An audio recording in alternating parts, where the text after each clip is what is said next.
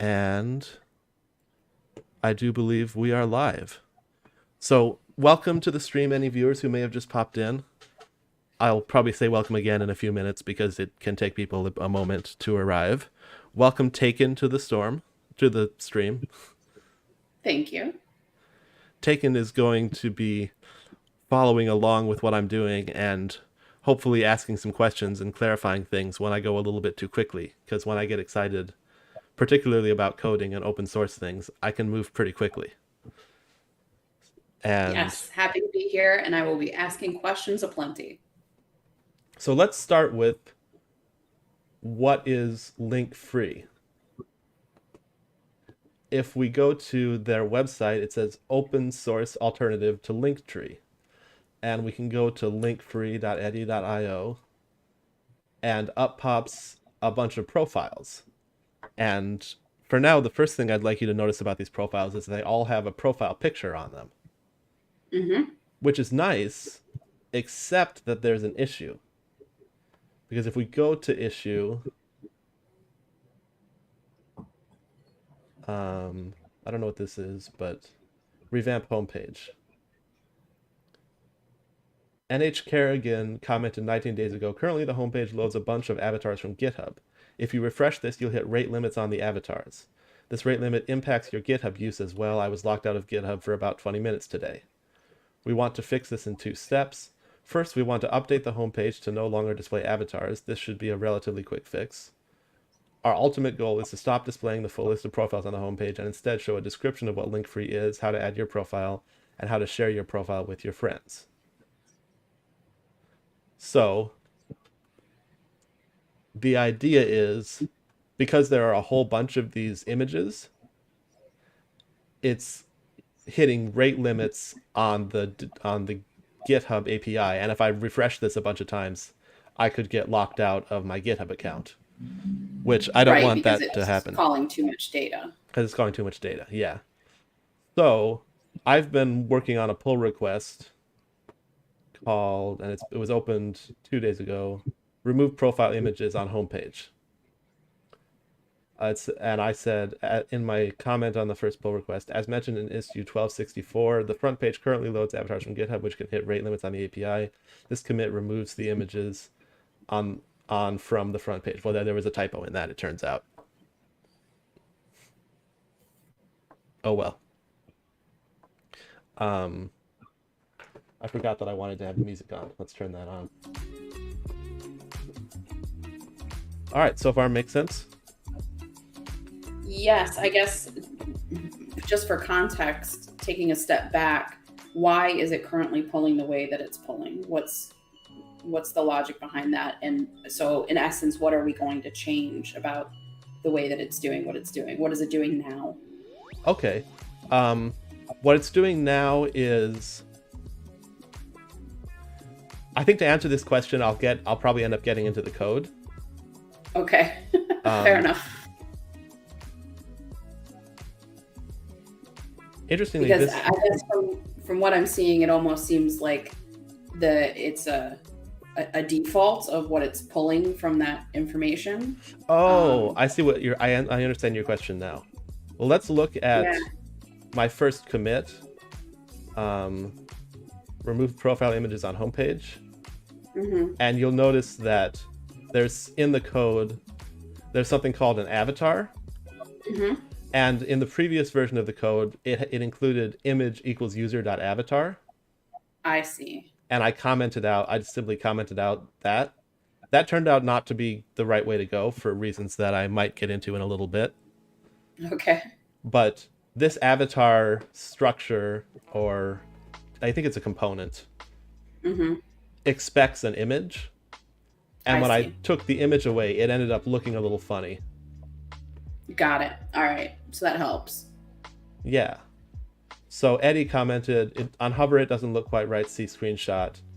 You can see he hovered his mouse over this one, and there's that little empty square where the image is supposed to be.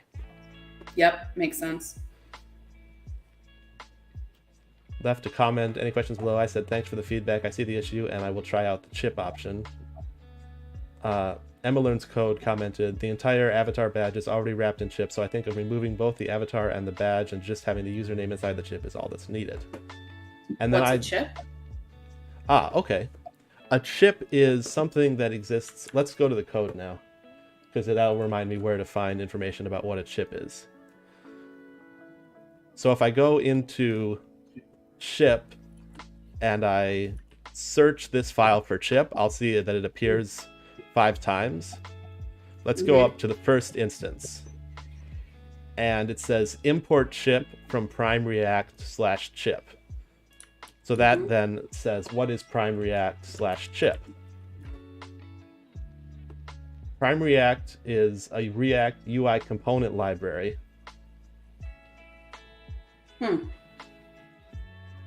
And so it's what, like almost a modular pre-made plugin for display or something? Yeah. So Prime React is a rich set of open source native components for React. And React components, if I understand it very well, which is possible that I don't, are sets of code that has information about looking like HTML. And also, so it manages what the HTML looks like, but it also can manage what data gets placed into the HTML. I see. Interesting. So if we search in here, maybe examples will give a little bit of, oh, it's a GitHub repo. I don't like that right now. Get started. Let's jump to chip. Form chips. Miscellaneous. Chip represents entities using icons, labels, and images. So a basic chip looks like this. And if I inspect span class, div class, it creates a span with this text action inside of it. And, okay, I got you. And because the class says p-chip, p component, mr2, mb2, those are CSS classes, so it knows how to style it as well as where to put the text. Okay, that makes sense. So then it says you can import it via module, and now you have chip, and you can go later in your code and create a chip object, and you can put things inside of it. I see. Okay, that helps. Cool. So let's go back to the conversation. I made last night, I kind of got commit happy and kept thinking I had it right, but then kept making changes. So first I removed the avatar. So you can see I commented out avatar. Please delete unused imports, by the way. That's something that a contributor said to me. I just commented out the avatar, added back in the badge, but at a different indentation. And I think it's maybe not too useful to get into the details of every one of those changes I made. Sure. Instead, let's look at the current state of files changed. Currently, I've commented out unused imports. And we have a comment on this. Great work so far. I think we can go a little further in order to simplify this as much as possible.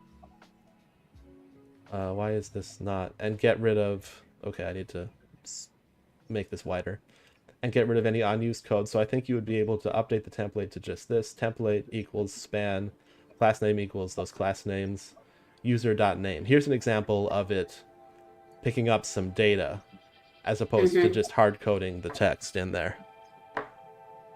Also, it's fine to delete the unused imports avatar and also badge and utils once template is updated, as that keeps the file as clean as possible and reduces tech debt. Let me know if you have any questions.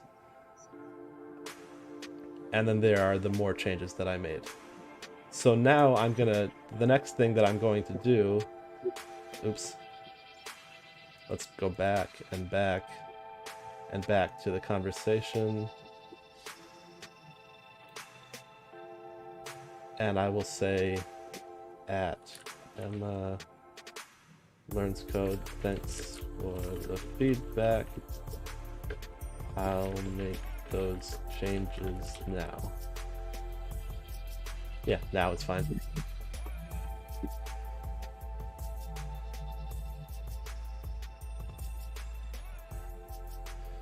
So I comment that. And now it's time to go into the code and make those changes. So the first suggestion was to delete the commented out import, just to keep things clean.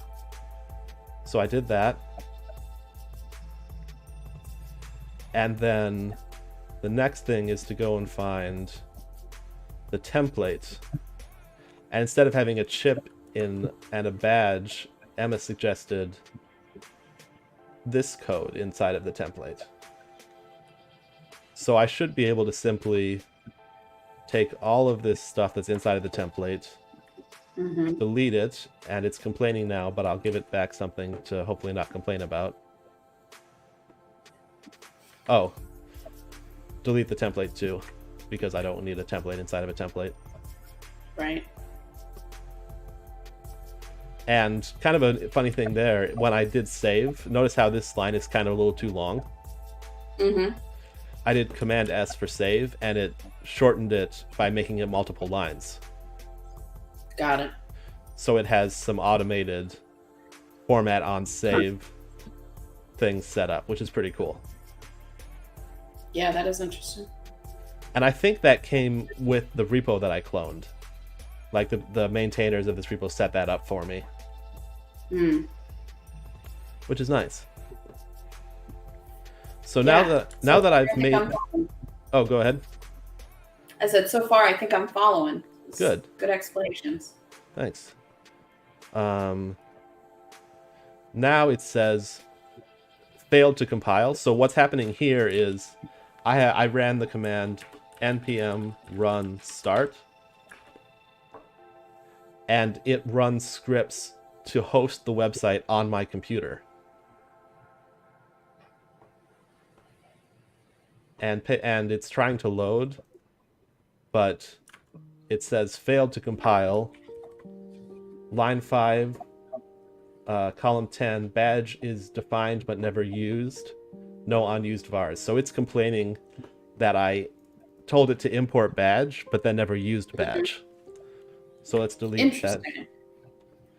And it's saying utils is defined but never used. So let's delete that too. So if you don't use it correspondingly, it doesn't want you to have it in there. Correct. Interesting. So let's save that. Now it's compiling again. And it says you can now view LinkFree in the browser. So let's look at it. And sure enough, we have profiles in these chips, and it's responsive. So responsive means that it changes width. It changes the way it looks when I make the display wider or narrower. Yep, absolutely. I actually use responsive design in my work as well. So oh, great. I understand that out the box. There you go. That's good. So now I'm going to take a screenshot of that.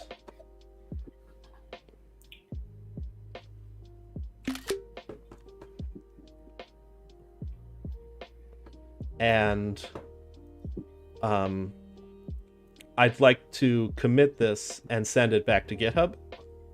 Right. But first, it remembered the command for me that I did before. This is a neat thing about my terminal.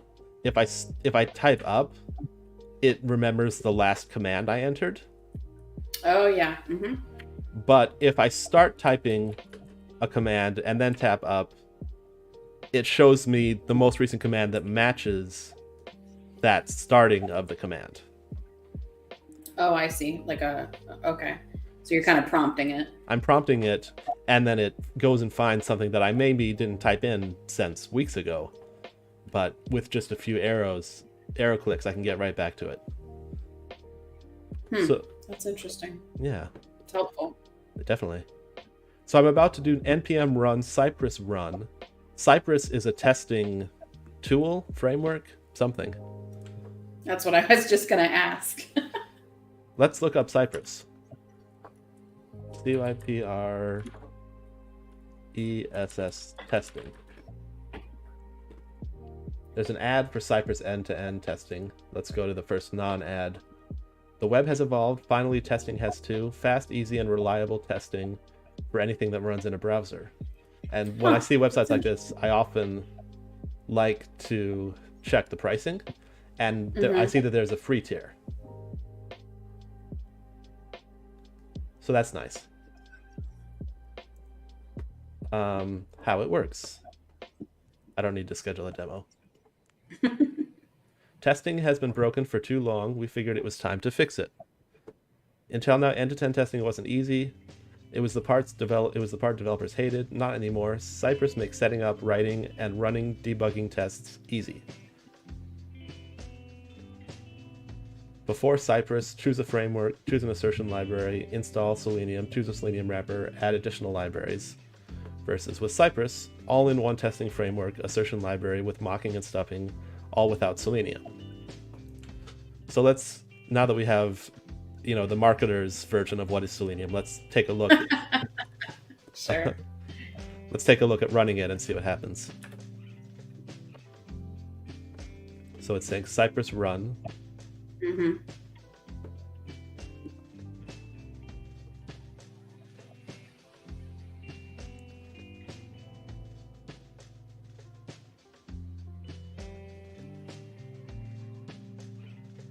Running 404.feature, page not found.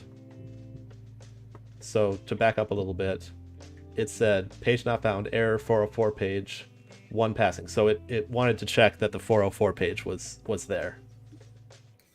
Okay. Yeah. Opening the home page, one passing. Search.feature, search on the home page, search with results, 3 passing. So it's doing various actions Components.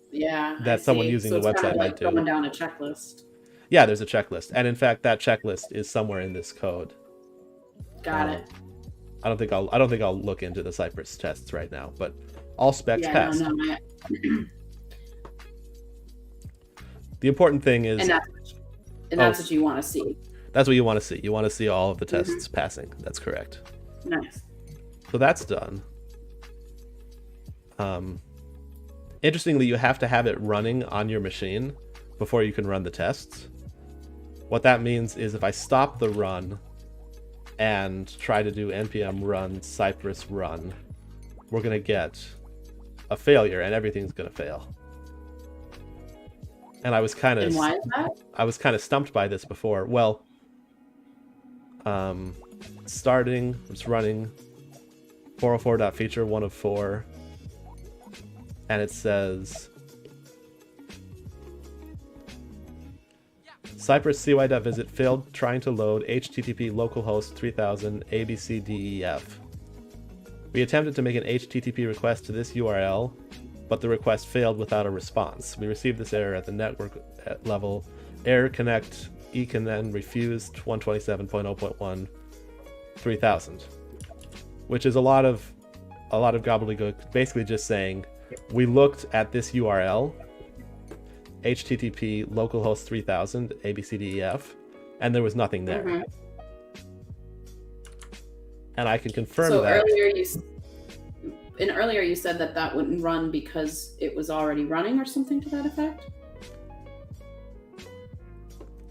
So earlier because you had already done it and you said if I do it again it'll fail, but why will it fail? So it failed this time, and to answer your question, I can do what I need to do to make it succeed, which is I have to do npm run start.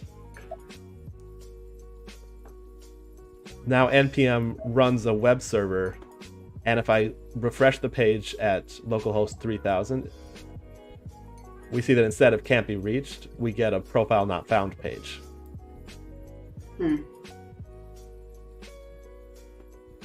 So I have to run the web server so that the testing suite has something there to test.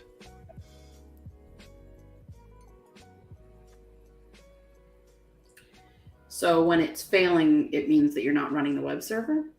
When it failed this time, it meant that I was not running the web server. Got it. Yes. In this case, yeah. Okay. In this case, that was me. There are other cases that could cause it to fail, like if I did something funky in the code. There are a number of things that could go wrong. I'm sure there are. So the tests are passed. So now I'm ready to use git. And if I do git status, it tells me what modified is the package lock.json and source components home users. Part of the instructions on the repo say don't commit changes to package lock.json. So I'm going to git add src.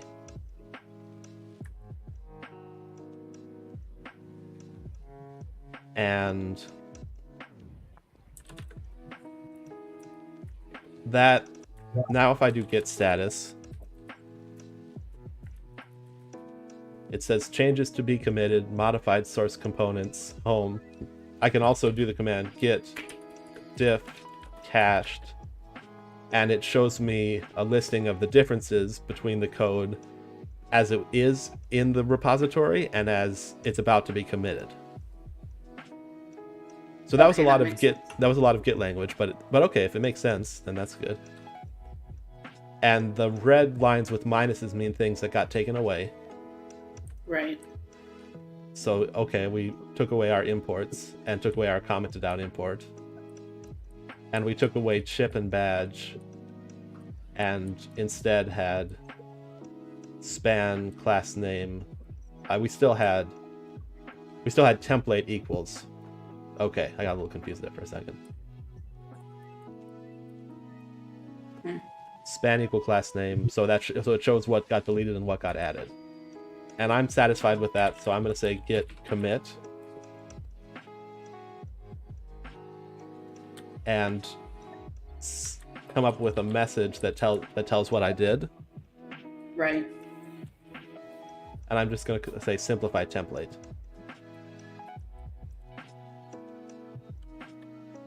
I enter that, and now when I do git status, it says on branch 1264 band-aid.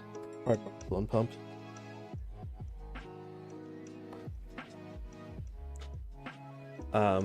Your branch is ahead of fork 1264 band-aid by 1 commit. So what is fork? I can find out about that by saying git remote -v. And it shows that that fork is git at github.com:ekand/linkfree.git. So ekand is my profile on GitHub. Mm-hmm. And linkfree.git, that's my version of this repository. Got it. Whereas EddieHubCommunity/linkfree.git, that's the original one. Right. So you're not making modifications to the original. You're basically breaking it off and working on a single instance of it. Exactly. I broke off a fork and I called it fork. I could have called this anything. I could have called it pizza. Oh, really? Okay. Yeah.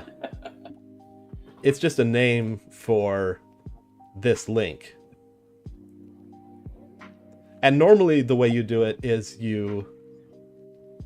origin points to yours and upstream points to the original.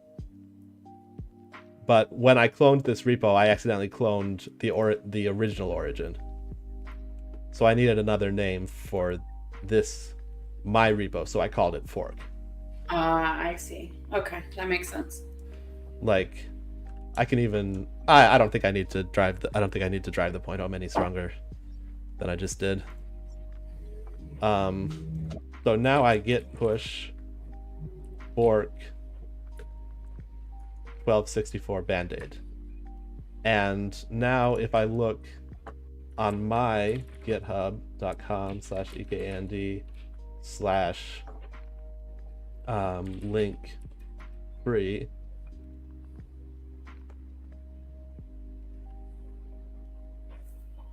and I look at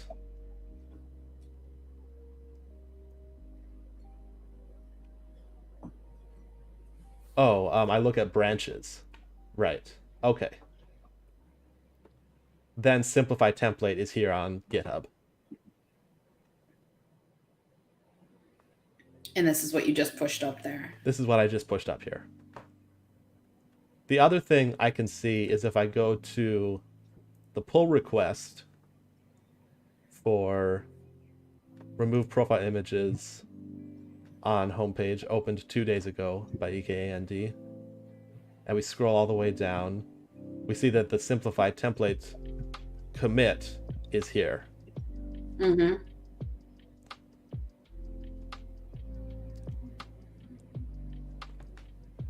And I'm going to write here, it is with the simplified template as at Emma Learns Code suggested.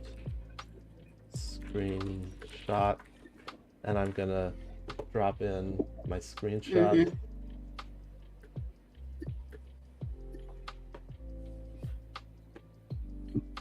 And I can preview it, and it looks like this. And now we have a nice list of profiles without the images, so they won't be pulling on the GitHub API so much. That makes sense.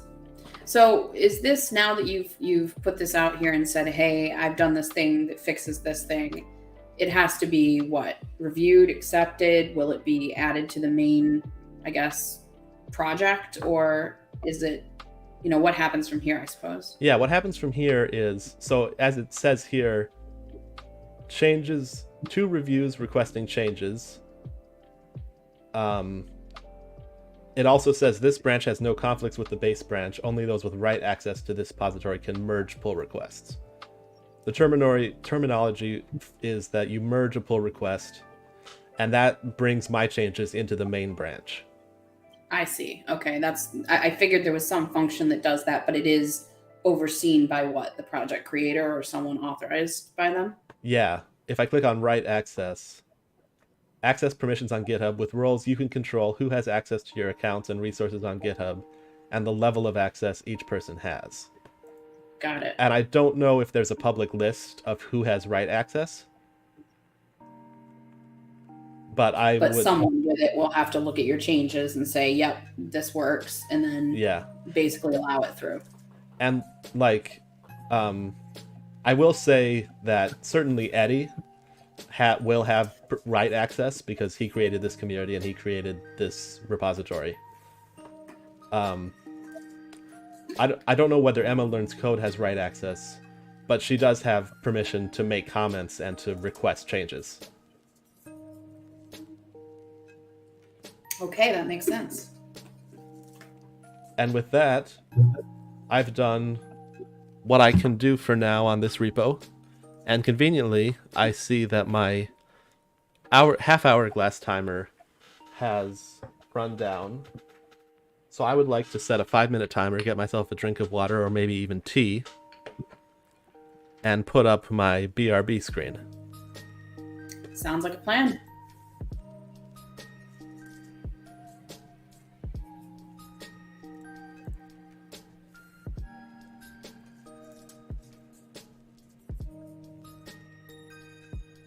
Yep. See you on the flip side.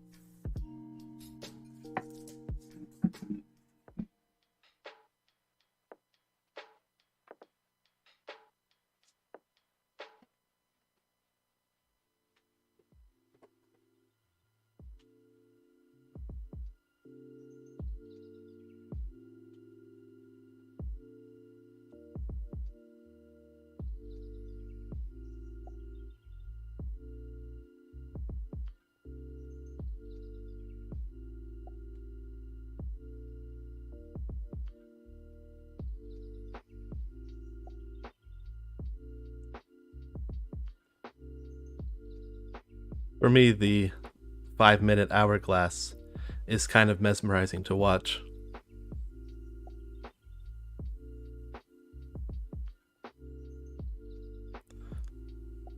Sadly, I don't have it on your screen, but that's okay. Okay, I am here. Okay. I was just saying that the 5-minute hourglass timer is somewhat mesmerizing for me to watch. It's like a relaxation exercise. Yeah, I think so. Unfortunately, the lighting on it isn't great on the stream. Maybe we'll find ways to improve that going forward. But I'm not going to fuss with it right now.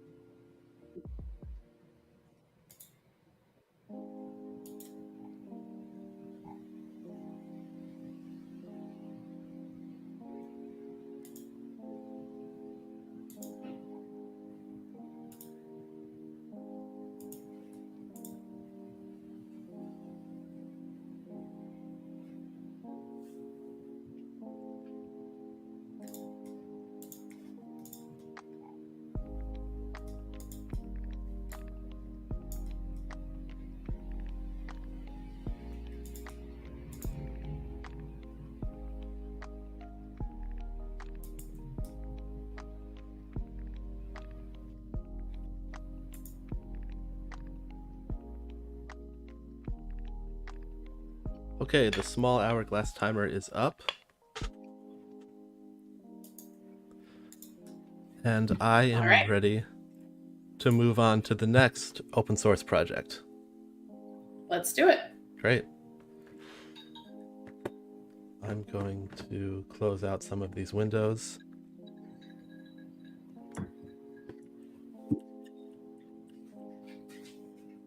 Actually, I didn't need to close that one, but we'll come back to it. So is this an all new project then? This is a whole different project. Got it. This is ykdojo / friendlyreminderbot. Oh yeah, you were working on this the other day. Yeah, I was. So a friendly reminder Twitter bot to keep you healthy and happy. Original idea is on Twitter. It asks, if I made a Twitter bot that tweets a reminder to stand up and stretch every hour, would you follow it? It'll remind you to drink water too. So that's the Twitter bot. In the open issues, we have test the code on the real bot account. And ykdojo said, I created a Twitter bot account for this, but haven't tested the code on it yet. Twitter, I'm here for you bot. Hi human, I'm a friendly reminder bot to keep you healthy and happy. It has 2 followers. I'm pretty sure one of those is me. That's cute. Yeah.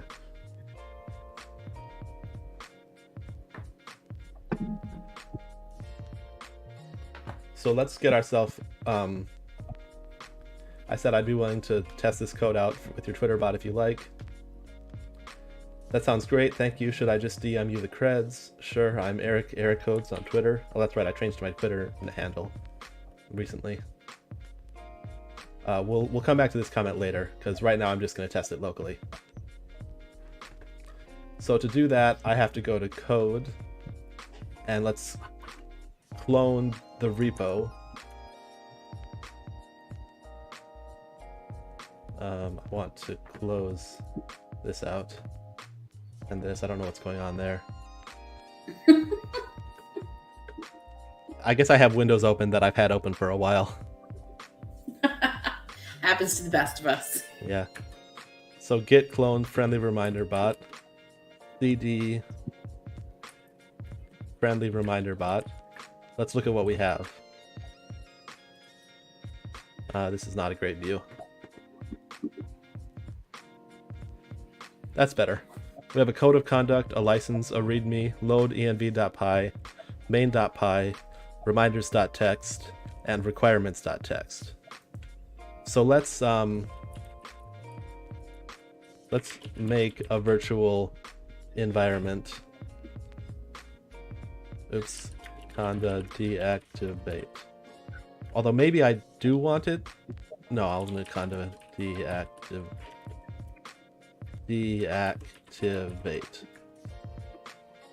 I really can't spell today. I was going to say, it's pretty helpful that it's like, hey, did you mean this? Did you mean this? Okay, Python 3-m venv venv. That was a pretty quick command I casually threw out there. But what I'm doing is creating a virtual environment. This way, when I install the requirements for friendlyreminderbot, those software requirements will be separated from everything else on my system.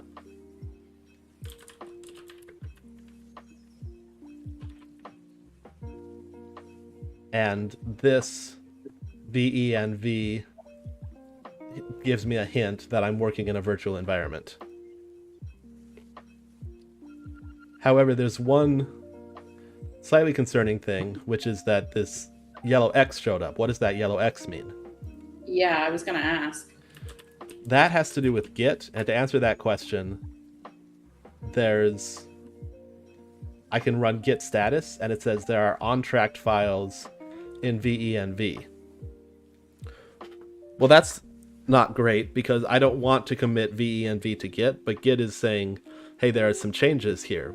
Maybe do you want to add them to the Git repository? Mm-hmm. That's what it's saying when it says git add file. Well, what I'm going to do instead is use the vim command. Vim is a text editor. venv/.git ignore. And it's a new file. And I'm simply going to enter star, which means everything. And now if I do git status, we're on branch main. Your branch is up to date with origin main. Nothing to commit. Working tree clean. So we're back to clean. So that's good. Yep, got it.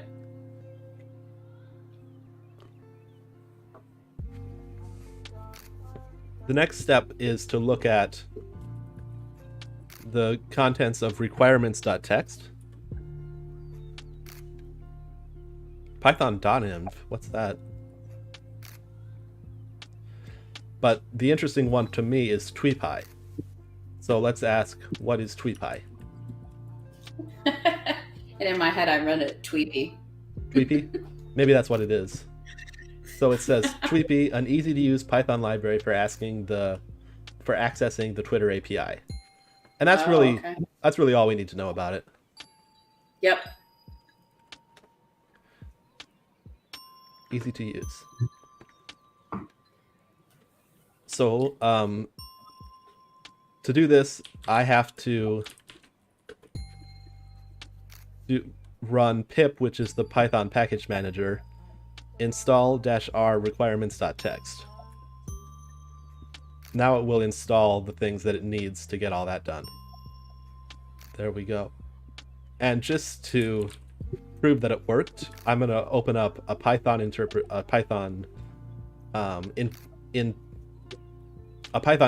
terminal. and import tweepy. And it imported fine, so that means that it got installed fine, so that's good.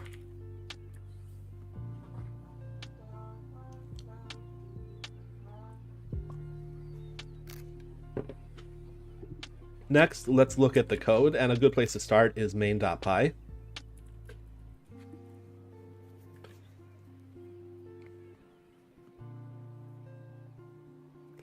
And the interesting part here for me right now is connect to the Twitter API. Mm-hmm. API equals tweepy.api as a function of auth with wait on rate limit equals true and wait on rate limit notify equals true. So what is auth? Auth is tweepy.auth handler consumer key consumer secret, and auth equals set access token of access key and access token secret. And that raises the question, well, what are those things? Mm-hmm. So we can go back a few lines. Loading Twitter credentials, consumer key, consumer secret, access token secret equals load Twitter env. Let's load Twitter env.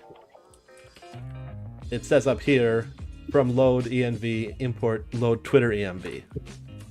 And what that means is there's a module called load env. And in this case, that module is the Python file loadenv.py. Okay. So let's take a look at that.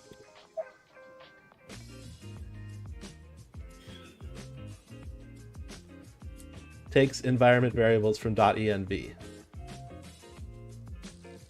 Oh, that's what .env is. Load.env.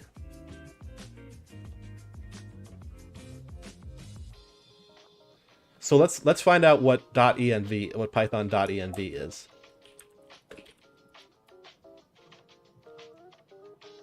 Python.env reads key value pairs from a .env file and can set them as environment variables. It helps in the development of applications following the 12-factor principles. We won't worry just yet what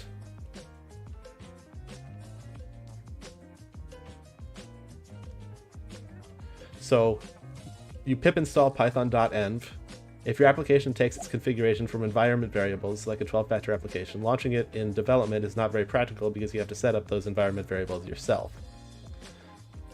Kind of a lot of information there. I'm just strategizing on how much of it to try to explain.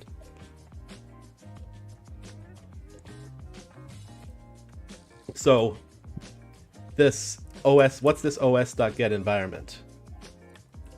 To answer that,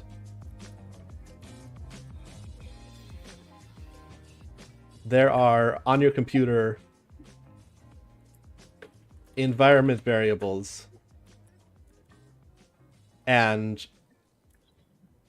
if you say echo $myvar, it shows you the value that's stored in that. Okay. Now, for our Twitter code, we need to know the key, the secret, the token, and the access token secret. But we don't want to put that information into our source code, because then anybody could tell Twitter to send a tweet from friendlyreminderbot. Yep, makes sense. And this being the internet, we wouldn't want that. Correct. So what you can do is load those into your environment variables. So imagine instead of myvar, I had called it API key, and echo API key would have printed out the value in the key.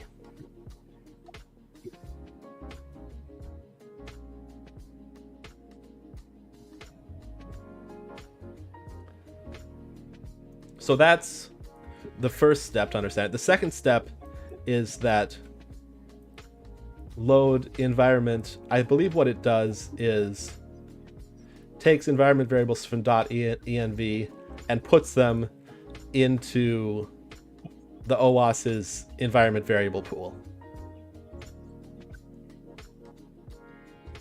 So what would a .env file look like? So it's like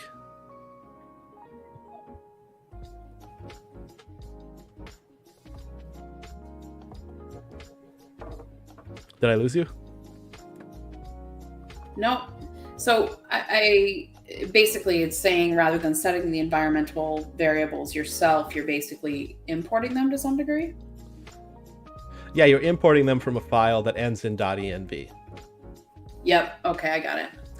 And hopefully, if I go and look in our gitignore file, is there a gitignore file?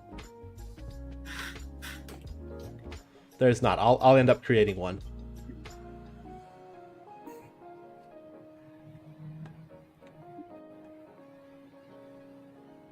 To configure the development environment, add a .env in the root project of the directory of your project.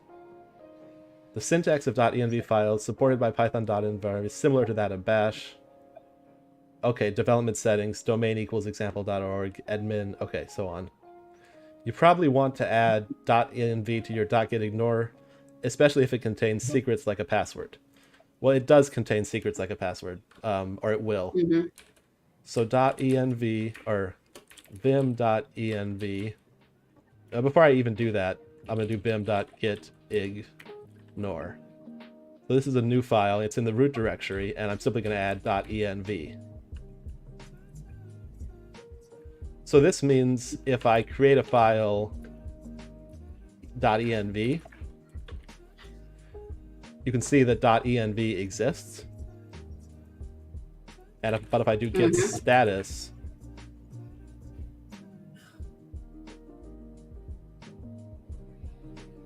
I don't know what's .star.py. I mean .py.swap.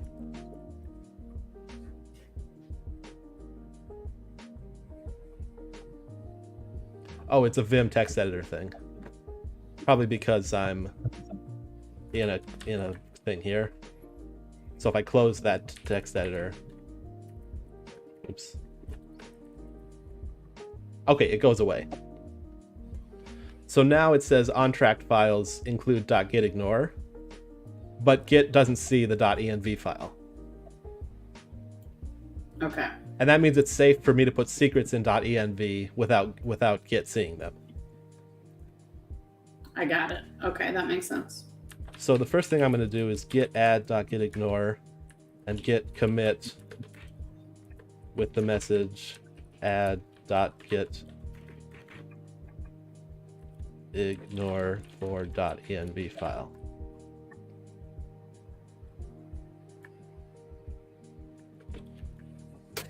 And now we are git status. Let's make it significantly bigger, easier to see. On branch main, your branch is ahead of origin. Oh, you know what? Once again, I forgot to fork this thing. I keep doing that.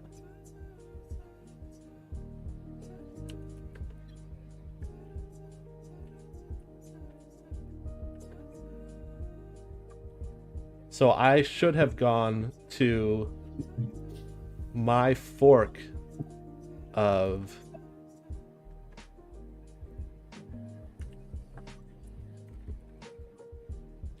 to my fork of friendlyreminderbot, fetch upstream, fetch and merge.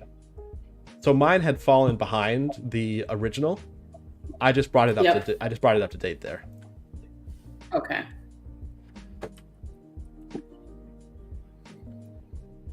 So git clone, this time git at GitHub ekand/friendlyreminderbot, cd friendlyreminderbot, and I'm gonna have to create my let's just check git remote-v. Okay, so now the origin is git at github.com ekand friendlyreminderbot, and that's as it should be. Got it. Yep. So now this will be a little review, creating the virtual environment.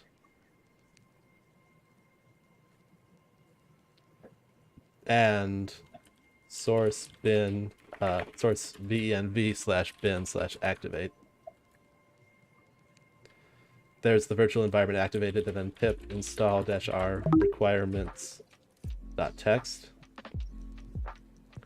And it downloaded all of those things, so that's good. And then vim venv.gitignore * right quit. Okay. now vim.getignore insert.env.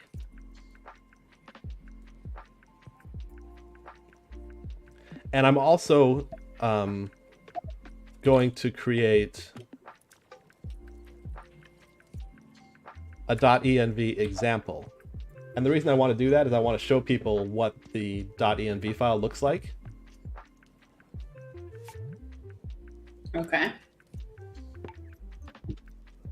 And to decide what that file looks like, we have to refer back to the .env, where it shows me, like, I can say domain equals example.org.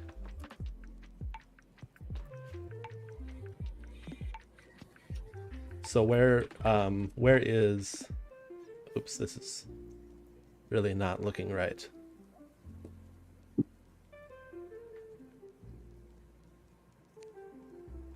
Okay. Okay,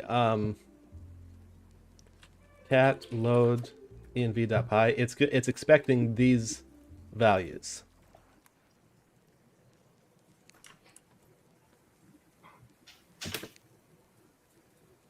And in the .env file equals something,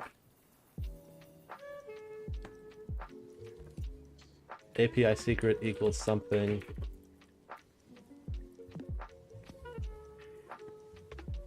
access token equals something, and access secret token equals something else. That's actually a little bit misleading because it implies that the first three somethings are all the same. So I'm not going to do that.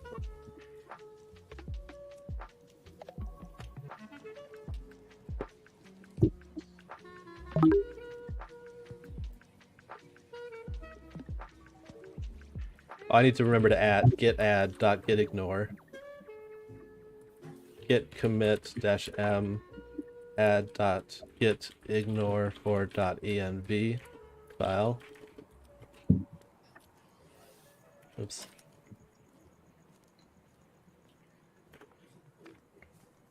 Add.getignore for gitenv file, git log. Okay, git status, git diff. Oh, that's interesting. Because it's on tracked, okay.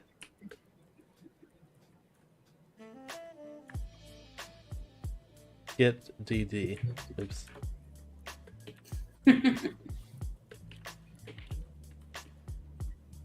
Okay, so the diff is that I've added the API key, the API secret, the access token, and the access token secret.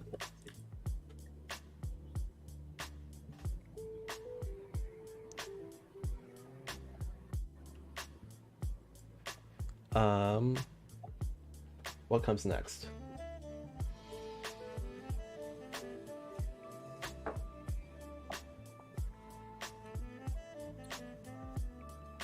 Next, it's time to get the real creds and put them into this file.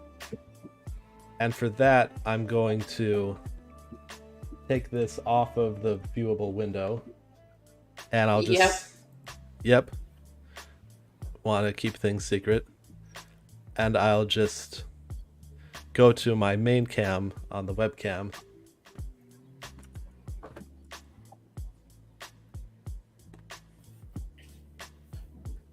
And I'm going to use the same template, but I'm going to put it in the actual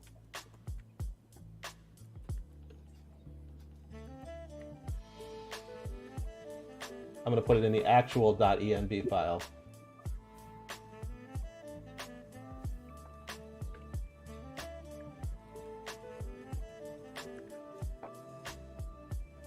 And I'm going to go to the place where YK sent me the creds.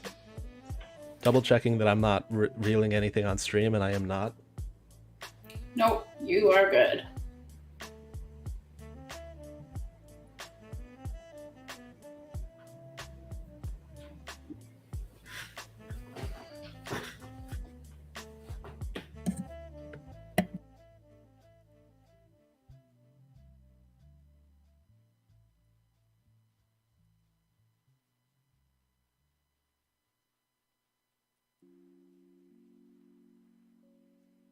Okay.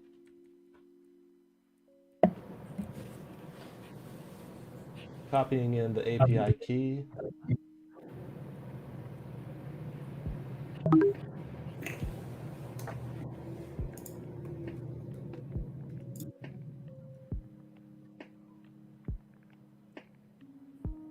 Copying in the API key secret. Don't type extra letters.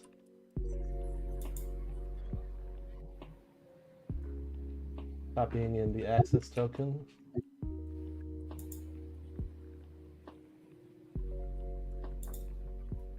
Copying in the access token secret.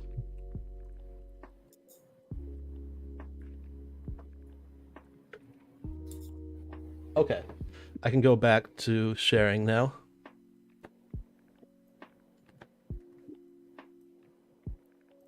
And you can see there's a .env and there's a .env example. Mm-hmm. And before I run this, I'm going to double check that main.py isn't going to do something crazy like printing out the access tokens. No, it just saves them to a variable and uses them to authenticate to Twitter using Tweepy. That makes sense. I understand. So here's the moment of truth. I run python main.py. And we see what happens.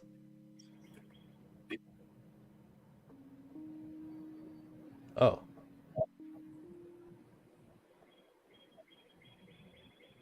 The module reminder.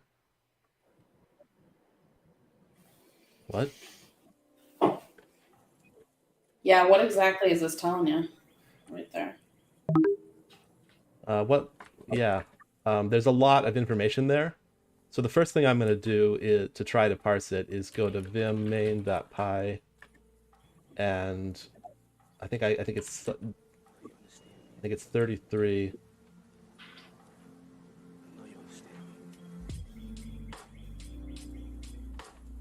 Okay.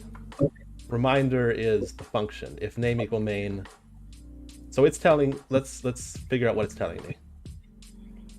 In reminder. Oh, okay. In module means I don't know exactly what that means. But it said this line of code. Oh, line 33 in module. So if I go to, if I say, if I type 33 and then type Shift G, it takes me to line 33. So the first thing this is telling me is traceback. I tried to run the file users Eric Anderson workspace 2022-0521 temp friendlyreminderbot main.py, and in line 33. Inside of module, and I think module is just like the main thing that's running. Sure. It's just a name for that. I found reminder.py.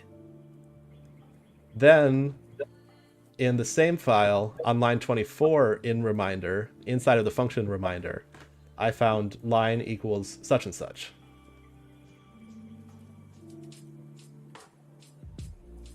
And then in random.py, in randint, return self.range a to b plus 1. Range value error, empty range for rand range. Empty range for rand range 0, 0, 0. So there's something wrong with lines. Okay. It's telling me that it tried to generate a random number between 0 and the length of lines -1. Why is it -1 though? Shouldn't it be the full length? No, it should be -1 because indexing from 0. So as I try to decode all of this, I think the problem is that lines ended up being empty. So there's something else that needs debugging here. So it went looking for it, didn't find what it wanted, and that's what this is saying, basically. It calculated the length of lines and subtracted -1. And just to like check my intuition on this, if I pull up the Python interactive terminal, let's try lines equals, or not even that. Import random random.rand int of 0, comma, and I think line length of lines was 0, so we ended up with -1 here. And yeah, we got the same error. So that tells me I'm pretty confident that the problem was that length of lines was 0. I see. Okay. Which is not what it should be. So now we need to do some debugging. Oh, abort. I already opened up main.py over here. Let's make this bigger.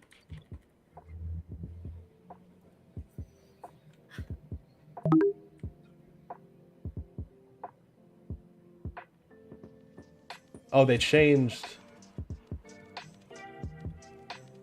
No wonder it's 0. So lines equal line from 1 to all for line in lines if line 0 equals dash. Let's go look at less reminders.txt. And it's actually not at the 0 position anymore. It's at the 3 position.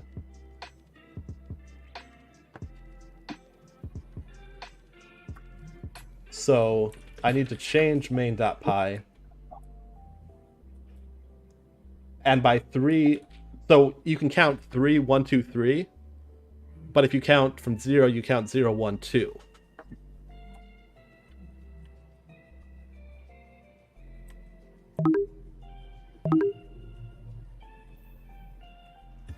So it was looking for that line to begin with that dash, Correct. but it's the wrong line, so it wasn't seeing it because it wasn't there. It was the wrong column. Right. The wrong place in the line.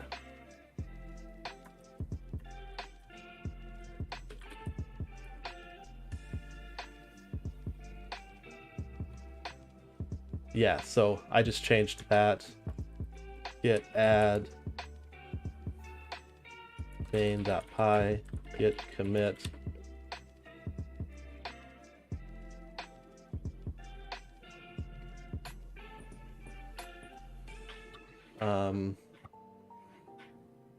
change logic to match new reminders.txt format. And I can push that to my fork or to my origin. Where are we with the origin? Git remote.v origin is my friendly reminder bot. Okay. So I can just do git push. Yeah. What else is here? Oh, PyCache. I can ignore that.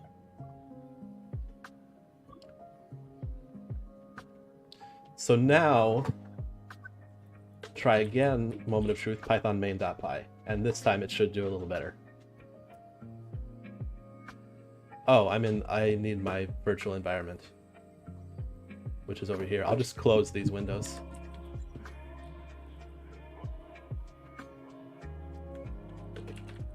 Python main.py, here we go.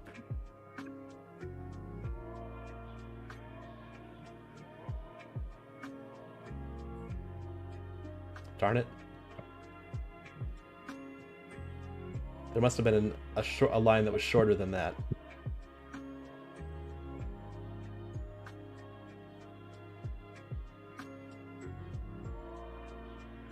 So what does that string index out of range mean? That means that something happened like this. So, okay. Python. This is a string. And if I try to access the element at 0, we get 1. If I access the 1th element, we get 2. Mm-hmm. But if I try to access the 2th element, we get string index out of range.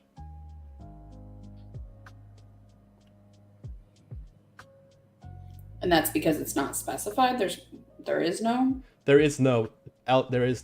character at the 2th position of the string. Got it. Okay, I see. So like length of s is 2, and if we take s and then look for the thing at length of s minus 1, oh oops, not length of 2, length of s minus 1, we'll always get the last character. S could be like a really long string, honestly. But we could still do s at position length of s minus 1.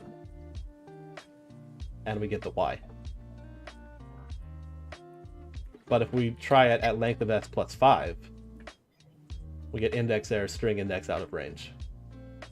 And the reason you're doing the -1 is because it starts at 0? It starts at 0. Okay, all right. So if it has 5 characters, the available positions are 0, 1, 2, 3, 4. Got it, okay. So the next thing I need to do is look at reminders.txt.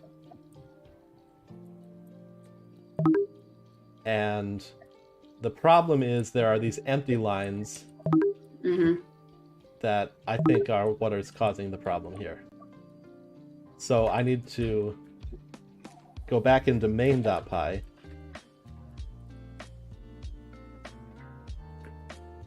and this is a little bit hacky, but I'm just going to add a line. Lines equal line for line in lines if line. If length of line greater than 2.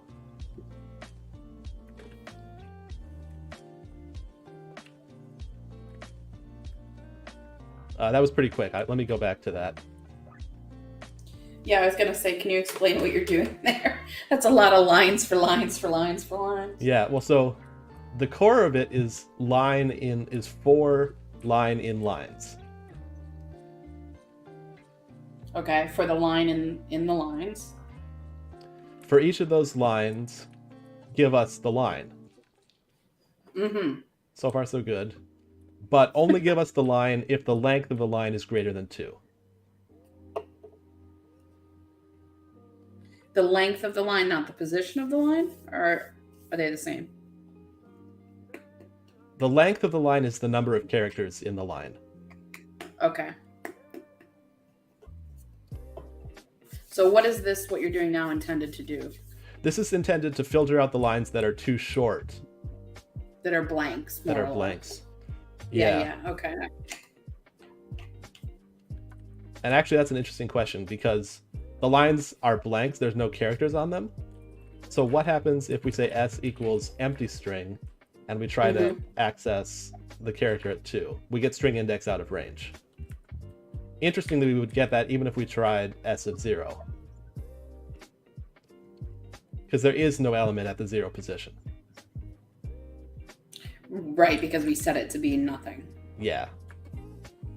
So I guess kind of an esoteric question. Why, when we're working in here, do we have to do the math behind the lines starting at 0? Why wouldn't it just kind of be baked into what you're doing here? Does that question make sense? That makes sense, yeah. It just feels like you're like, okay, it's going to be like this over here, but then we're going to make you work around it over here. So one thing we could do, there are a couple things we could do. But yeah, if that's too in-depth of a question, that's perfectly fine. I'm just curious because it seems like, why wouldn't everything be in sync from like, okay, we all understand it starts at 0. I guess I don't fully understand the question, so maybe will you please try to ask it again? Yeah, so you're saying in the document that we're referencing, right, the reminders? Yeah. So you're saying it starts in position 0.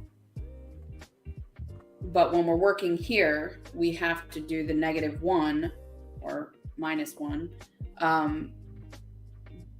It seems like we're working around it for some reason. Like why do we have to specify that? Why doesn't it know that the reminders.txt starts at line 0? Does that make sense? Oh, it's because we're doing it manually. And, you know, we could do it differently. We could do something like random.choice of lines, which I actually kind of like better. Okay. But I'm trying to be as light of a touch as I can on this code right now. Got it. Okay. Yeah, maybe that's another topic for another time.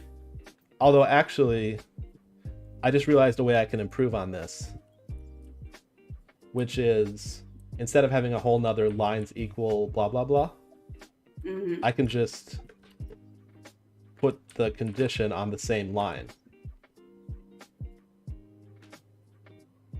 I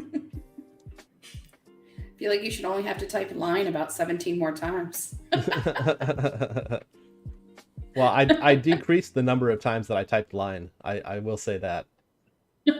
But it's a little ridiculous, yeah. Oh, actually, this should be line 012. This should be insert 3, not 333, just 3.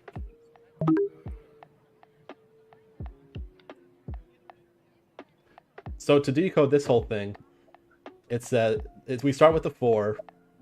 For each line in lines, if that line is greater than length of that line is greater than 2, then go check at position 2, and if that character at position 2 is a dash, then give me that line from position 3 to the end. Okay. So there's kind of a lot happening all in that one line.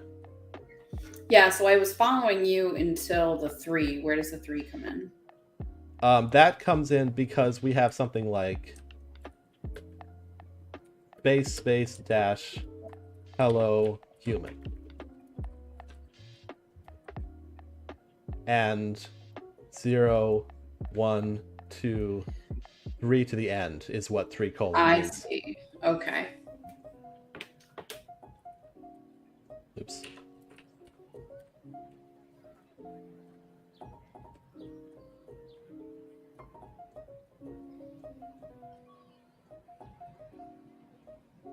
Did I already commit the other one?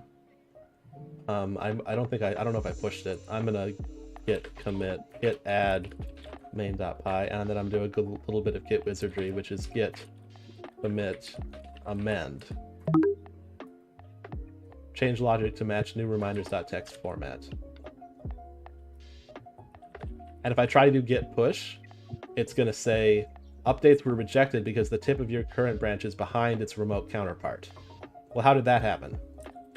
Let's look at git log. And one thing about git commits is that you can refer to them by these codes, which are called SHA1 codes. And that's because SHA1 is a algorithm that looks at the contents of the changes you made to the files and calculates a tag from that. That's a little... Okay, makes sense. Yeah, so this enormous number, because it is a number if you think of A and B as hexadecimal numbers. Yep. This enormous number uniquely identifies these changes. I was going to say it basically functions as a unique identifier. It is, yeah, it's a unique identifier. And got it. It's easy to look at the changes and calculate this unique identifier. But interestingly, it would be very difficult and probably theoretically impossible to come up with a different set of changes that would also end up with this same code, this same hash. So how is that code generated based on the changes you make? That's the SHA1. Secure hash algorithm 1 refers to a cryptographic hash function that is proposed by United States National Security Agency. So the answer is the NSA does it. Got it. I was going to say, so it's like a set standard. It's a set standard. Yeah, okay, gotcha. I feel like some Interestingly, of these questions are very simple, but this helps to understand some of yeah, the intricacies. sure. So if I go to my GitHub and I look at, am I on the main branch? Or am I working on a different branch? I should be working on a different branch. Git check out -b test tweeting. This is actually going to circumvent the problem because I was pushing main to main.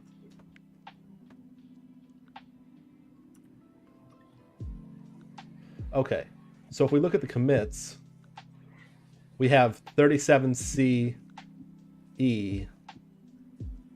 366. 37.3e C6 366. But if we look at the next commit, 2C7 BB26, I don't have 2B7 BB26 because I overwrote it when I amended the commit.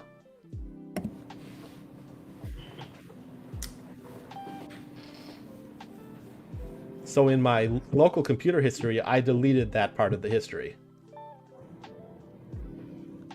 And I said, I know about 37CE and I know about AB34.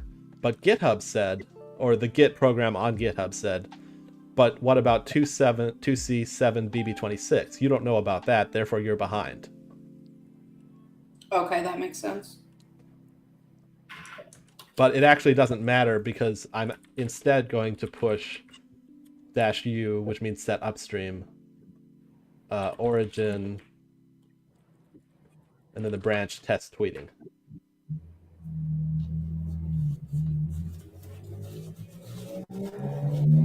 So now if I look at branches, test tweeting is here. And it has my changes. 37CE and AB34, A8B34. These things are not that easy to read, as it turns out. So what's Git status now? Oh yeah, PyCache. I'm still going to ignore that. So now I think I'm ready to give this another test. So let's see if it works.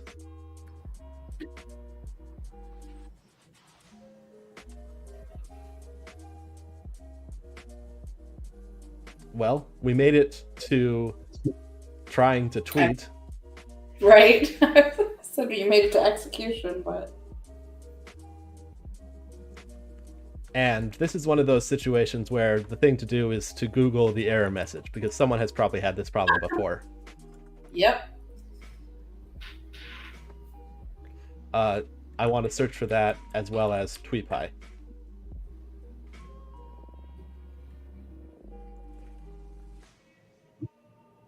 Code 453.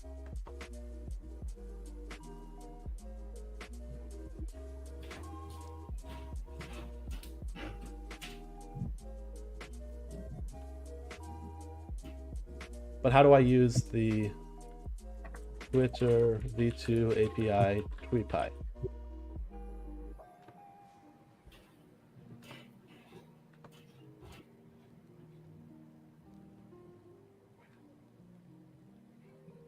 I don't care about searching for tweets. I don't care about searching for geotag tweets. I don't care about getting tweets. I don't care about users' timeline or followers. This isn't helpful.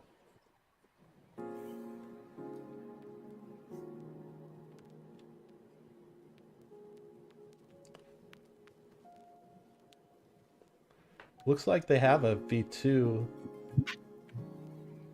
Oh, tweety.api is the v1 client.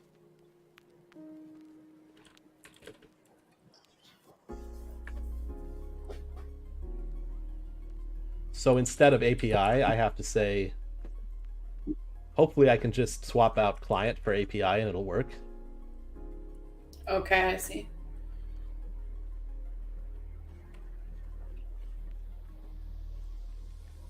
Gim? No, Git. Huh, that's funny. I couldn't decide whether to type Vim or Git. So I typed gim.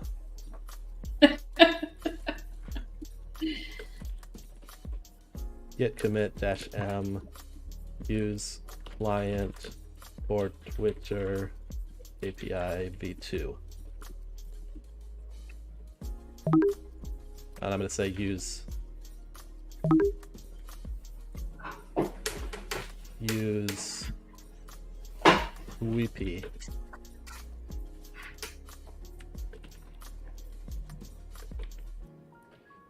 Git push python main.py. It's possible that I need a total rewrite of all the TweetPy code, but if I'm lucky, they will have made it, you know, backwards compatible with just that one change. Yeah. Mm-hmm. Module TweetPy has no attribute client.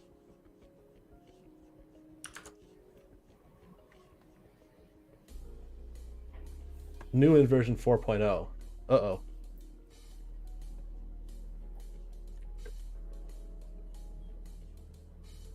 We need version, I'm going to do tilde equals, because I think that's how you say it needs to be compatible with version 4.0. So I just changed my requirements.text.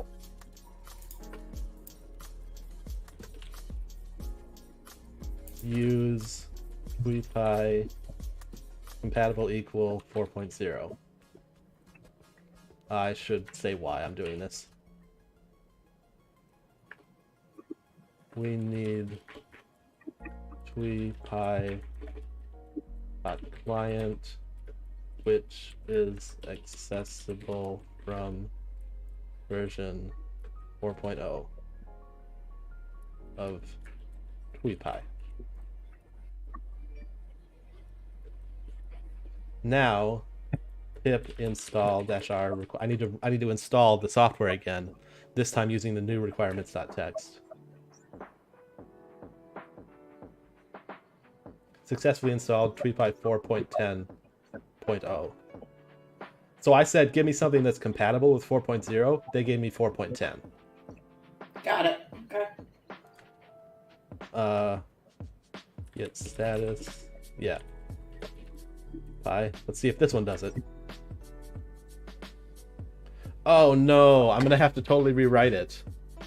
Oh man, come on. That sucks. Client doesn't have wait on rate limit equal true and doesn't recognize wait on rate limit notify equal true.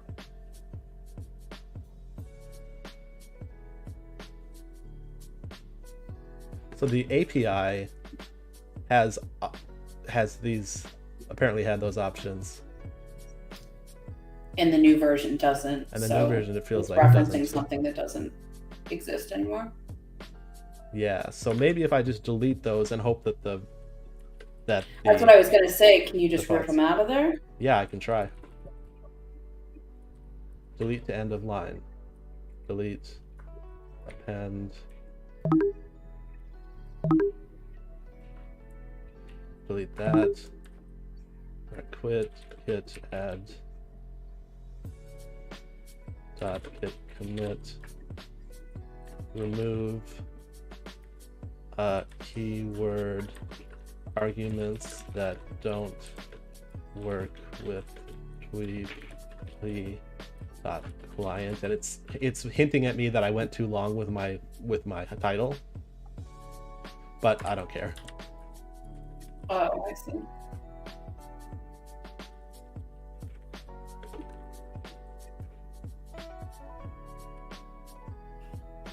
Client has no attribute update status. Gotta change that one too. So everything you're doing now, you wouldn't have had to do if you were using from the get-go. If I had... Sorry, say it again. No, just like basically you're going back and retroactively trying to make what you've used match the current iteration. Yeah, I'm trying to... Although I'm a little bit worried here. Here it is. Okay, client.create tweet.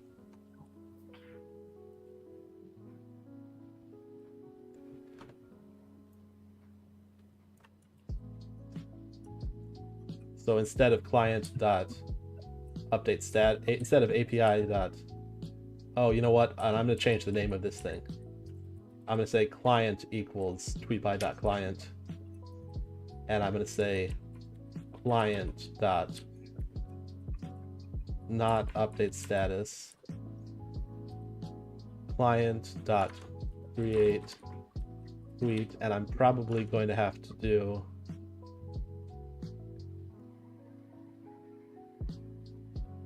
I'm just scanning through here. Here we go, text.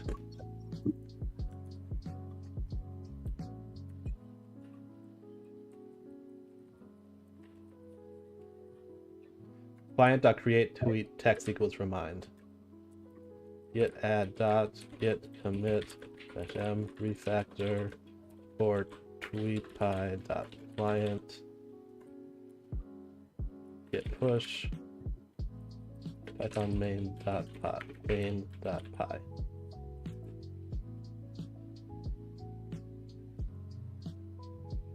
Weird.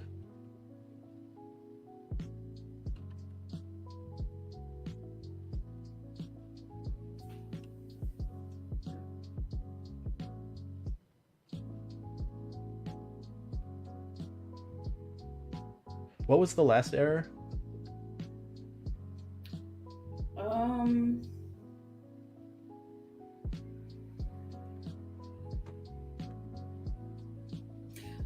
Oh, the limit, the rate limits? It got an unexpected keyword arguments. Okay. Then I did git commit git push python main.py, and then it did client has no attribute update status.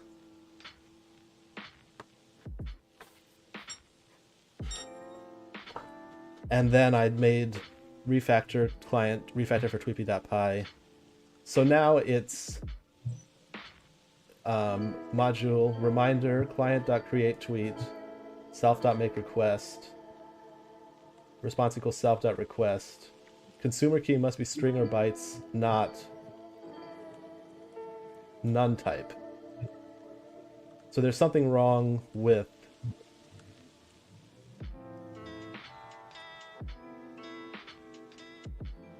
the .env loading. So let's look back at .env.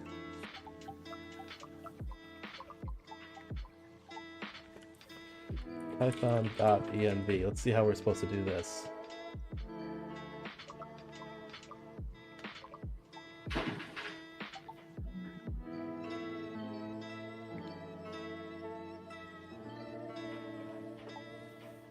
Alright, wait, where do I do this?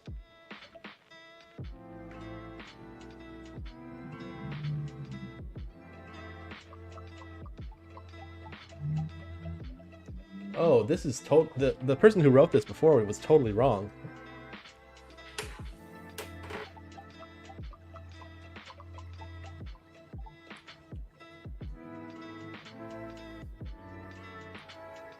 I gotta rewrite. This is turning into a bigger project than I thought, but that's okay.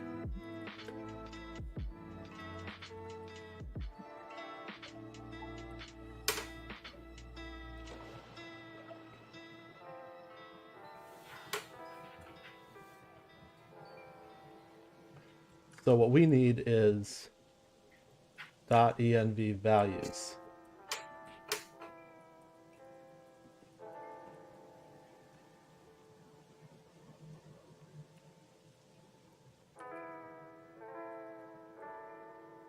Config equals .env values, because that's what it says here of quote .env end quote.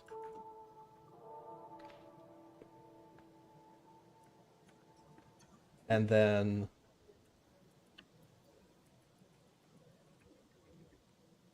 this needs to be config access at API key. I need to make the same change on each of these lines, but there's probably a secret way to do it in in Vim to make this easier on me, but I'm just gonna do it manually.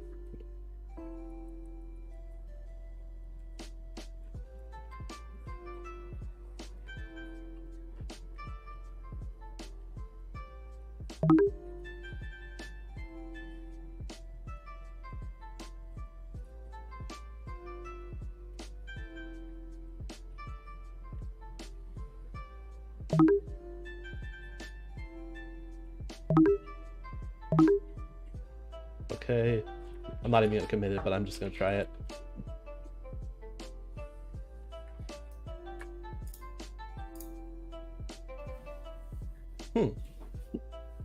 Yeah. Indeed.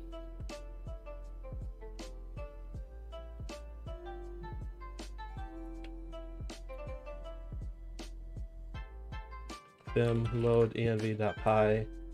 I'm gonna do this as .env insert dash example and just see if it does anything different.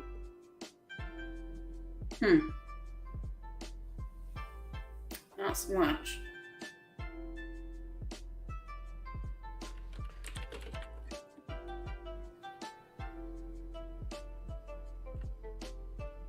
This is bad form, but because I'm loading it from the example one, I can actually a better way to do this would be to print type of consumer key.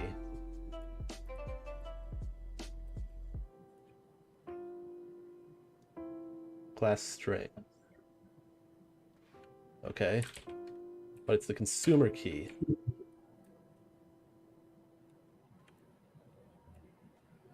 What? It's gonna be hard to do. Doesn't matter. It doesn't matter. Because what happens?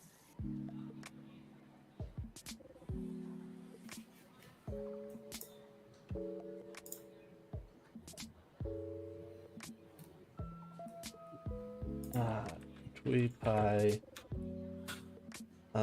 example Twitter API v2. How do I, oh my gosh, tweet is here so many times, but I just want to know how to send a tweet. Well, maybe I can just look at the part about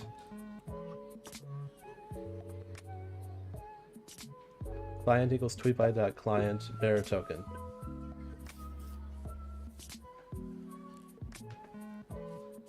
What's the bearer token? Bearer. Interesting.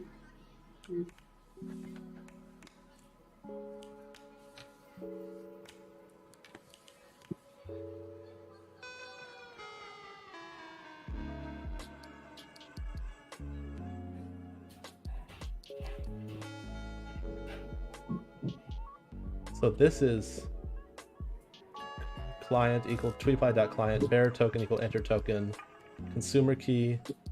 What's the bearer token?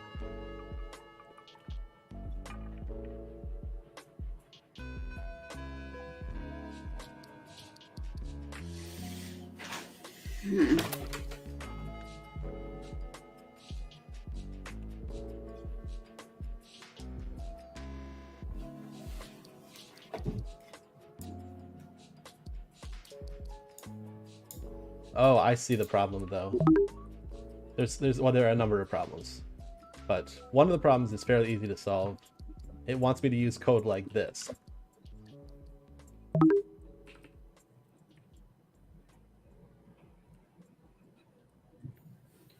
And that's why, just because it's preferred format, or it does something differently like this, or? Well, I mean, there are at least two groups of people making decisions to lead to this current state of affairs. One was the Twitter company that was using their API v1 but switched to their API v2. And then there's TweetPy, which is writing a Python wrapper around their API. And they just decided that this is the way that you're going to do it now. Okay. So just one of those things that just is. As far as I'm concerned, yeah, just one of those things that is.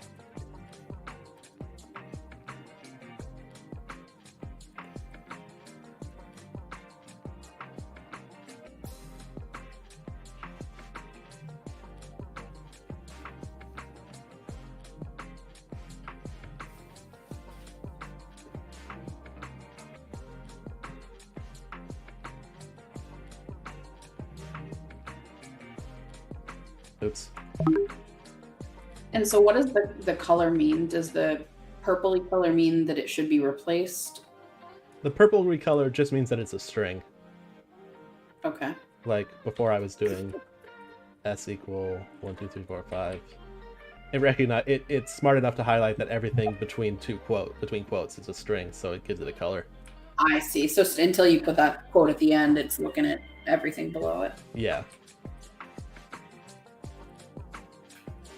Mm-hmm. All right, that makes sense. Let's try running it without anything special in the bearer token.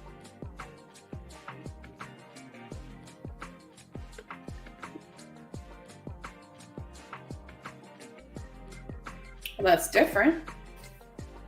Unauthorized. Yeah, we weren't able to authorize because we don't have the bearer token. So for the next iteration of this, what if we just don't even specify a bearer token?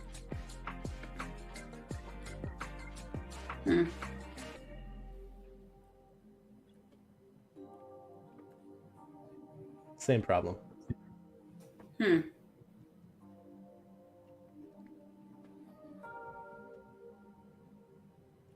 So what I'm going to do, where am I with Git right now?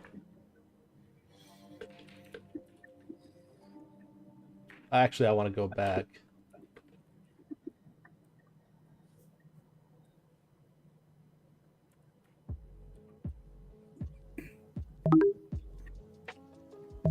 How do I...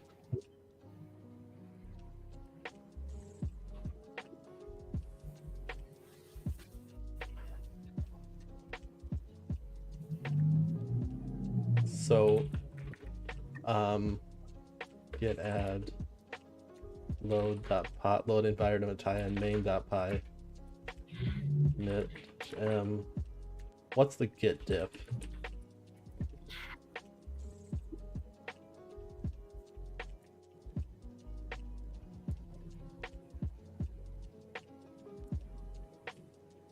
Oh, gid. What's gid?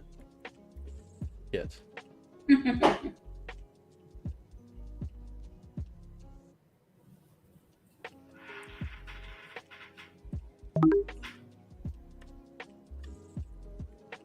Emit refactor.env load env and, or actually no, these are different changes. So let's git add load env.py git commit refactor load env.py refact or git add main.py. And what change did I make in?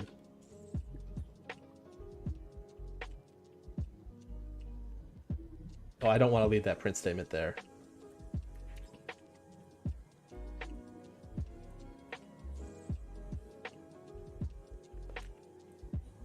And this is all worthless.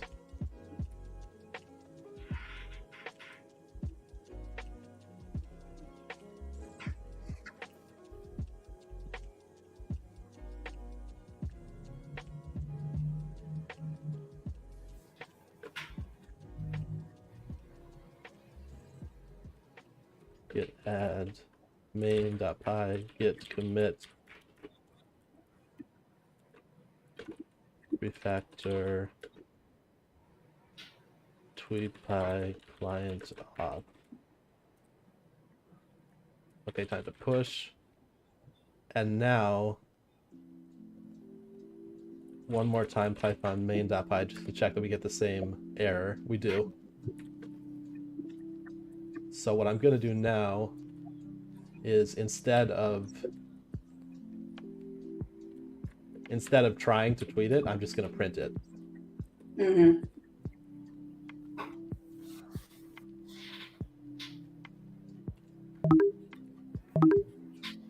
Python main.py. And it's waiting for a random amount of time before sending out the next one. Right. Yep. So git add main.py git commit -m, just print the message, the reminder now. Can I go to a new line here? Yeah.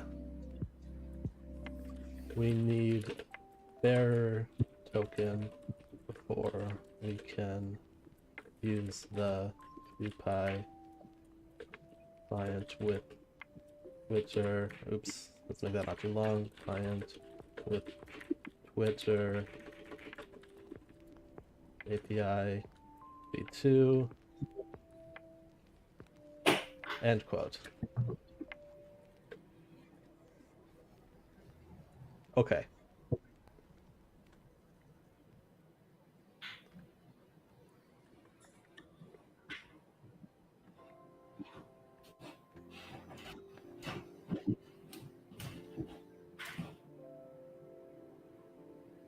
I wonder if I want to squash some of these commits.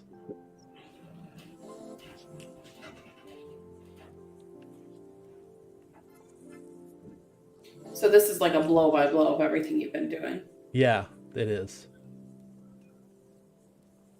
And I'm not sure I want that much detail ending up getting committed to the main central repository version. Sure. So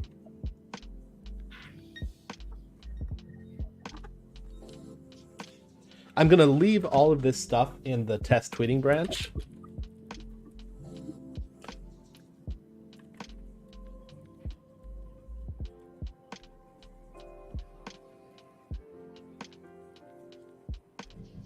I'm gonna check out a new branch and I'm gonna do git rebase -i, which stands for interactive main.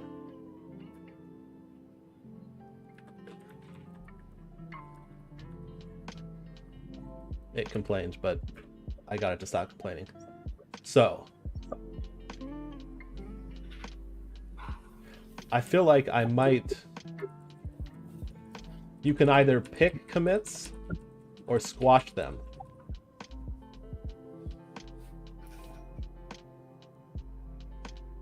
So to squash them means basically to force them all into a more condensed version in one commit, Yeah. right? That's right. Okay.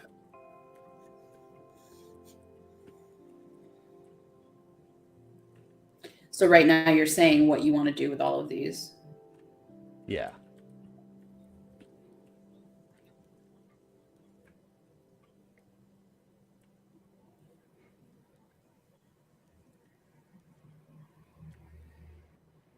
So now conveniently it has given me all of the stuff, all of the messages that were there before.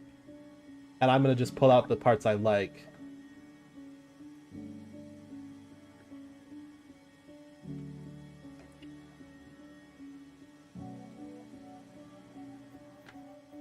And I think the important parts are refactor, auth, and load env, plus just print for now.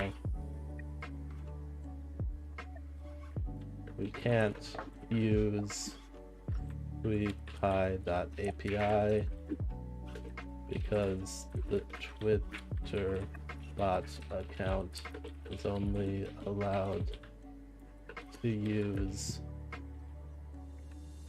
Twitterbot is only allowed to use Twitter API v2, which is compatible with tweetpi.client. Also, the load env file needed to be refactored because it wasn't working. Oh, and then I want to delete the rest of this. So now I have a single commit, except I think I forgot that I left a mistake in, yeah, I don't want .env example. I just want .env. So git add load env,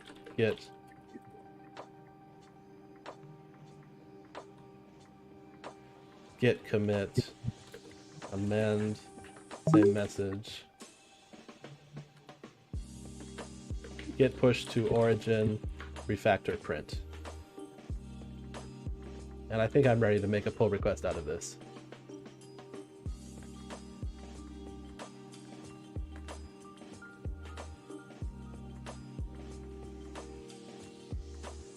And I can say that it mentions an issue, test the code on real bot account. Number 40.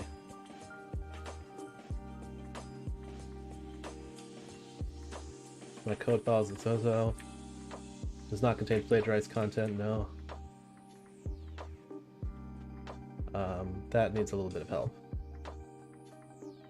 Wait a second, what? 3 commits.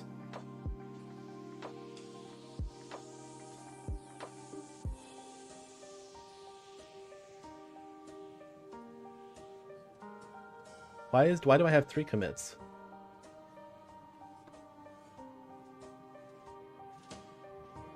It's a good question. I thought I squashed it down to 1 commit. I think you did. I don't understand why it's not reflected here. Yeah.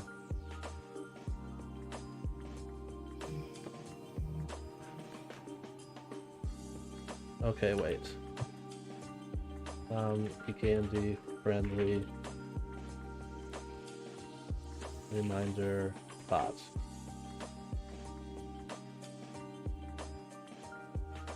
Refactor print. 3 commits ahead, commits.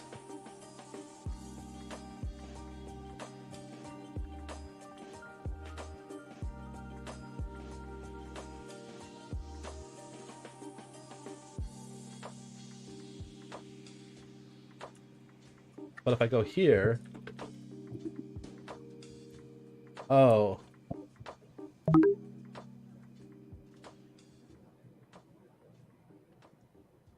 I'm actually okay with this. Yeah, why so? I did so it happened because I did a rebase on my local main, but my local main already had some other changes. Okay. But maybe I am going to squash it down to this one, which is where the central repository is. So, and to make sure, actually, let's But that's someone else's, no? let's go look at the current state of the repository. There's a 5 hours ago commit. I want to rebase on that commit. Sure. And the way to do that is git remote add upstream that. So now if I do git remote -v, we have origin and upstream. So git fetch upstream, git fetch upstream master. Oh, main. Then I can do git rebase -i upstream /main. And that's a little bit confusing. Like here, upstream was the repository and main was the branch. But when you do upstream /main, that's your local copy of the remote repository. Okay, gotcha.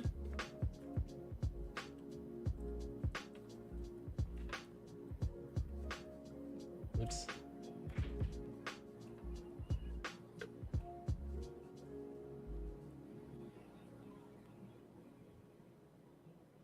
I made a mistake. Let me just abort, then start again.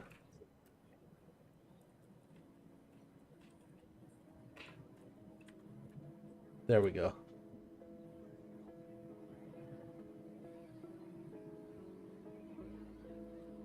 Also changed the logic in main.py to suit the new reminders text format. Also created a... I feel like now I have too much in one commit, but so be it. It's probably better to be example. thorough than.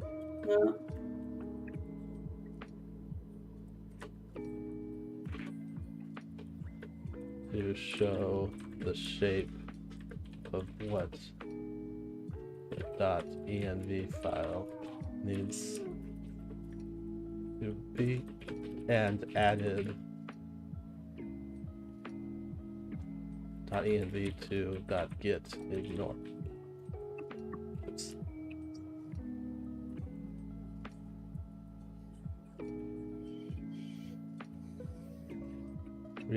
Refactor main and load and I plus just print for now, then delete these ones.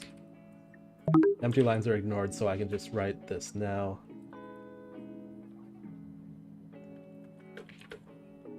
Git push -f origin refactor print.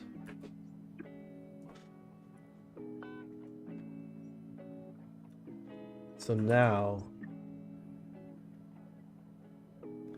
if I compare and pull request,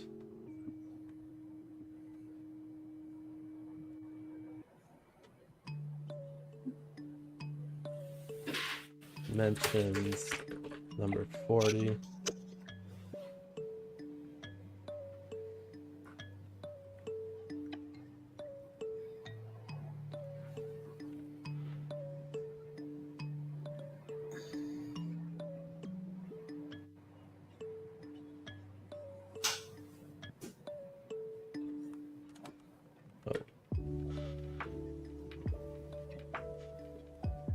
Oh, that's why it was doing that.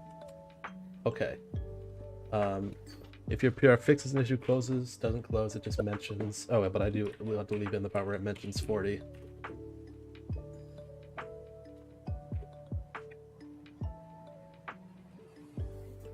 Checklist.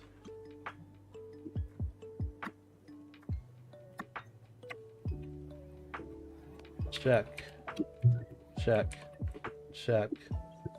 Note to reviewers.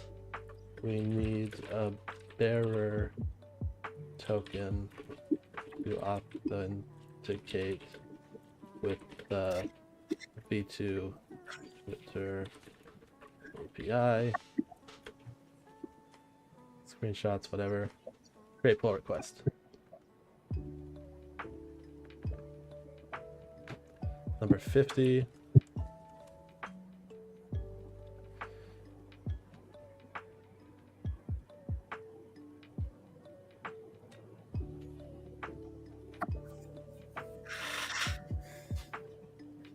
Twitter code, as well as the larger,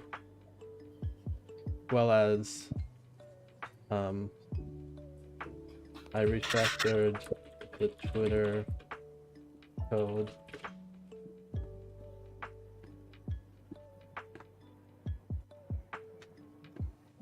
as well as the code that parses requirements.txt because of the format change. Requirements.txt. That is in PR number 50.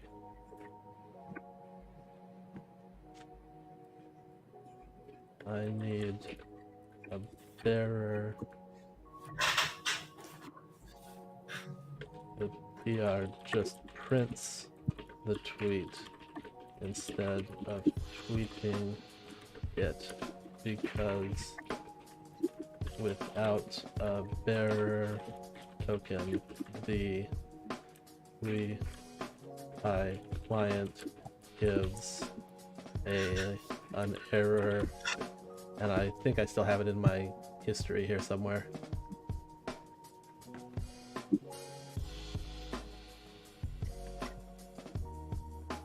Okay, comment.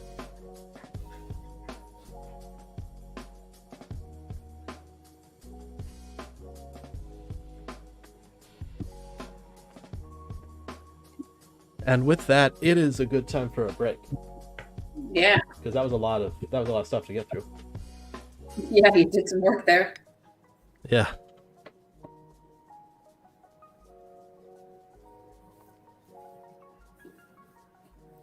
Switching to the BRB screen. Okay. And I'm going to try to get my tea water brewing in time to do this. Be right back. Okey-doke.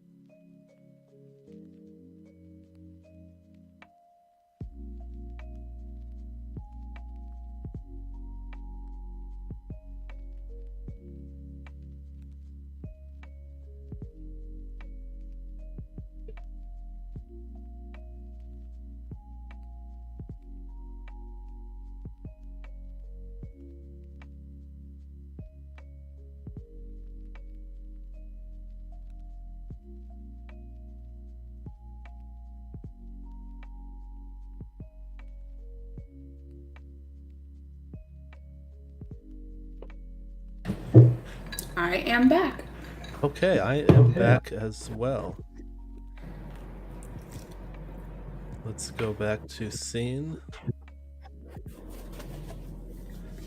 A little bit later, I'd like to visualize your voice with like a line that jumps up and down when you talk, but I hadn't figured out how to do that today. So you're just a voice.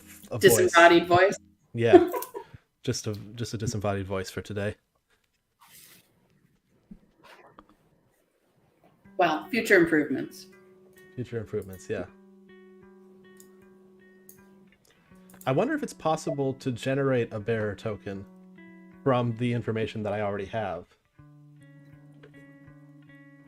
And do we know what a bearer token is? Nope.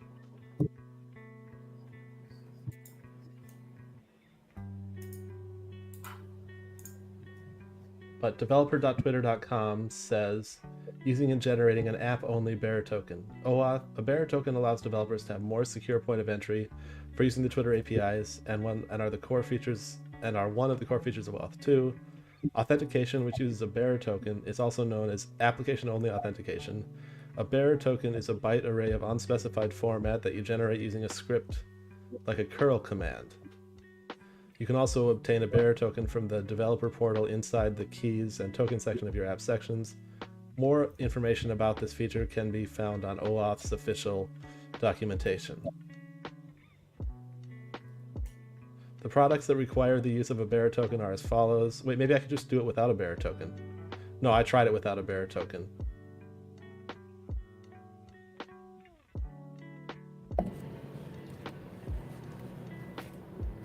Copy the following curl request into your command line after making changes to the following consumer API keys previously obtained from your Twitter app. Note that the consumer API keys used on this page have been decommissioned and will not work for real requests. Maybe I just can run this.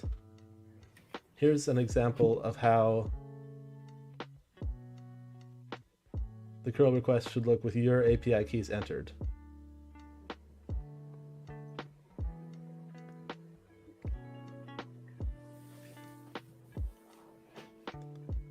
Our bearer token used to authenticate to resource OAuth 2 would be... So maybe I can just do this on the off screen because it's going to use the real secrets.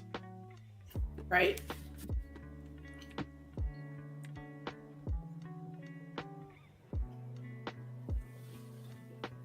I need the API key and API secret key.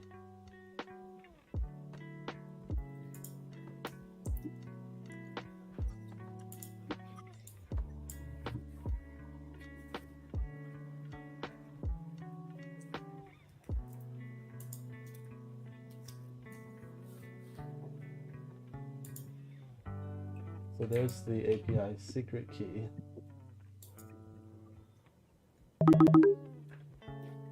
Oh. I have a bearer token.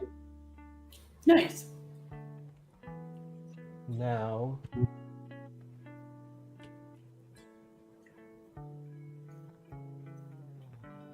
cd workspace 2022-05-21 temp friendlyreminderbot friendly.env.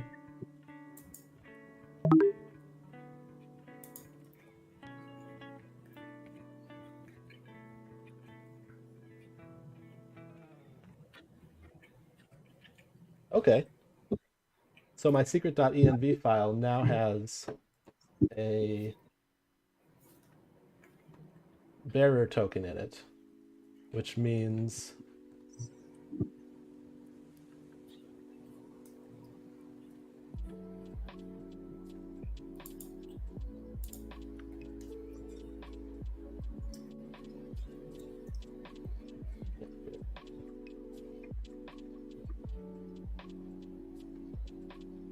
I can go to vim load env.py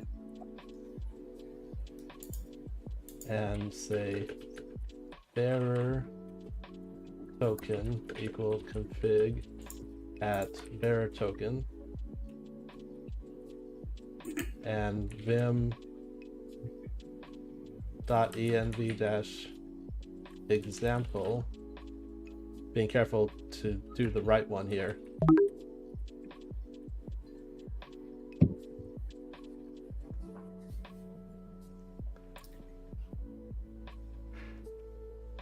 Vim load env.py. Oh, I need to, let's move this down here. Visual end of line x paste. I keep putting this in the wrong place. Visual end of line x down here, shift paste. There we go.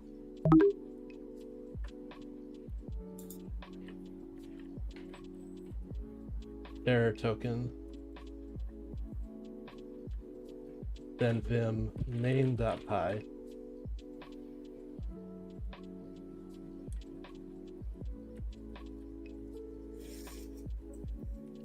insert comma bearer token equals load Twitter environment, bearer token python main.py. Just might work. Oh. It printed it. It didn't tweet it because that's what I told it to Yep. do.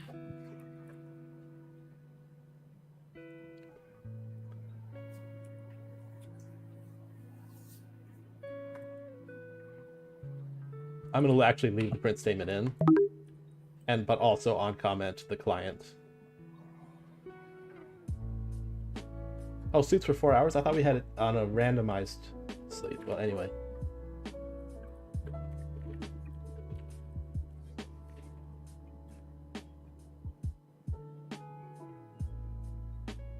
Oh, it's still 403 forbidden. Is that the same error we had before? No, I think it was a 404. No, maybe not. Maybe I lied. I know I wrote in, yeah, 401 unauthorized. Oh, yeah, there you go. So, progress. We're like Right. moving up on the ladder of errors. Oh, CTY stopped by in the chat, says, what is this about? Hi, CTY. We are working on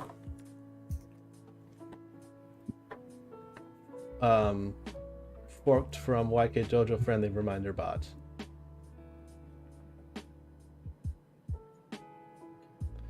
Which is a friendly reminder Twitter bot to keep you healthy and happy. And I just put in a pull request.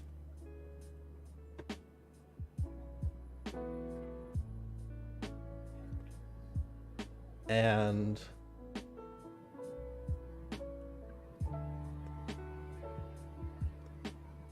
the changes that I made there were a couple. I created a .env example file. I made .env be ignored from the git ignore. Oh no, I committed PyCache. Oh bother.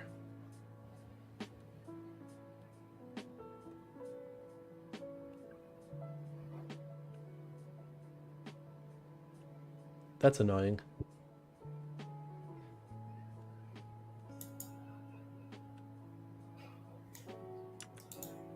How did I do that? So explain to me what does that mean precisely?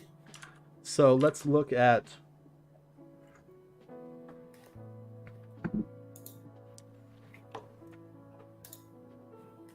our files. There's a PyCache folder. Let's ls the contents of PyCache. There's a load env.cpython39-39.pyc. Let's do some internet research. PyCache. What is PyCache? Stack Overflow. When you run a program in Python, the interpreter compiles it to bytecode first. This is an oversimplification, and stores it in the PyCache folder. If you look in there, you will find a bunch of files showing the names of the .py files in your project's folder. Only their extensions will be PyC or PyO. These are bytecode compiled and optimized bytecode compiled versions of your program's files, respectively. As a programmer, you can largely ignore them. All it does is make your program start a little faster. When your scripts change, they will be recompiled, and if you delete the files or the whole folder and run your program again, they will reappear, unless you specifically suppress the behavior. Oh, okay. When you're sending code to other people, the common practice is to delete that folder, but it doesn't really matter whether you do or don't. When you're using a version control, this folder is typically listed in the ignore file.getignore, and that's not included. Oh, okay. So that's what I'm going to do.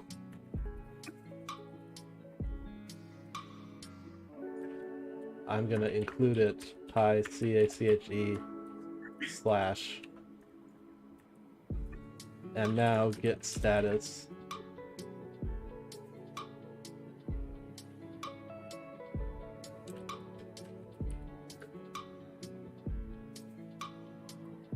Git add .env example, like git ignore. I'm going to add PyCache because I'm deleting it. Load env main.py.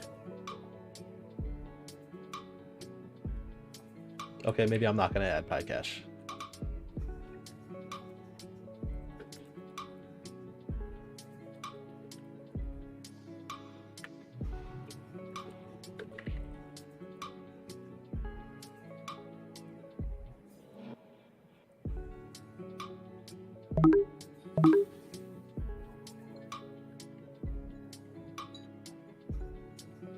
Actually, I can just remove -recursive PyCache.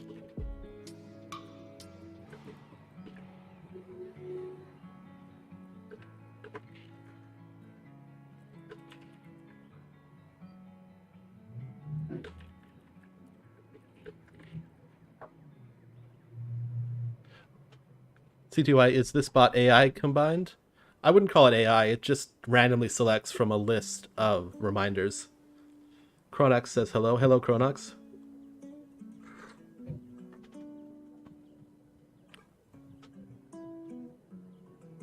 Where was I?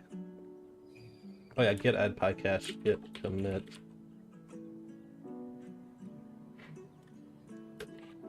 Delete PyCache.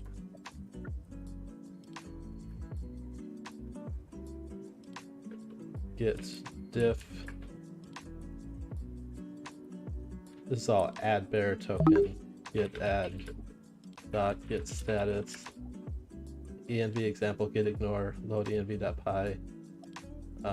Actually, let's git reset and git add dot git ignore git commit -m update dot git ignore to ignore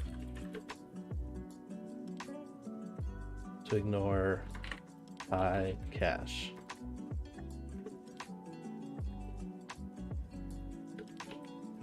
And now git add git status git add.env example load env main.py.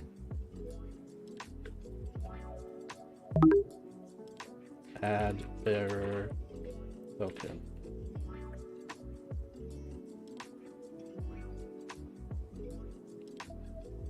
Git push.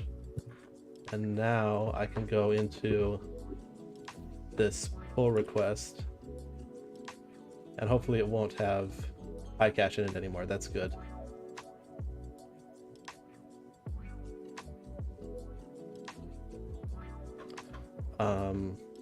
So basically you went through and removed the PyCache just because it shouldn't have been included? Yeah, it shouldn't have been included. It just is.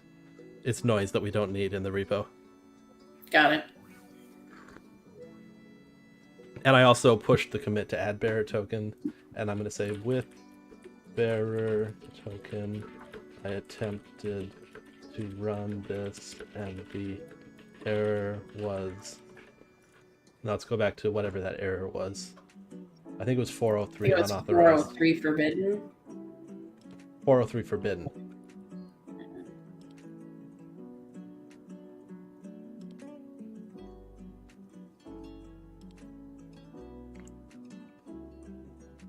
I think Twitter is being careful about allowing people to have programmatic access to the API, or at least to tweeting.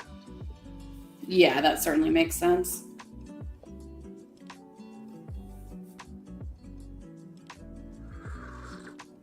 You did a fair bit of work on this today. I did. I'm feeling pretty good about what I kind of did here. Yeah, definitely moved the needle. I'm going to open up my Twitch chat on my other machine so that I can see it more easily, because the it's kind of far away from me and it's almost hiding behind the mic.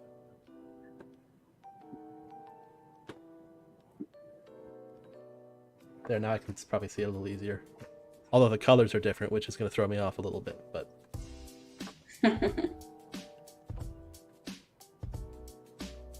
I didn't, without even meaning to, I ended up having my teacup land in the view of webcam.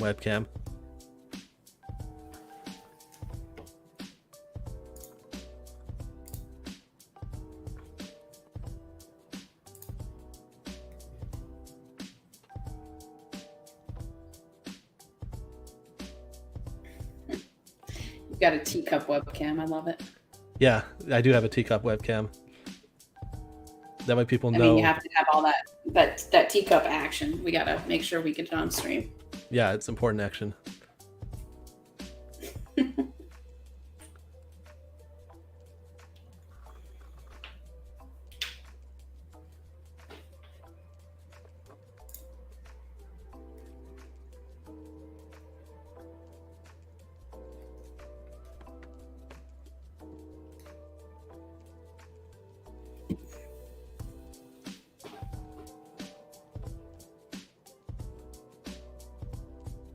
Okay. Well, I've accomplished the two things that I was planning on working on. Nice job. I wonder if there's an update from... Oops, wrong profile. This is the one. It's pretty cool that you accomplished so much. I mean, checked off a few things, moved a few things. It's good stuff.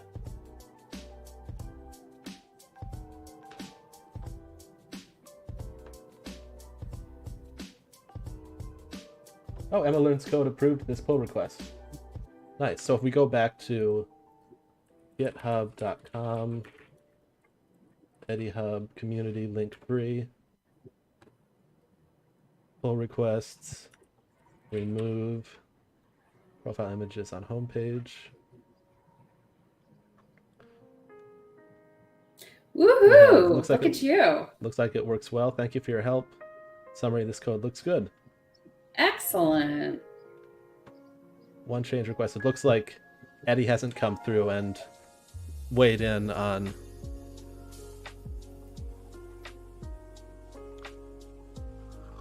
That's pretty cool. That was quick. Yeah, that was pretty quick. So Eddie still has to come through and decide what he thinks about it. But that's cool that I got an approval from Emma. We have for sure. We have a chat in Twitch. CTY says, so what does this error say? Why are you forbidden? OAuth key not available to you? Well, before I was getting on... Let's see, which one was it? I have to go back into my... It was 403 unauthorized or 401 unauthorized, I think. I think it was 401 unauthorized. Yeah, I think you're right. And this is 403 forbidden. So at first I didn't have a bearer token and it said unauthorized. What's 401 versus 40? Was it 404? I'm having trouble remembering these error code numbers. Excuse me. I think versus 403. Yeah. Auth0.com blog. Okay, 401 is the status code to return when the client provides no credentials or invalid credentials. That was before I had the bearer token. 403 forbidden is the status code to return when a client has valid credentials but not enough privileges to perform an action on a resource. Interesting. Chronox asks, what are you trying to do? Hi, Chronox. I am trying to build a Twitter bot, friendly reminder bot. Hi, human. I'm a friendly reminder bot to keep you healthy and happy. My heart is open to you, and so is my source code. So we can go to the, where's that window? There it is. Here comes the source code.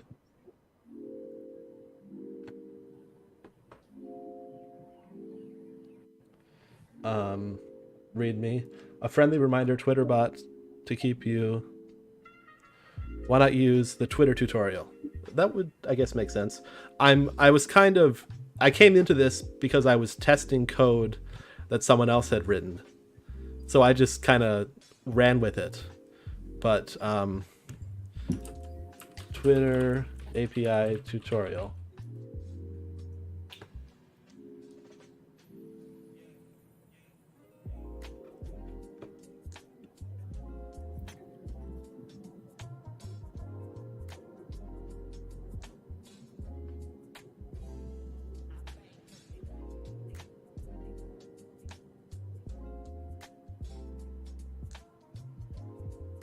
Oh, a bot tutorial would be helpful. I think they have a bot tutorial. CTY, do you know where that bot tutorial is?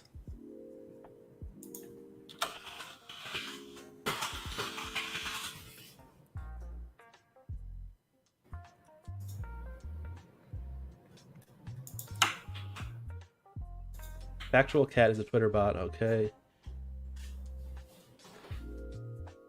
Oh, Taken by Storm, thank you. I see you found that.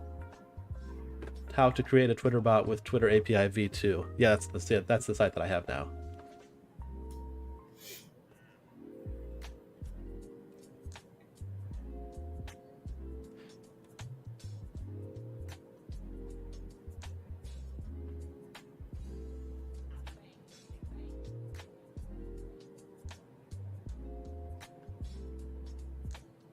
It doesn't say.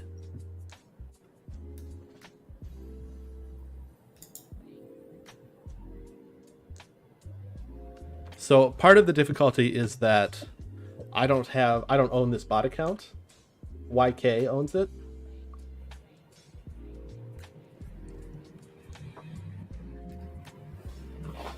I guess I could try to make a new account.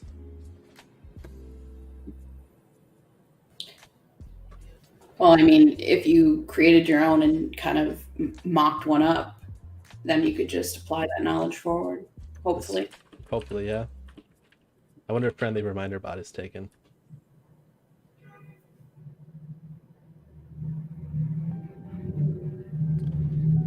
Maybe I just create it and call it friendly reminder bot. I don't know why YK didn't do that though. What's his call? I'm here for you, bot. Oh. At I'm here for you, bot.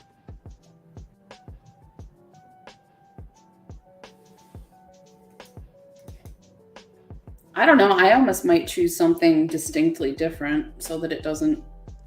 Yeah. So I don't know. Yeah. So there's no confusion. Yeah.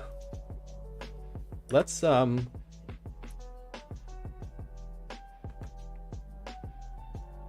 try this.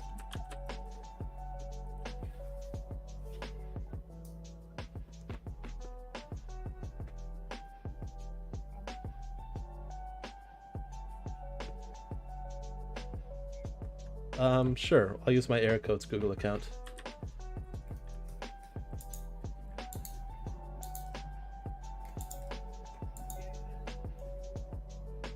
Get my password.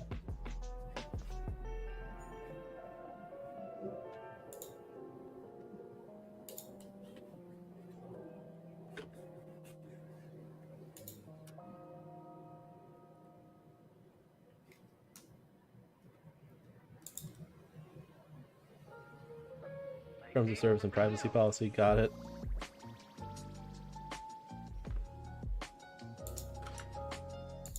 What is my profile? Oh, I guess I already have a Twitter account here. That's surprising.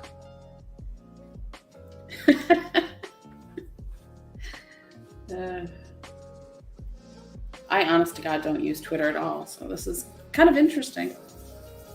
Maybe I can use this account anyway. Let's go to this. Well, I mean, why wouldn't you be able to? You might want to disable it How after. to create a Twitter bot with Twitter API. Okay. Accept.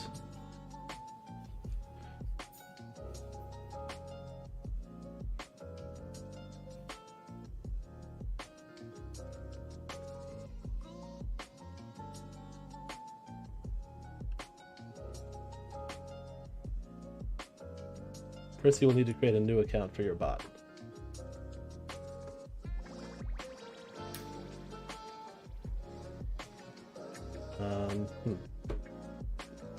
Probably because you're logged in. Yeah, probably. That's the reason. So I need to. Maybe I'll make a new Gmail so that I have.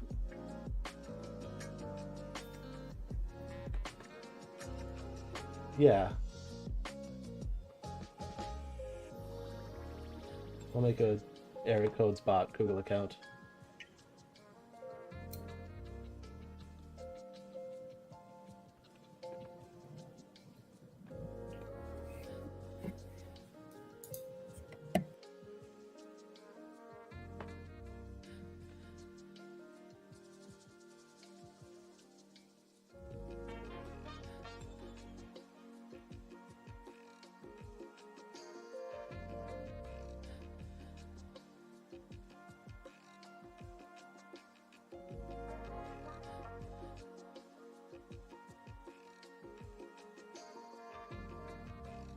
New login, Air Codes bot on Google.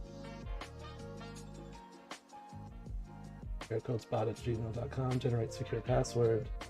What to do?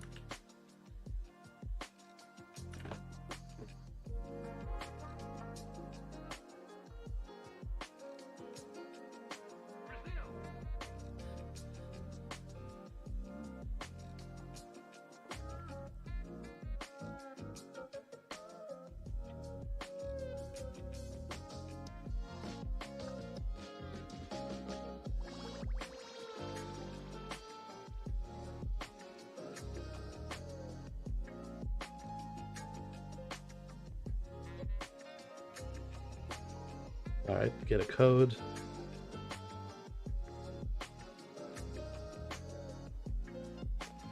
Six 7181. Oops, I probably shouldn't have said that out loud. Let's pretend I didn't do that.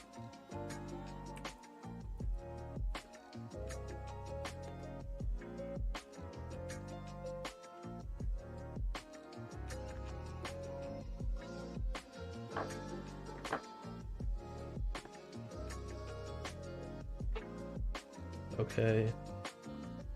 Get a new account for your bot.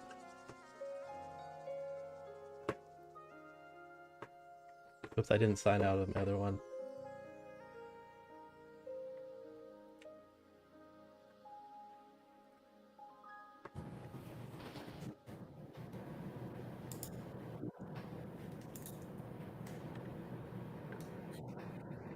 Use email instead.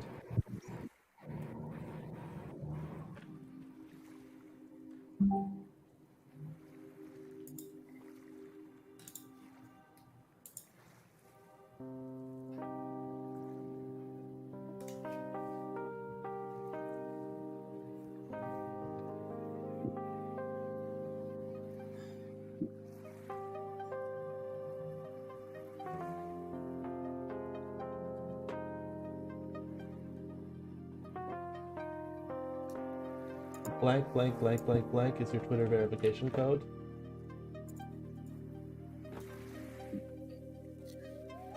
Sounds legit to me. Yep.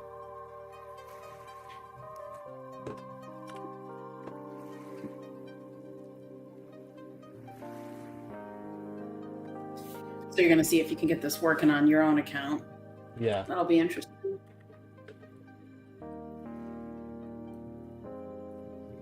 I do think it might be a little difficult to do it by proxy if it's not your original bot account for the one you were working on. Yeah.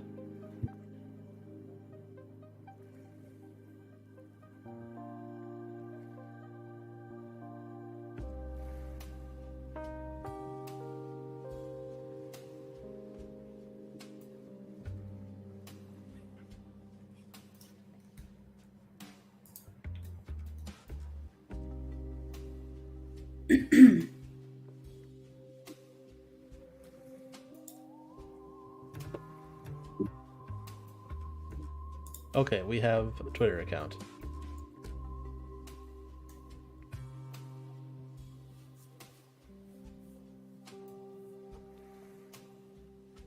You will need a developer account.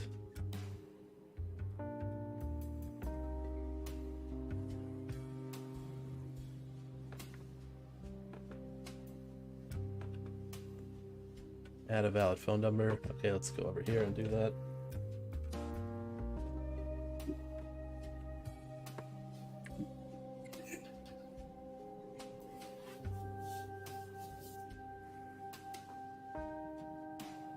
It'll be really cool if you can get this up and running on your own account. Yeah.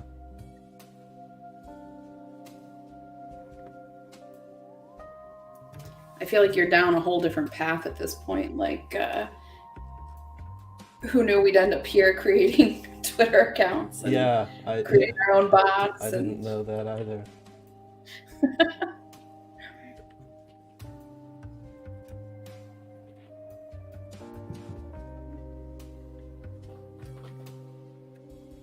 You know, it's interesting because earlier I was talking with a friend and I said, you know, what I don't understand is how it interfaces with the Twitter interface and you know, gets the tweet out there. And this is perfect because this is precisely what I was curious about.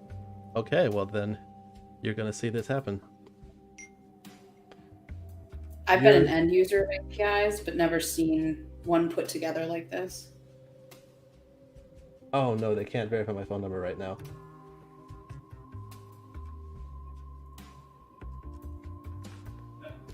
Let me try something else.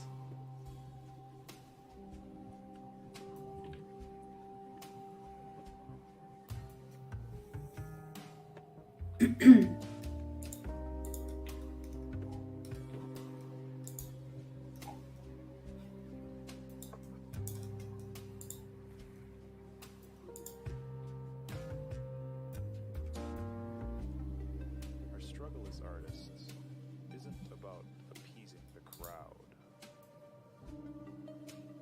Rather, it's about tending to the broken parts inside of ourselves. We create things as a reflection of this struggle, to study our perception of self. Benwave isn't necessarily a thing you achieve. Rather, it is a state of mind which you constantly strive toward. This all comes from an understanding that ideas aren't static, but fluid, like water. Okay, let's try this a little bit differently.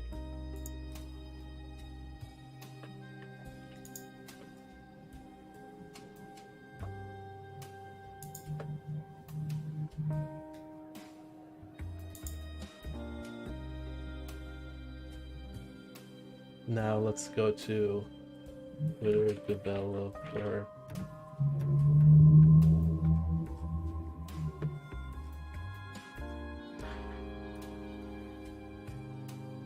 So I'll try just doing it with my existing account.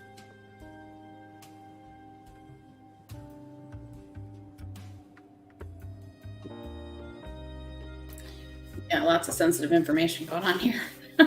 Yeah. Makes me nervous. Sure. Oh, hey, this might work this time. Oh no, I still need to. This just has to enter our password. That we haven't gotten further than we got before.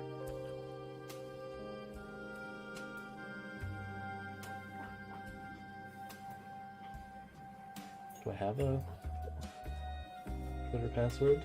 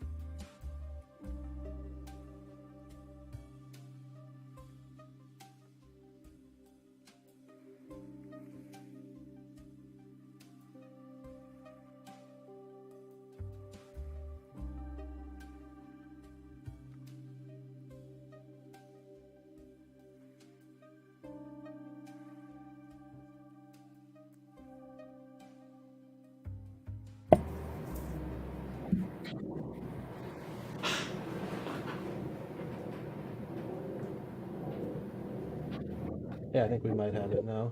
I said I don't remember how far we got last time.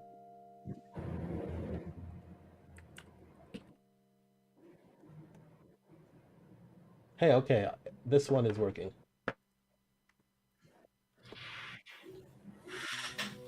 Very good. The question is, do I...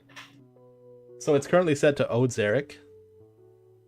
I'm thinking about changing it to Ericode's bot.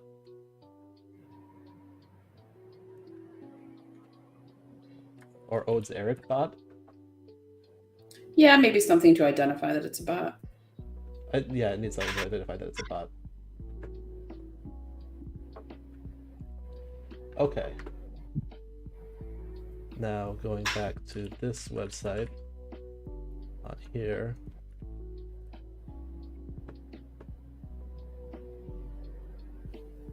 Developer account.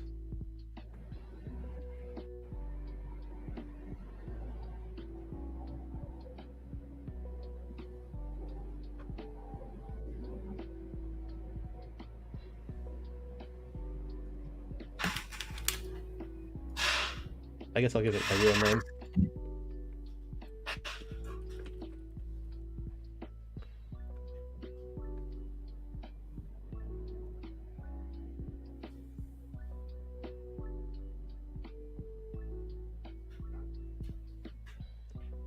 Am I exploring the API or making a bot?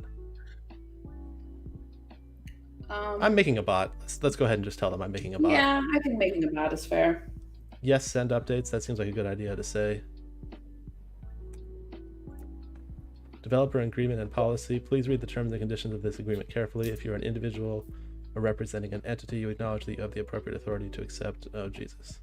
I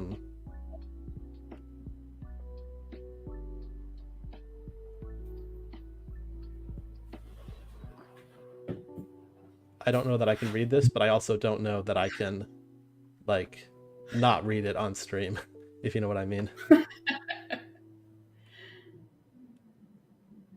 Yada, yada, yada. Everyone knows you're a speed reader. Yeah, I'm reading it. I'm just reading it this fast. Exactly.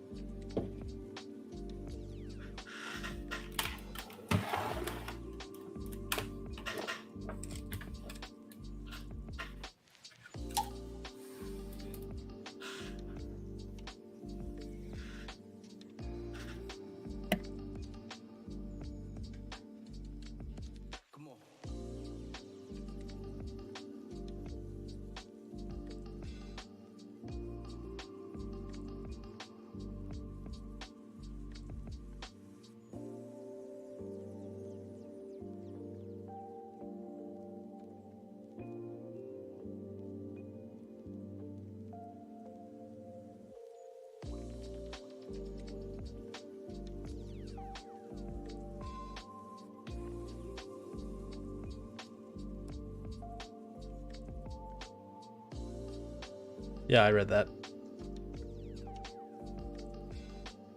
I think you might have it memorized, actually. Yeah.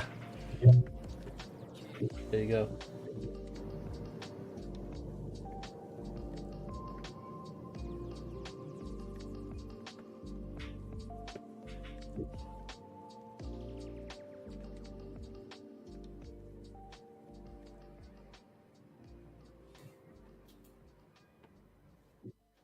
Create a project to use V2 endpoints.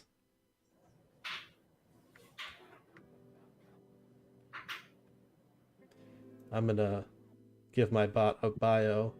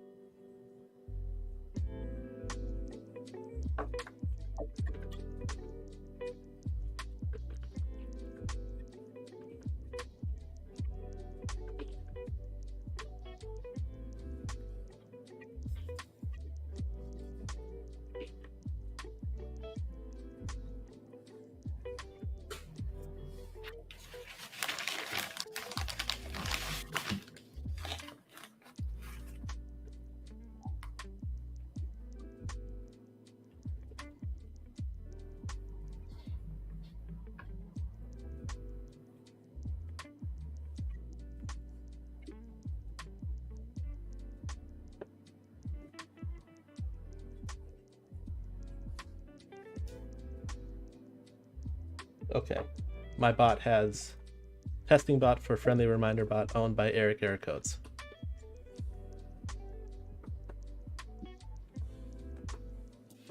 You need a developer account to use. If you want to you need elevated access, we can apply for. Each project contains an app. You can learn more about getting started in the getting started tutorials to authenticate. Why is this?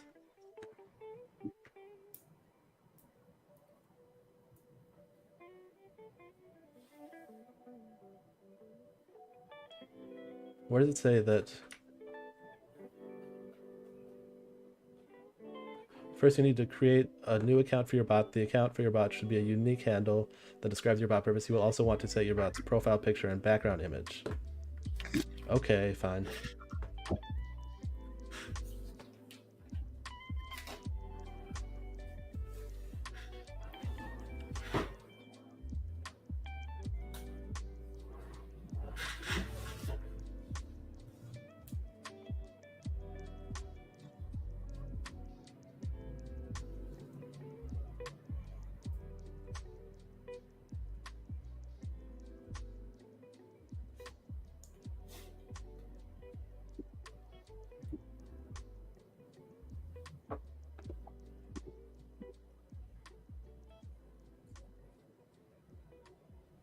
This is pretty exciting stream, all of this off camera action.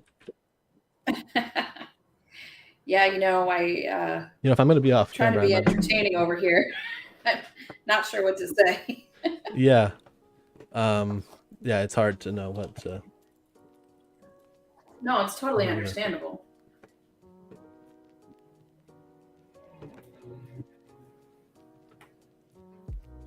Background. Twitter header. There we go.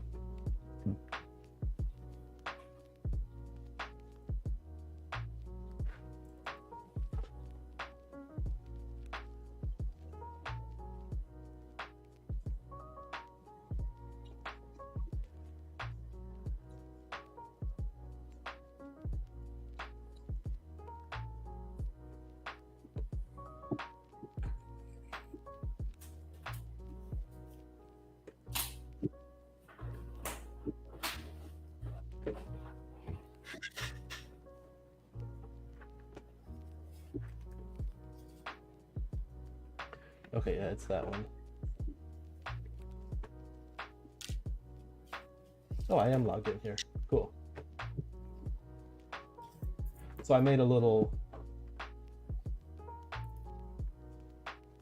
Eric Code spot, Odes Eric bot. Cool. Step 1 complete. Download.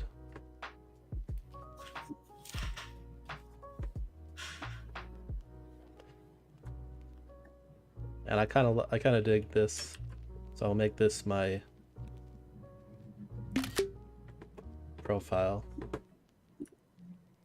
Now I need to find the window with my Twitter account.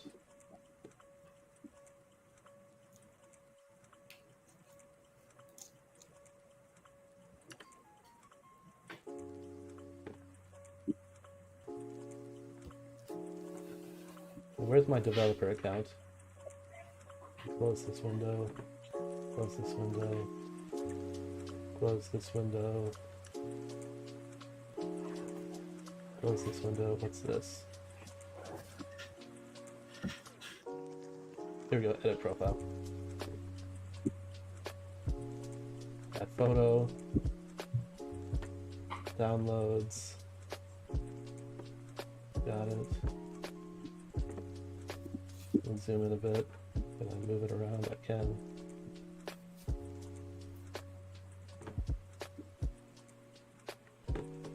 And then desktop, screenshots, open. It's kind of not a great logo, but I'm gonna call it okay.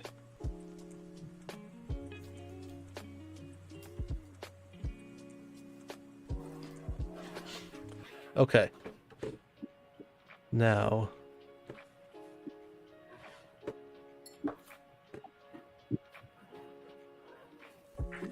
Actually, Tayken, I think you have easier access to the Twitch chat than I do. Would you mind typing in https://twitter.com/odesericbot? Sure.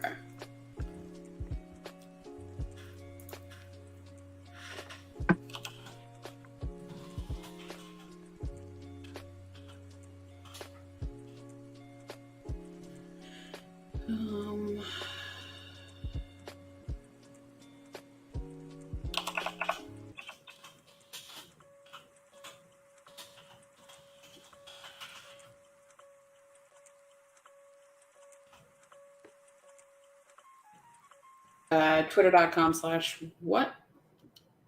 ODS_Eric_bot.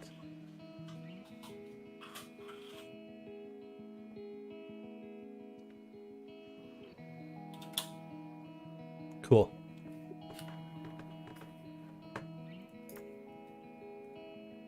Okay. I have so many windows open, I'm just lost. You close that window. You can leave that window open for now. You can close this for now.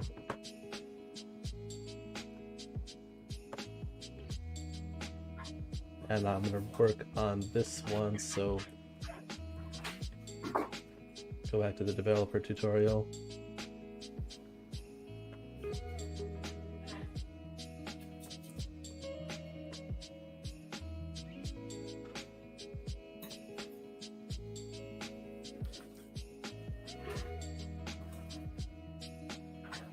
You will need to create a project in the developer portal. Create project, Odes, Eric, bot.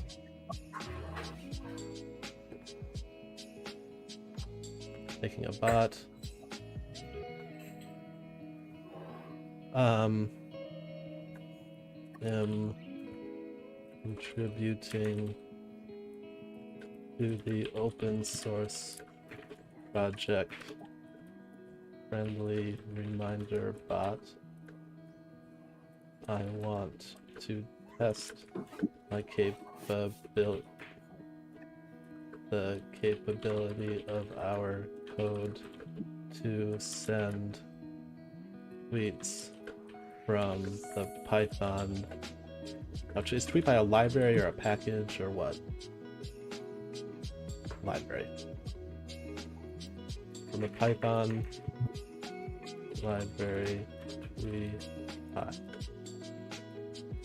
I may in the future also use this account to send occasional generative art or music pieces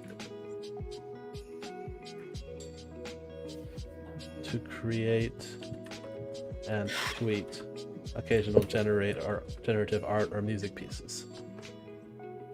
Okay, just be honest in what you're doing with it.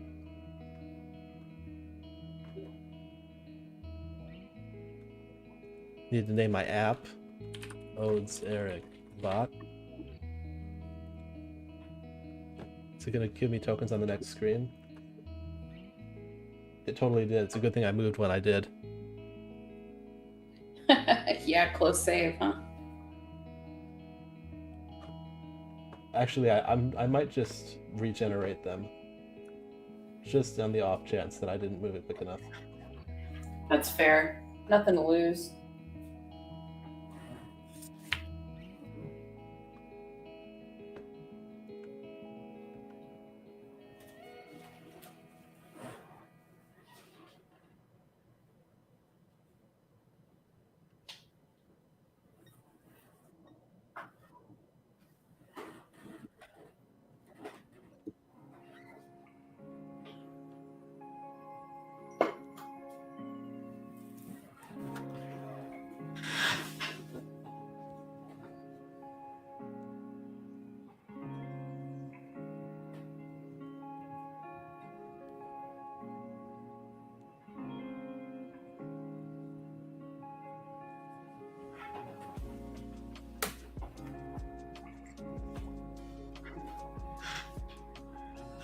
So we get API key, an API key secret.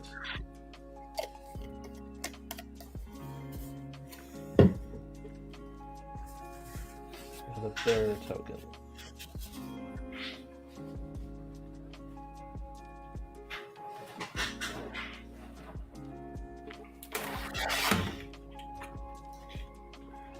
Go to dashboard.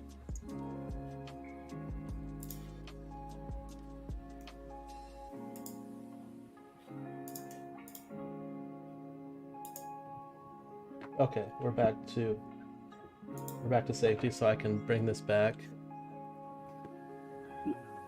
You can use a REST client such as Insomnia or Postman to make post requests to the request of an endpoint. For this endpoint, you will need to use OAuth 1.0a, OAuth token, and OAuth token secret.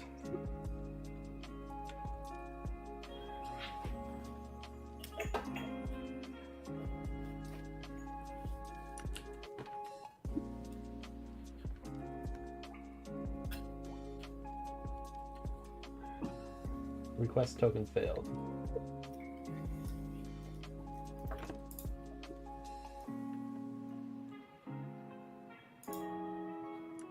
Request token endpoint.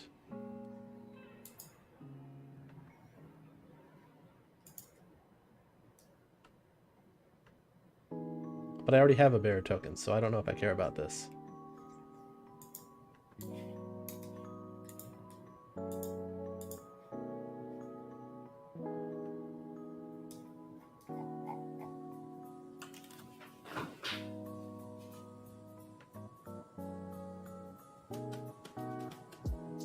Now that you've created your access token and access token secret,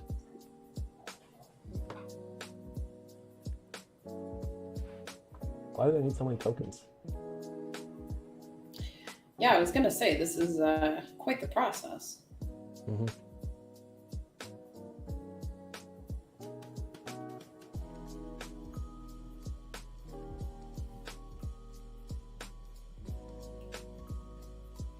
I don't necessarily want to be doing it with Postman because I want to be able to do it through TweePie. Yeah, that was kind of what I was noticing here. It seems to want to push it through Postman. I mean, maybe if I get it working in Postman, then I can use that to, you know, get the next step. Maybe?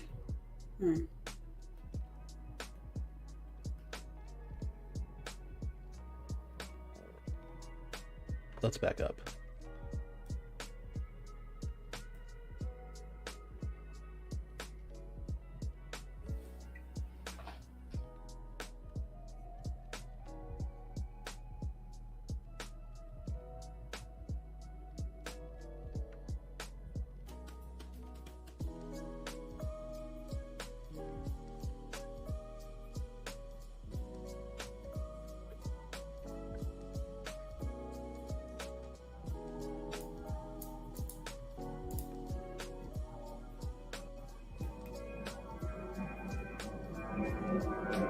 No, this is out of date. We need V2.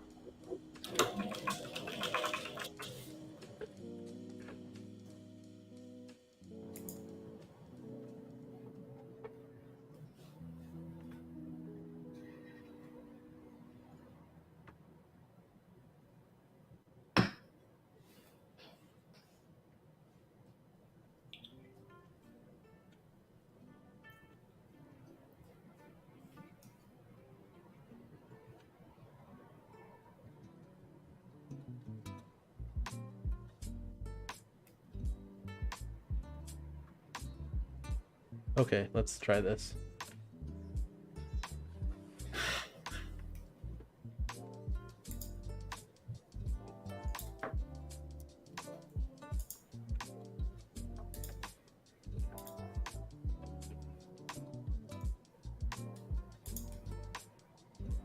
Make directory, odes, Eric, bot, Eddie odes, odes Eric bot, Python 3 dash m v and v v and v.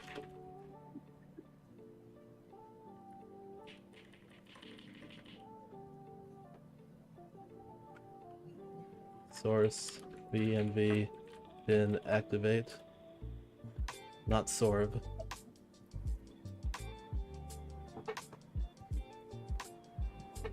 Pip install tweepy. You've got me saying tweepy now instead of tweepy.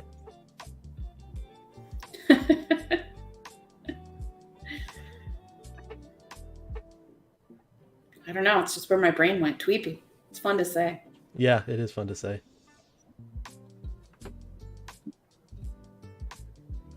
Now I gotta put the bearer token.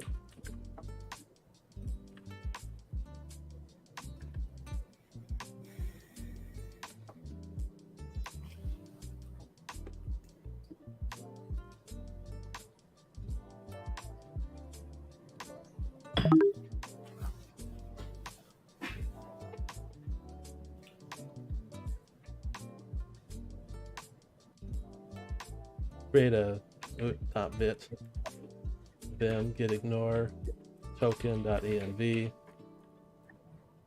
Okay. IPython. Okay, fine, Python. IPython is better, but we don't have IPython right now, so it's okay. Import tweepy bearer secret with open token.v as f secret equals f.read.strip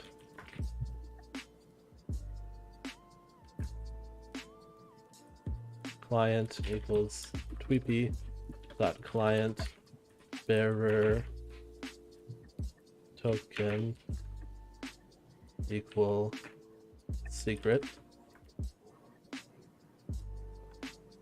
So now we'll start with the example here.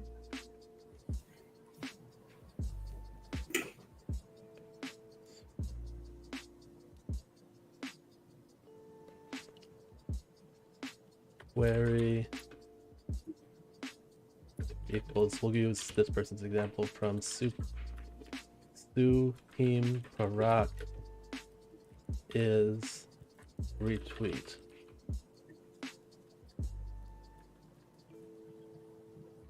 Tweets equal client. Let's search recent tweets. Query equal query.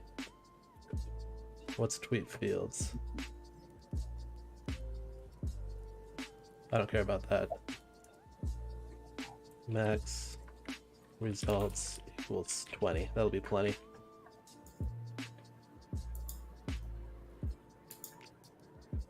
Hey, it works. Nice. So I can get tweets.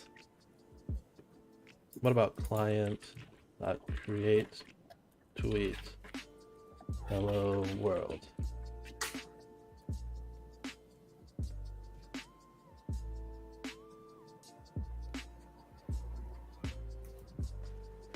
Creates takes 2 arguments.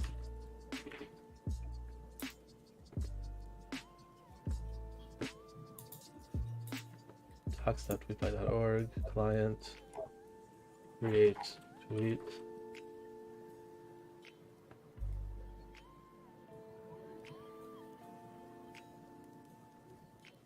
Why do I need? Oh, I have to. I think I have to say text equals.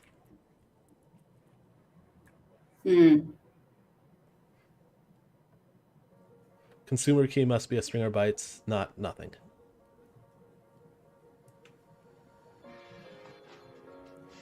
So it looks like I do need a consumer key.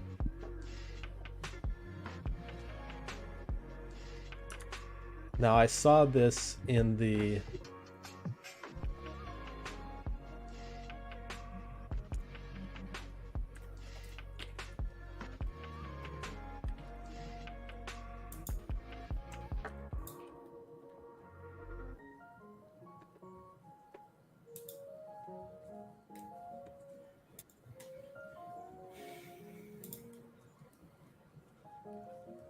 So we have main.py. We got this stuff.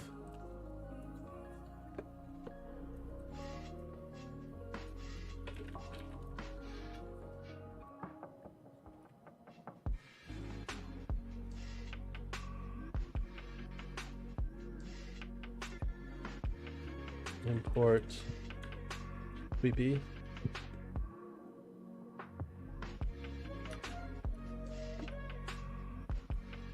All of this equals load Twitter env. From load env, import Twitter env.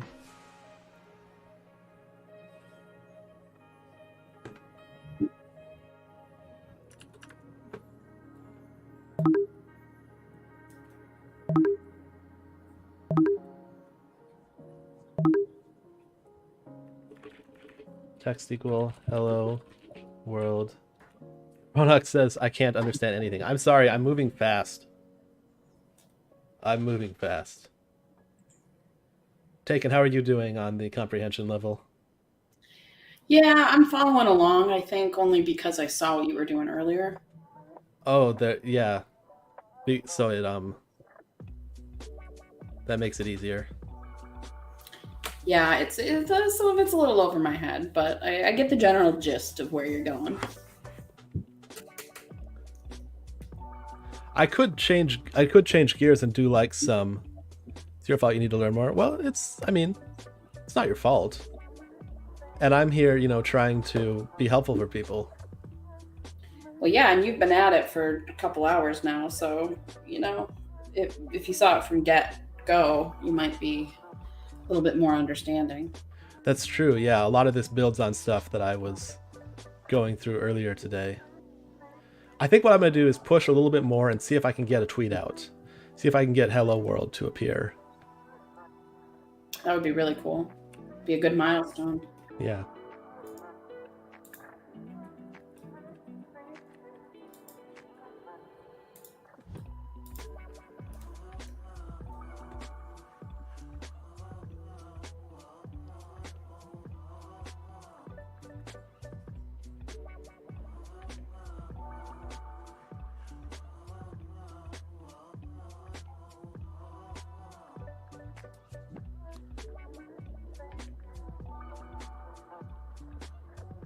Now I gotta go back to open a new one. I should open a new tab. Bring it over here. Well, I didn't want to bring it there. That can be there, whatever.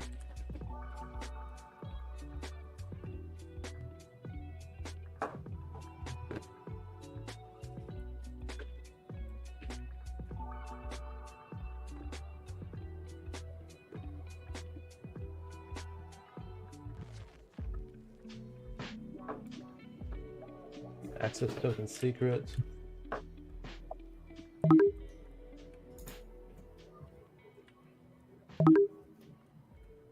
Access token secret equals access token equals API secret equals API key equals.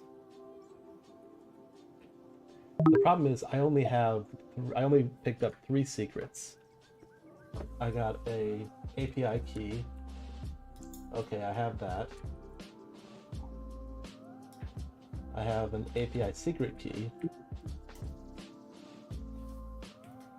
But I don't have an access token secret. Do I need it for tweeting? I'll just set it equal to foobar for now.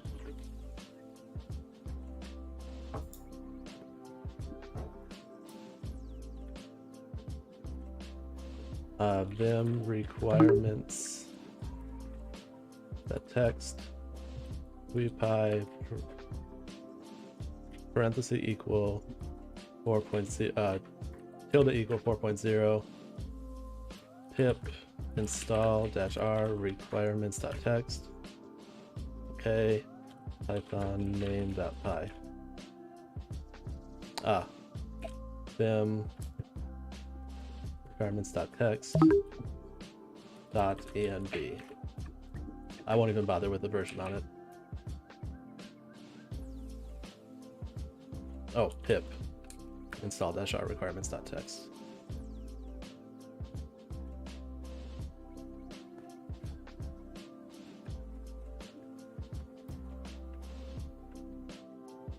It's taking a while.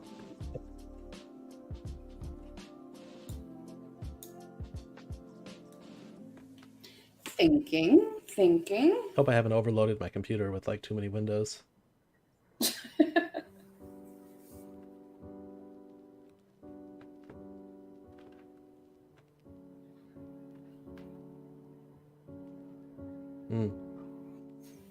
That's ugly. Well, that's a lot of red. Yeah.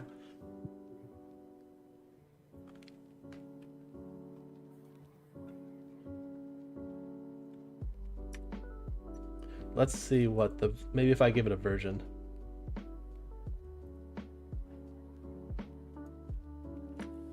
Oh, it's python.env. That'll make a difference.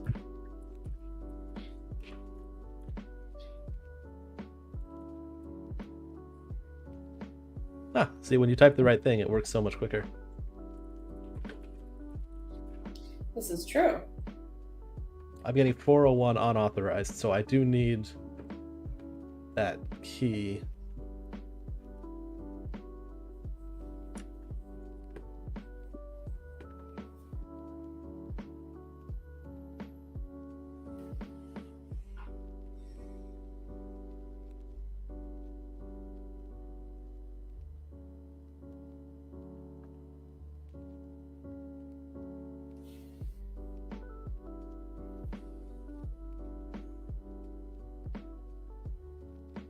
Well, I don't need to undo any of this. I feel like.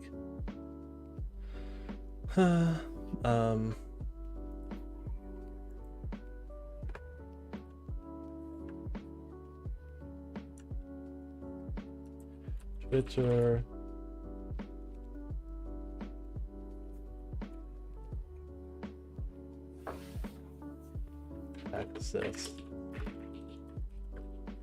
Access token. Oh, it's the same website.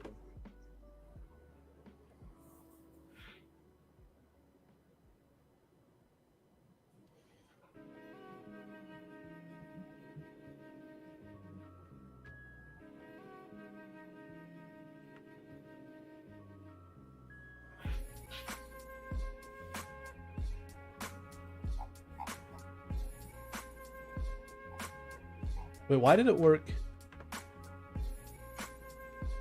Oh, I think a bearer token was enough for just searching, but I needed more to send tweets.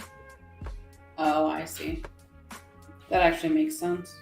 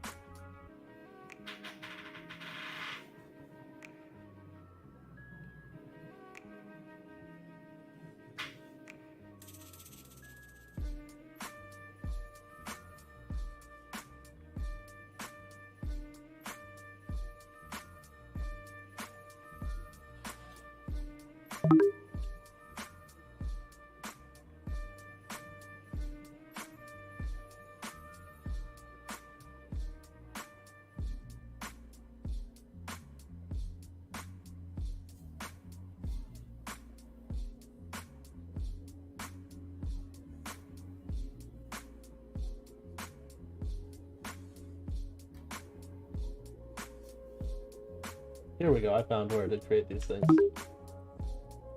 Excellent.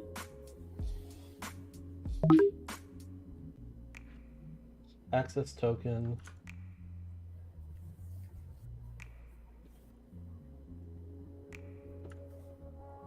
Access token secret. Python main.py. 403 forbidden. Same problem. Huh. Not what I would have expected. I kind of expected it.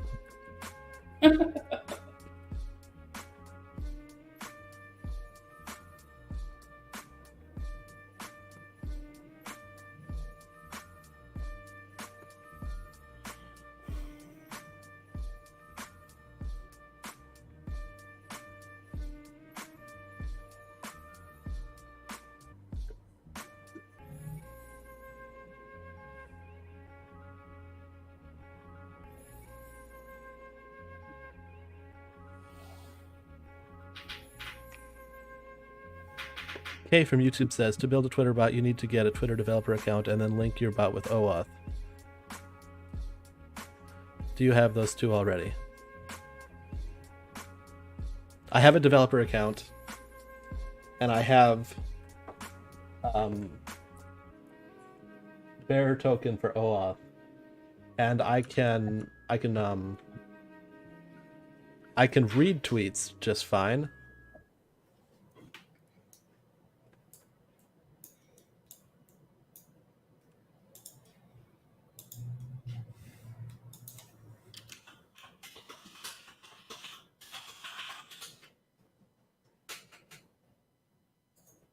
I guess I can look at my dashboard and see if it has permission to write. I might have to like ask special permission to be able to. Potentially. That's what? I said potentially that would make sense that there's a permissions level issue. Yeah.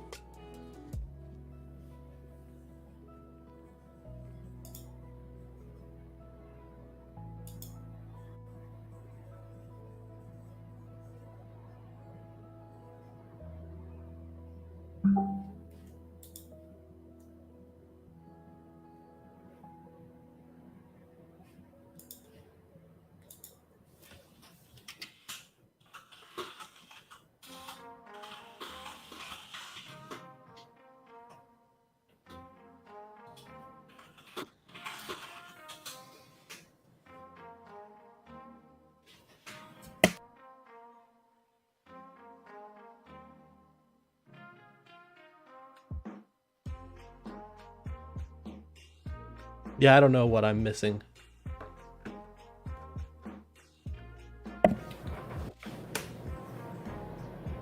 Yeah, I wonder what's going on. So I have, it says view, it says, I clicked on view detailed features, free immediate access to the Twitter API, no application is required. Your project has essential access, managing tweets, create and delete tweets on behalf of a user.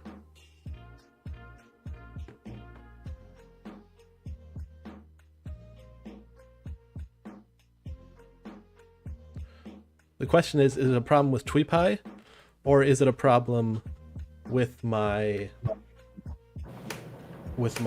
Twitter account or my project or whatever? Would there be an easy way to tell? I mean, some kind of, I guess, test you could run that might illuminate one way or the other? I realize that's what we were trying to do here related to what you were trying to do with the other bot.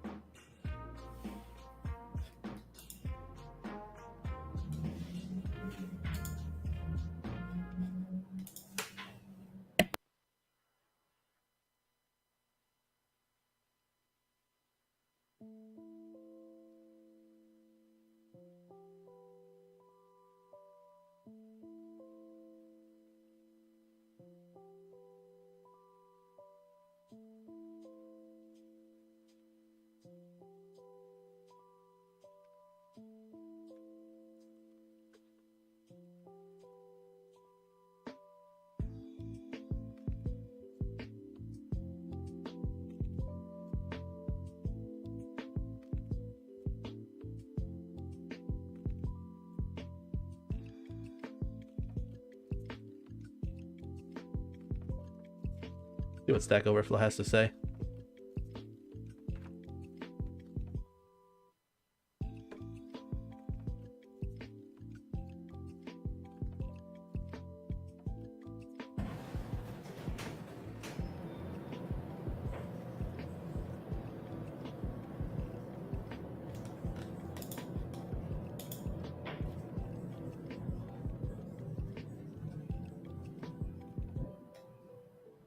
Maybe if I just try secure equal true.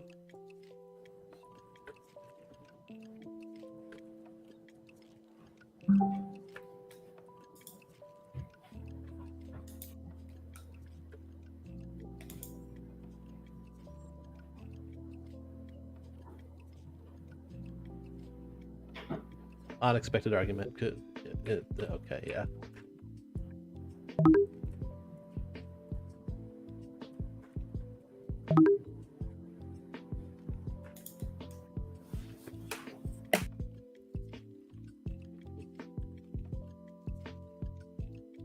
I think I'm at a sticking point here. Yeah, you've done a lot of work. This has gotten way down a rabbit hole. Mm-hmm. I mean, good effort though. You tried everything you can think of thus far. I wonder with a little more research, maybe you'll be able to figure out what's going on. Mm-hmm.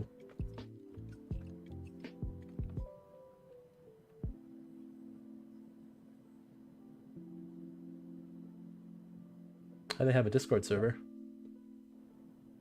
Oh, there you go. Might check that out later. Yeah, maybe someone can just glance and go, oh, yep, here's your problem. I love that as an adult, life is an open book test.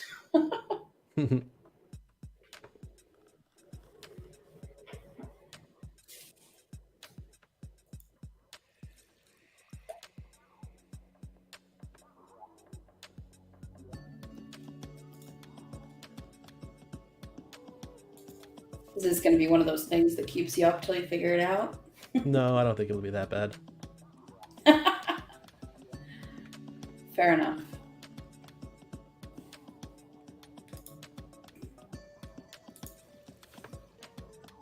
Here's something.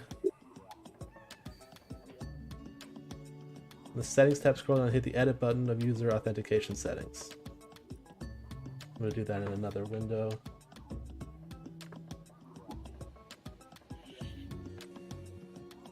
Set your project, set your app.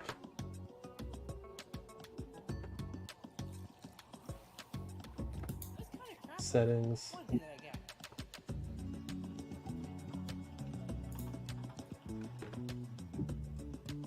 Click the edit button.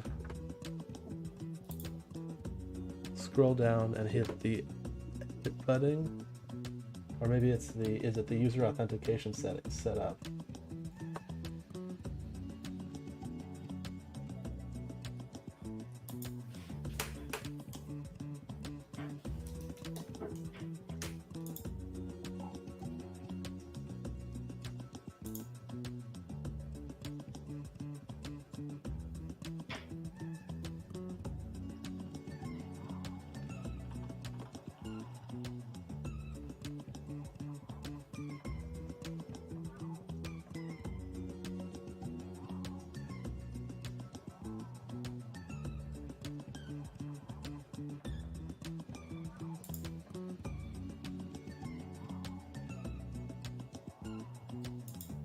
Maybe I'll just put the bot's Twitter page.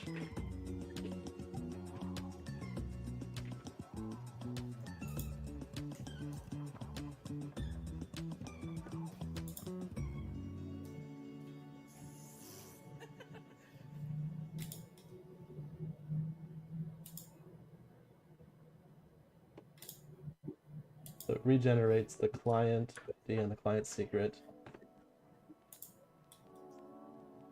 Wait.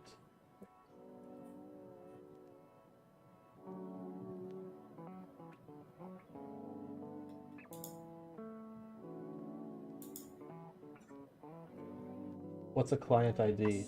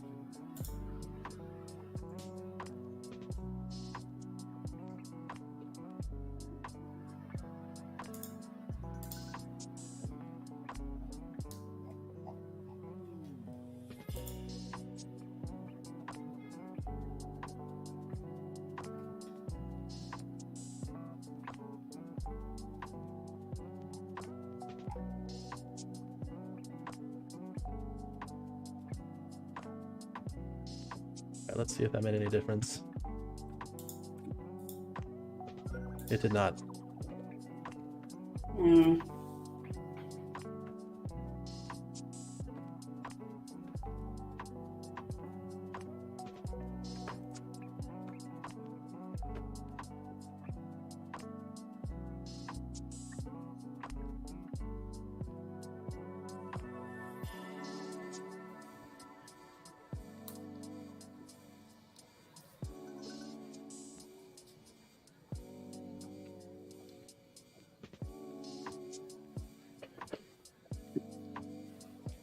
Gonna put on the break timer and the BRB screen.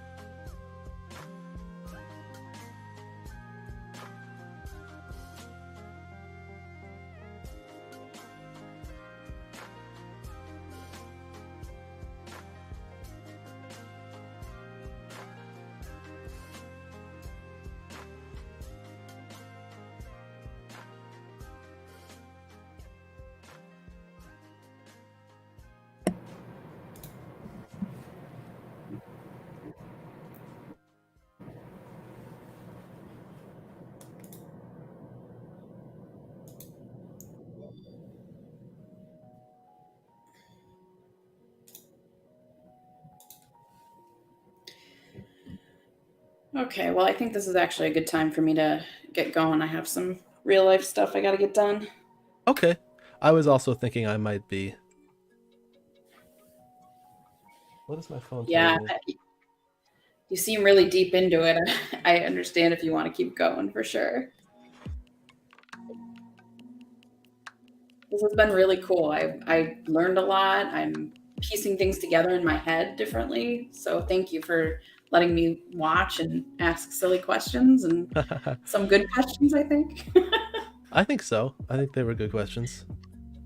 Awesome. Well, thanks for having me and good luck with the rest of it. I know you'll figure it out. And even if I don't, I learned, I learned and figured out some stuff. That's true. All experience is good experience, right? All right, I'll talk to you later. Take care. Thanks again. Thank you. All right, bye-bye.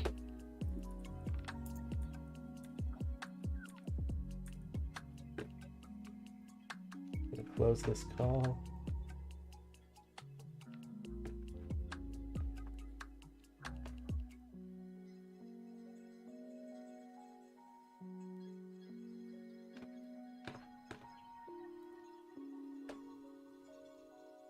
There goes the timer. This time, I didn't actually take a break, so I'm gonna step away from my computer and do one more 5-minute thing, and then we'll come back to it. If I decide to come back to it, or I'll close out the stream. We'll see what I decide.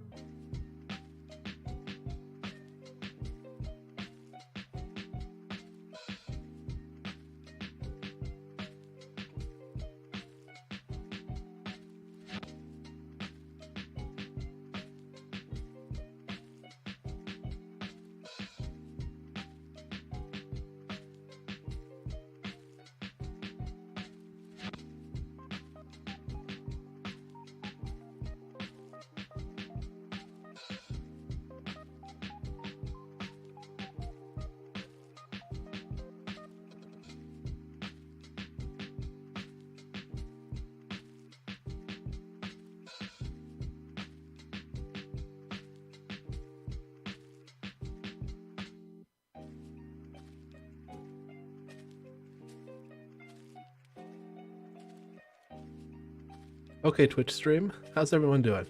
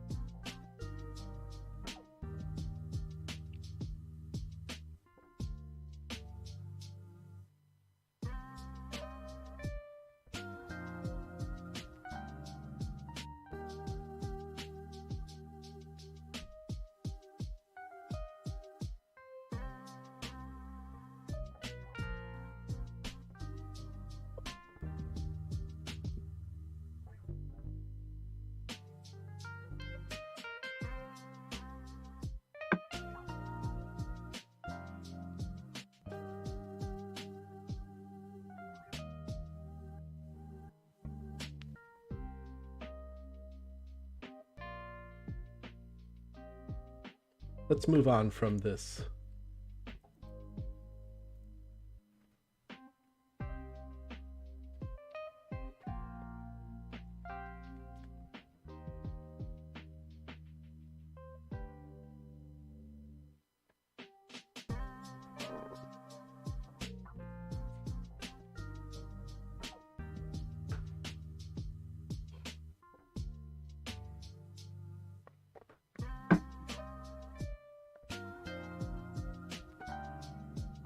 So let's review what we did today. Oh, hello, Sammy. Ah, you can see his feet.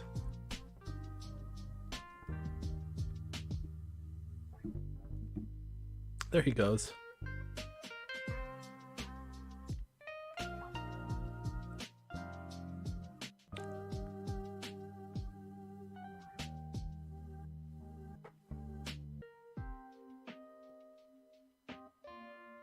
Dorothea Gaming says hello from Twitch. Hello. Dorothea, do you have any requests? Anything about coding you'd like to learn or have me go over?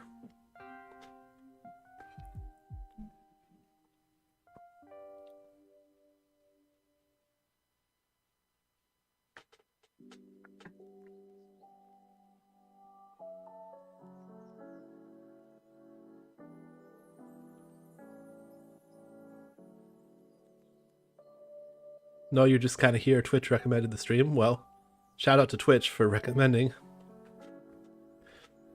I'm going to, in that case, I'm going to give you some CodeWars.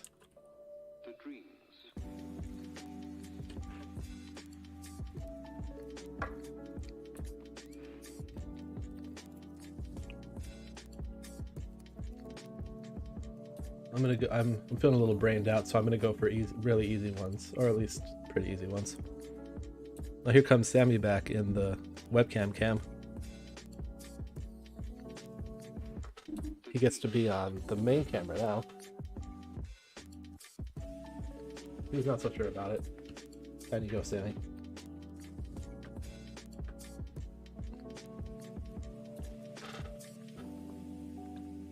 Okay, bingo or not 7Q. So I'm gonna go through some of these things. What is the title on my stream right now?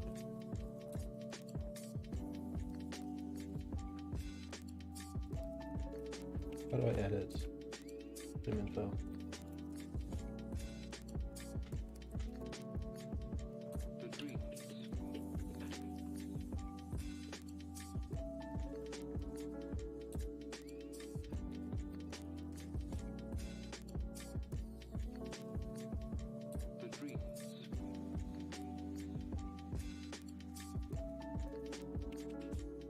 Okay, ask how's the open source going? Well, I got, I could do like an overview of that. I'll get to that in a moment. Though we've got another chat from Dorothea Gaming as well. What programming language do you use? Hey, Dorothea Gaming, thanks for the follow. What programming language do you use? C++, JavaScript? JavaScript. Python, HTML, or something completely different? I use Python, so I'm going to be doing this one in Python. Although I've thought about doing some of these in JavaScript because there's Learn with Leon, and I think some of the people in that bootcamp might enjoy watching me solve things in JavaScript, but I like Python better.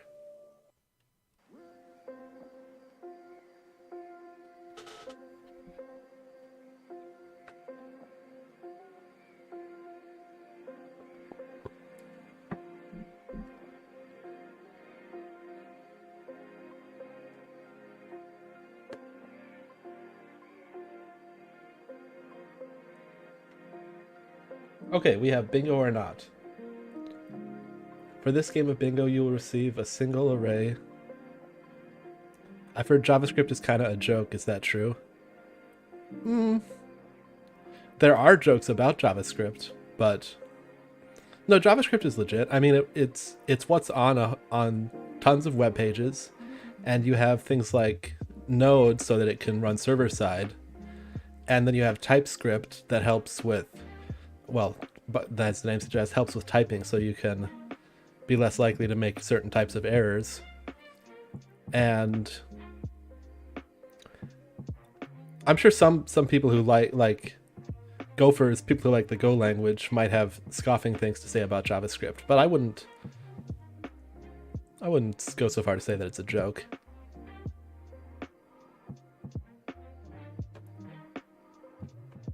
I'm curious what the internet says, though. Is JavaScript a joke? Is JavaScript a programming language? The answer is yes. That's funny that that's the question.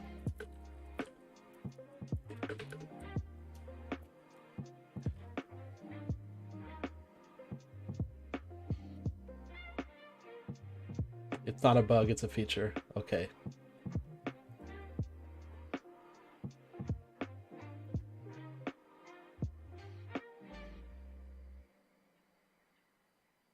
Okay, let's go. For this game of bingo, you will receive a single array of 10 numbers from 1 to 26 as an input. Duplicate numbers within the array are possible. Each number corresponds to their alphabetical letter. A. I've just heard a lot of bad things about JavaScript, but it might depend on the specific area of the coding community. Oh, sure, it depends on the area.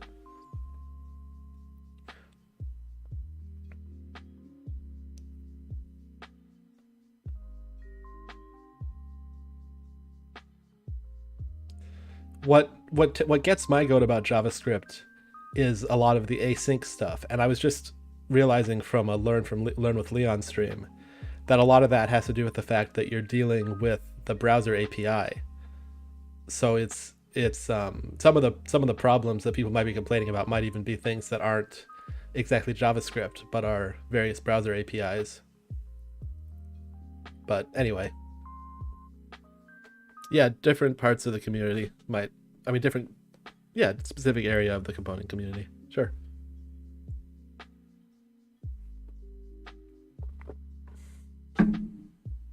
Let's see about, I don't know JavaScript that well. So let's just see about problems with JavaScript.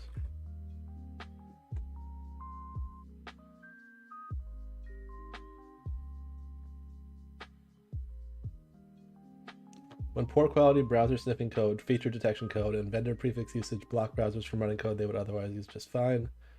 When developers make use of a new nascent JavaScript feature, modern web APIs, etc. This is handling common JavaScript problems.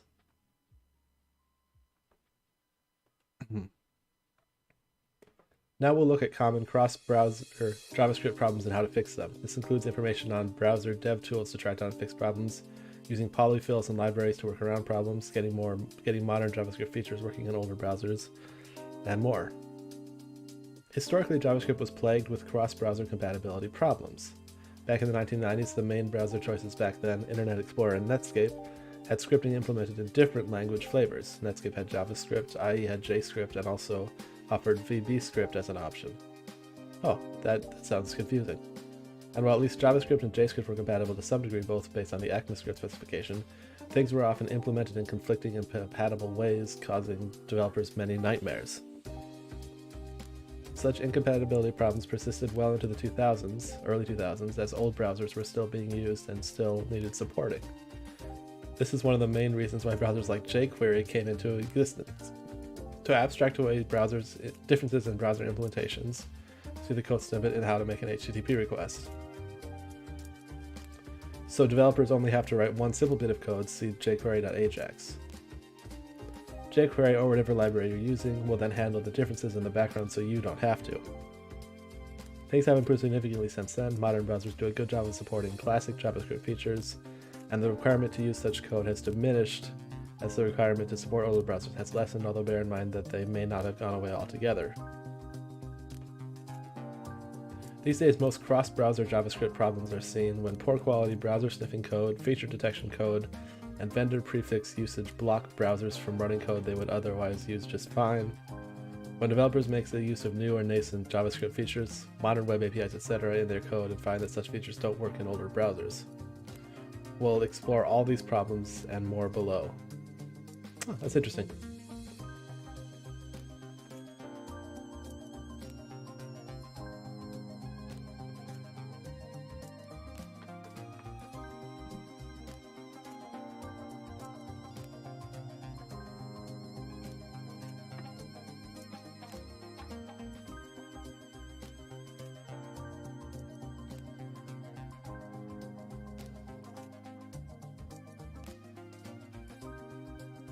Alright, this game of bingo. A, 1 equals A, and so on. Write a function where you will win the game if you spell bingo. They do not need to be in the right order in the input array, otherwise you will lose. Your inputs must be win or lose respectively. This is not too bad, I think.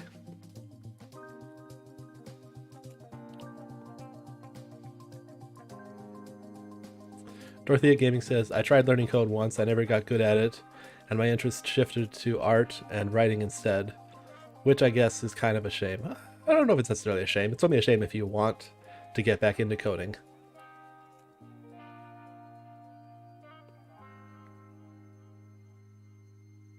I mean, do you want to get back into coding?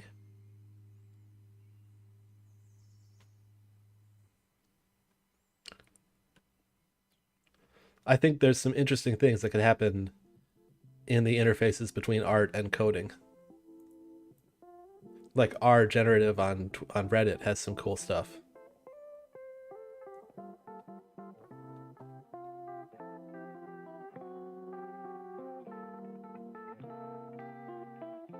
Sure, but you'd have no idea where to start. I have a recommendation of where to start, and I don't remember if I've posted it on YouTube yet. Let me go check.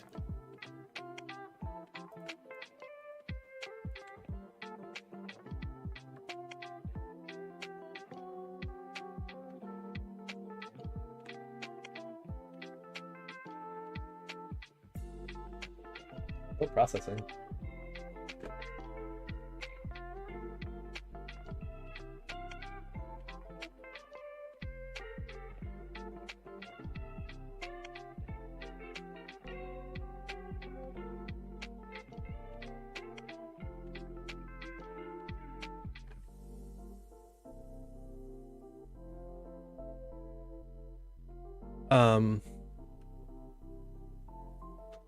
You'd have no idea where to even start.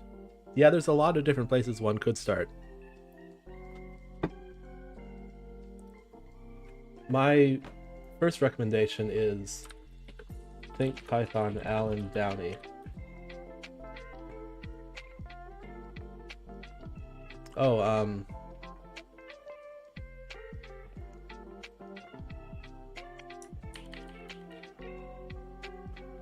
Think Python, How to Think Like a Computer Scientist. So Dorothea Gaming, yesterday on the stream, you can find this in the Twitch VOD and also on YouTube VOD of the live stream. And this is a really good book.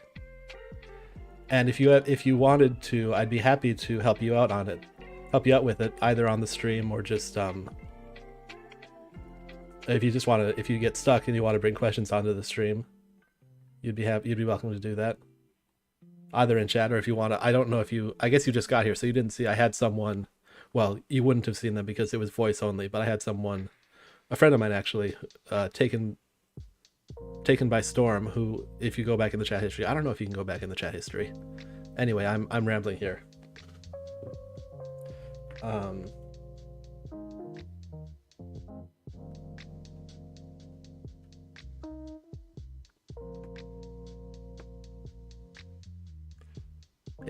If you want to start, then I would say start with this book, and I'll even put the link in chat. Am I allowed to put links? Looks like I am. And if you get stuck, reach out to me and ask questions. You know, I'd be happy to try to help answer them.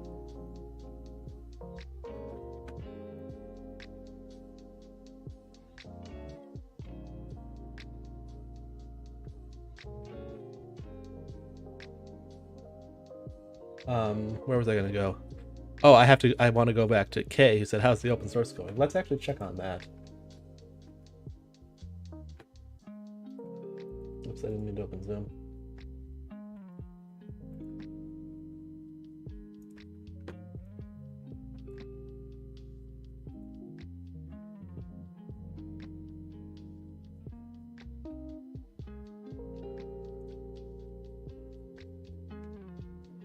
Maybe I needed to confirm my email.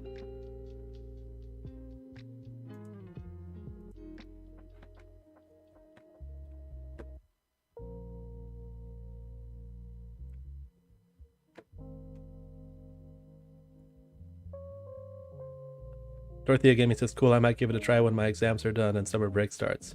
Yeah, sure. Definitely I don't mean to take you away from exams if you've got to focus on that.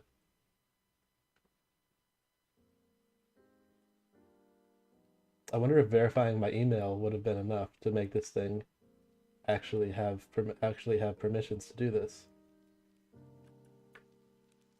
Let's try it. Yeah, still 403 forbidden. So to answer Kay's question about the open source, the first part of it went pretty well. Let's go to GitHub, hub.com, EddieHubCommunity, LinkFree. Oh,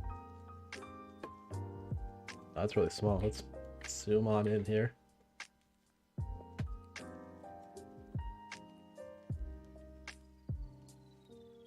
I mean, my exams are going to be crazy easy because I'm already a straight A student, but I still got to focus, I guess.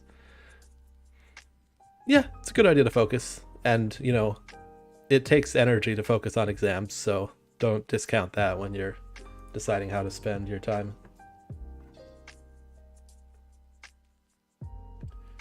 So here's the changes that I made.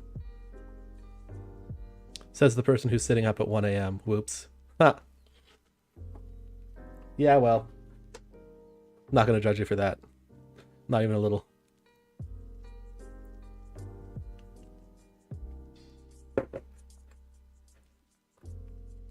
So I made these changes and someone said, looks like it works well. Thank you for your help. Summary, this code looks good. To be fair, it's weekend. It is weekend. That is very true. I'm kind of in a outside of the whole weekend thing for a little while because I have a week off from work because I'm changing jobs and decided to take a little staycation in between. So that's kind of nice for me.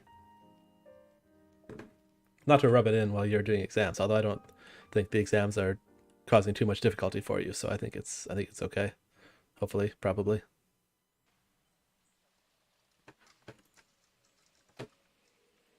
Let's go back to bingo. The question is just, do we have a bingo? And I can use the set data structure, yngo,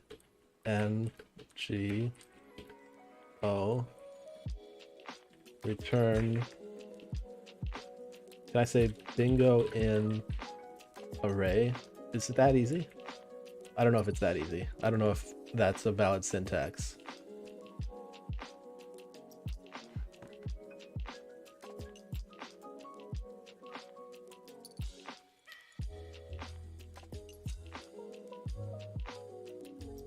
Yeah, I have to do it for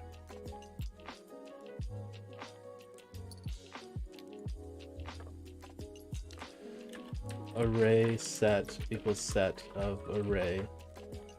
Return array set dot contains. Bingo. Maybe that's the way to do it.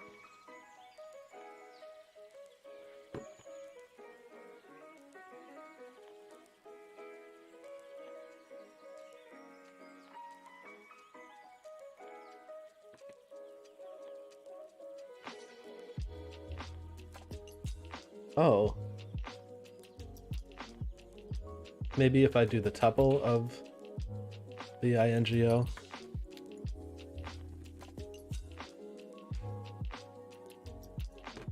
Let's go full screen.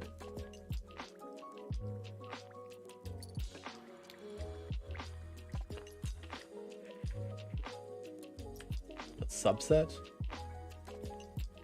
Also, I think I was confused about where it was broken.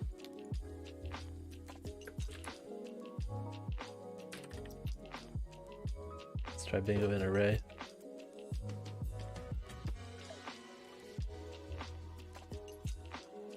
It's not working.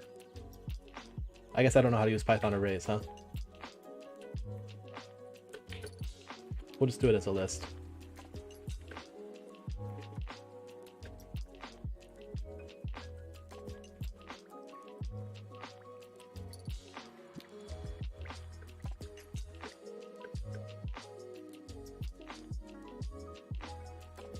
Winning equal none.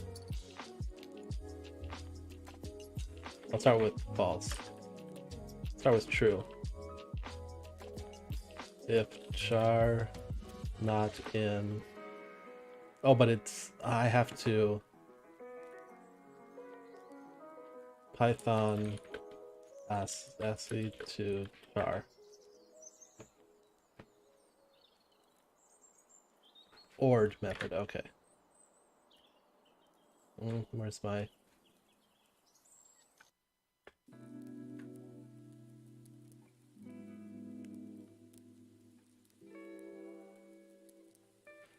Oh wow, I think I just hit a brain wall.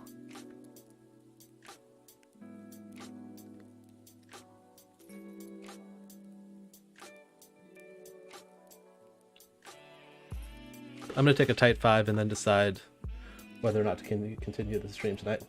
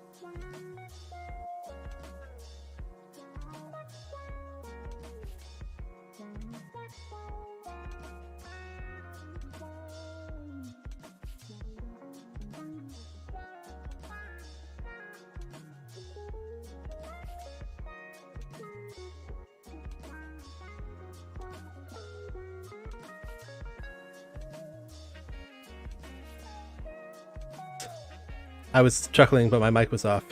I'm late, Danny says. I am late. I apologize. But I'm here. I hope you can forgive me. Can you forgive me, Danny2398? And thank you for the YouTube subscription, Creative Gaming.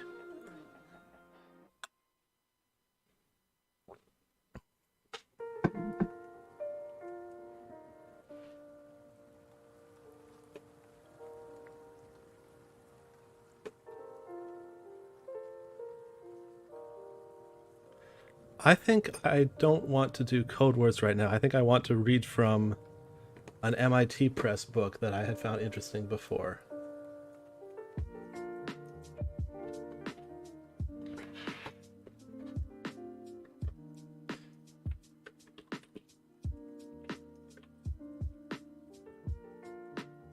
Structure and interpretation of computer programs. I thought it was available online.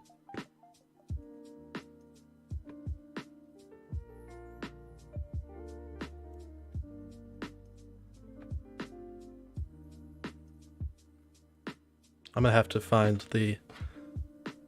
Danny says, of course, my friend. Thank you, Danny. I'm gonna have to find my bookmark to where this thing was.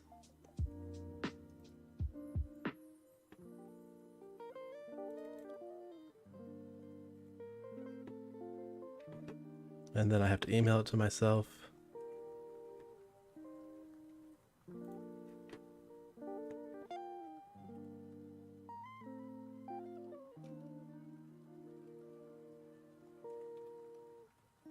Got the email.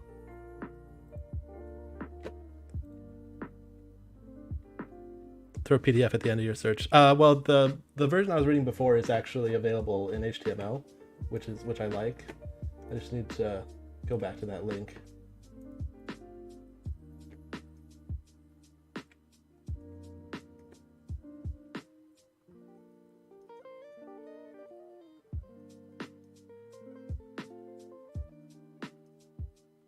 Okay, first, structure and interpretation of computer programs. I want to study this book.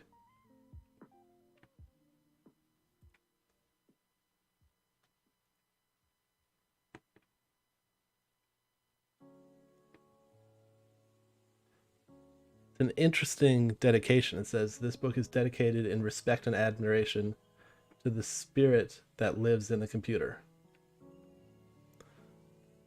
The spirit that lives in the computer. I think that's fascinating.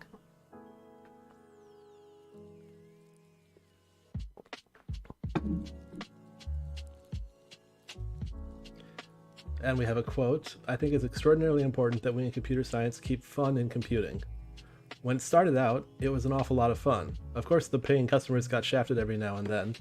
Let's make this a lot bigger. And after a while, we began to take their complaints seriously. We began to feel as if we really were responsible for the successful, error-free, perfect use of these machines. I don't think we are. I think we're responsible for stretching them, setting them off in new directions, and keeping fun in the house.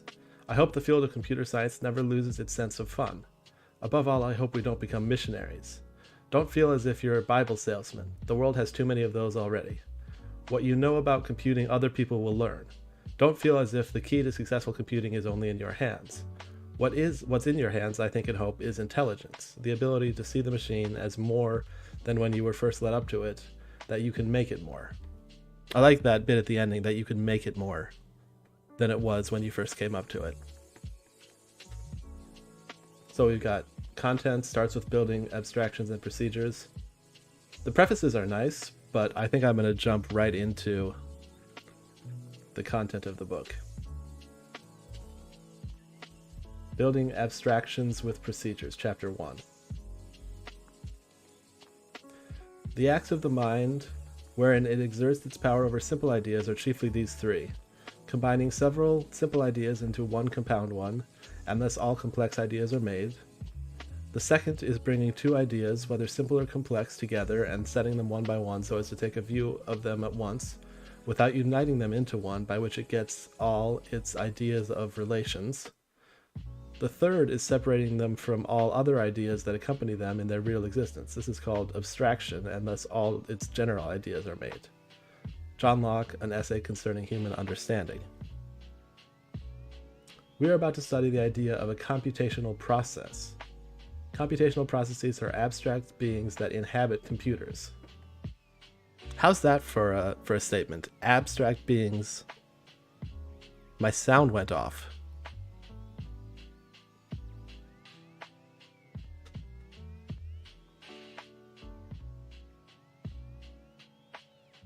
That's an issue. Anyone else speak up if you can hear me or if you can't hear me?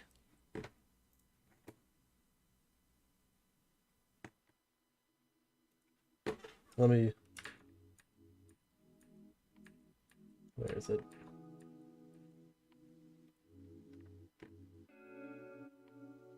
Oh, Danny says, oh, maybe it was my connection. It's back now.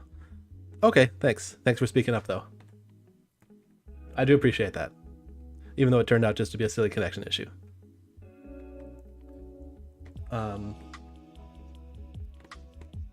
Computational processes are abstract beings that inhabit computers. As they evolve, processes manipulate other abstract things. Oh, wait, no. As they evolve, processes manipulate other abstract things called data. The evolution of a process is directed by a pattern of rules called a program. People create programs to direct processes. In effect, we conjure the spirits of the computer with our spells. I'm liking all this magic-y language. A computation is indeed much like a sorcerer's idea of a spirit. It cannot be seen or touched, it is not composed of matter at all. However, it is very real. It can perform intellectual work, it can answer questions, it can affect the world by dispersing money at a bank or by controlling a robot arm in a factory. The programs we use to conjure processes are like sorcerer's spells. They are carefully composed from symbolic expressions in arcane and esoteric programming languages that prescribe the tasks we want our processes to perform. Hey, thanks for the follow, Danny2398. Appreciate it.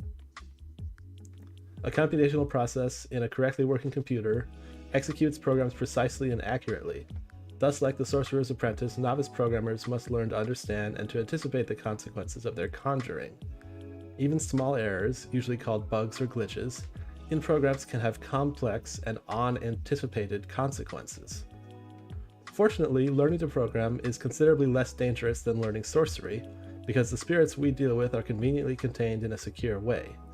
Real-world programming, however, requires care, expertise, and wisdom. A small bug in a computer-aided design program, for example, can lead to the catastrophic collapse of an airplane or a dam or the self-destruction of an industrial robot. Master software engineers have the ability to organize programs so that they can be reasonably sure that the resulting processes will perform the tasks intended. They can visualize the behavior of their systems in advance.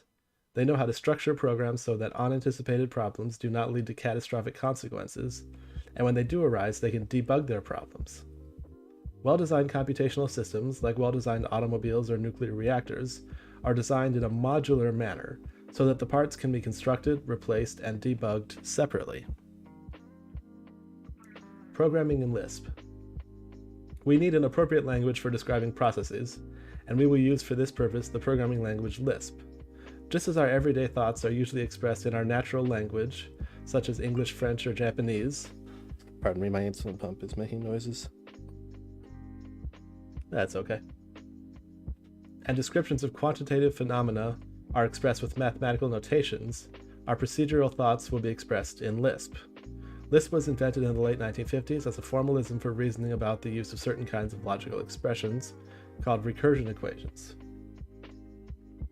as a model for computation. The language was conceived by John McCarthy and is based on his paper, Recursive Systems of Symbolic Expressions and Their Computation by Machine, McCarthy, 1960. Despite its inception as a mathematical formalism, Lisp is a practical programming language. A Lisp interpreter is a machine that carries out processes described in the Lisp language. The first Lisp interpreter was implemented by McCarthy with the help of colleagues and students in the Artificial Intelligence Group of the MIT Research Laboratory of Electronics and in the MIT Computation Center. Lisp, whose name is an acronym for List Processing, oh that's kind of cool, was designed to provide symbolic manipulating capabilities for attacking programming problems such as the symbolic differentiation and integration of algebraic expressions. So doing integrals and differentials. It included for this purpose new data objects known as atoms and lists, which most strikingly set it apart from all other languages of the period. Atoms and lists. I'll be interested to see what those are. Lisp was not the product of a concerted design effort. Instead, it evolved informally in an experimental manner in response to users' needs and to pragmatic implementation considerations.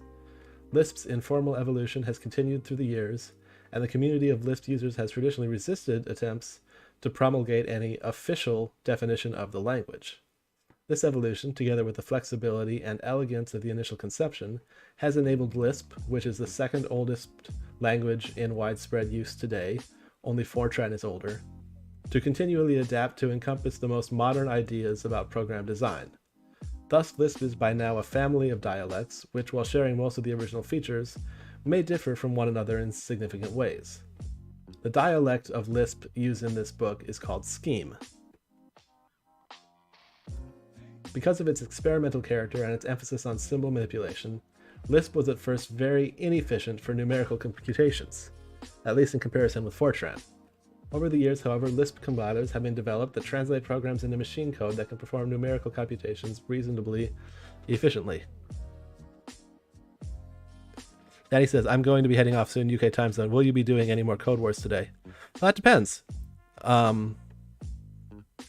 Depends on what my audience wants.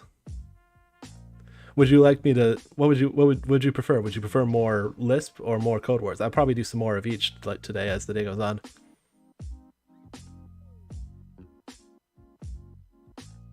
I'll let you answer. While I let you answer, I'll read a little bit more of this one.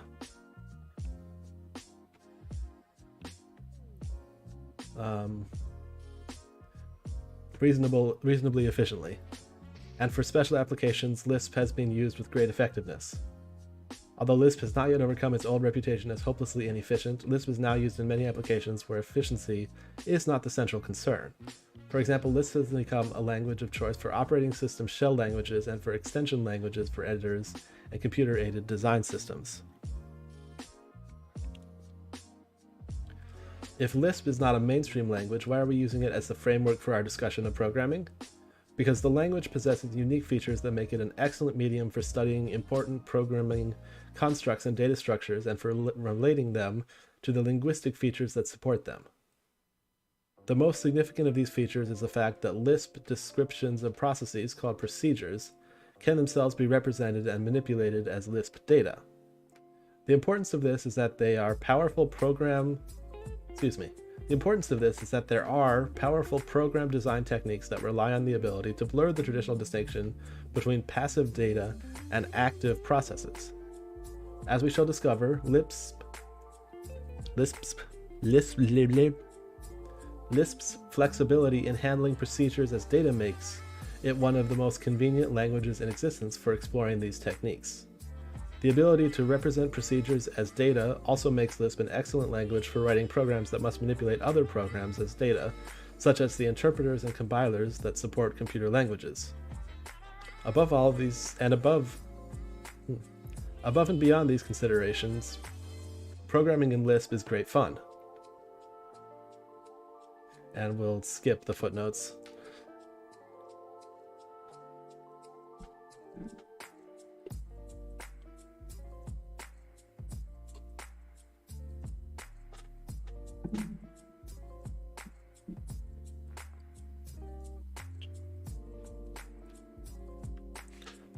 Let's do some CodeWars.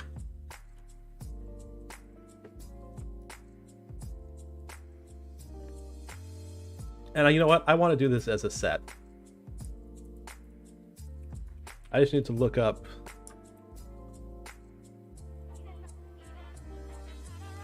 Danny says, I'd like to see some CodeWars, but I don't want you to stop doing something you specifically had lined up for yourself. Well, truth is, I already finished the two things I had lined up for this stream. So I'm just kind of going freeform now. So if you'd like to see CodeWars, we're going to see CodeWars. Python set. Let's see, docs.python. I like the docs. Contains.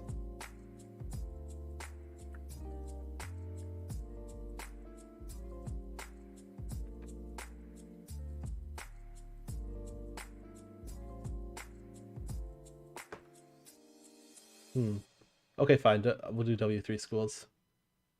Print this set. Duplicates not allowed. Print this set. Length of a set. Set and types. The set constructor. What about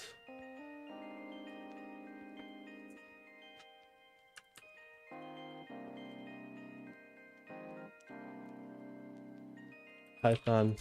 Danny says, awesome, I'm not too familiar with Python, so this will be interesting for me. Okay, cool. Python set contains. How to check if a set contains an element.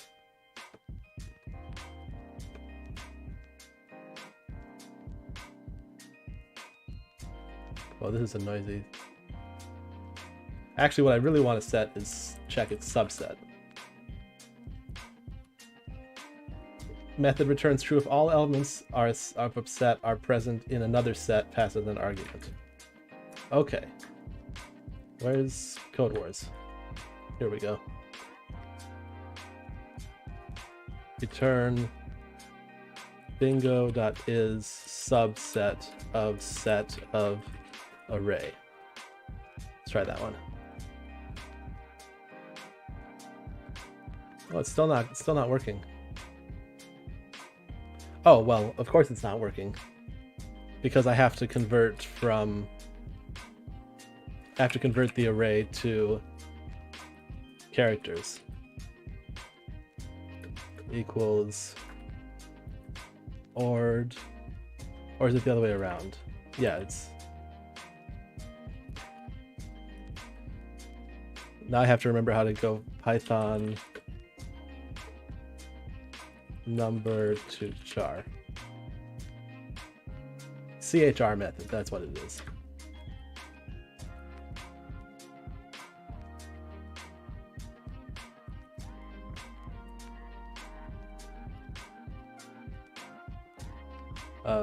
I think it's 79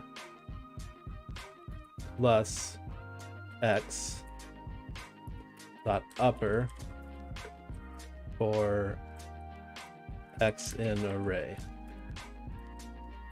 We're gonna make that a list. Let's print char array and make sure it's making sense.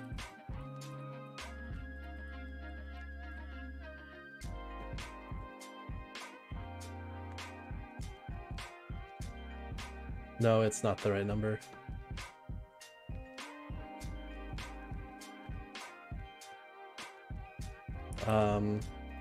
ASCII to char.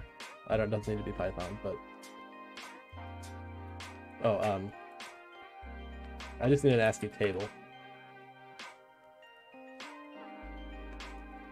This is an ugly website.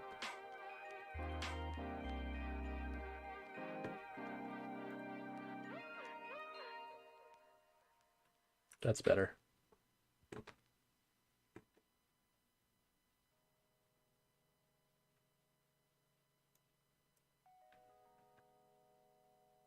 So the number for the uppercase A is 41.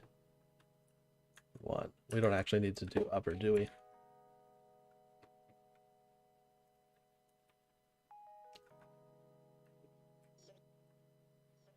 You can use a loop in a declaration. It's called a list comprehension. Yeah, you can do that.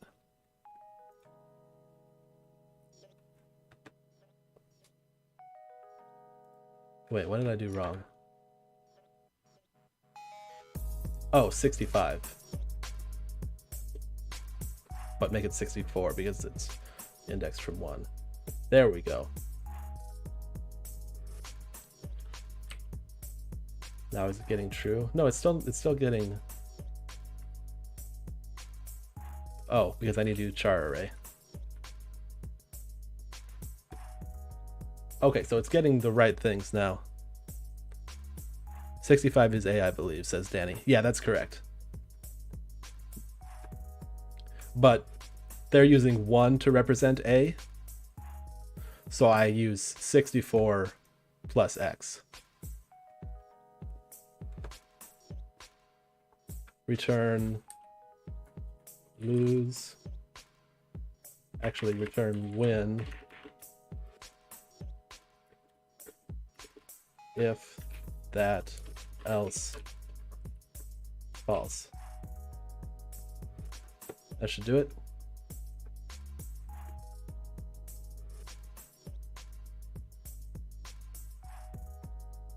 Wait, what?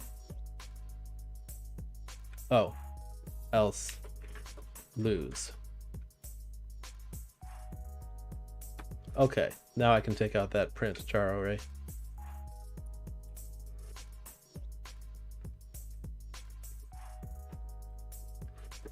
And attempt. Cool. Next kata. What's it gonna give me? 4? I'm not sure I want to do a 4Q kata right now.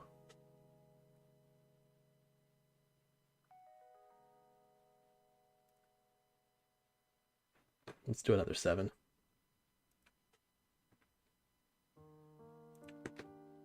I have not trained on. Triangular treasure.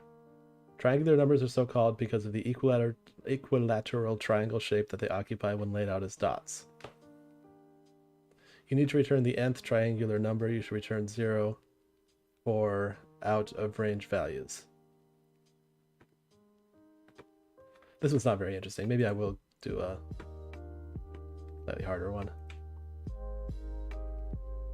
The take while function. Here's another staple for the functional programmer. You have a sequence of values and some predicate for those values. You want to get the longest prefix of elements such that the predicate is true for each element. We'll call this the take while function. It accepts 2 arguments. The first is a sequence of values and the second is the predicate function. The function does not change the value of the original sequence. Your task is to implement the take while sequence. If you've got a span function lying around, this is a one-liner.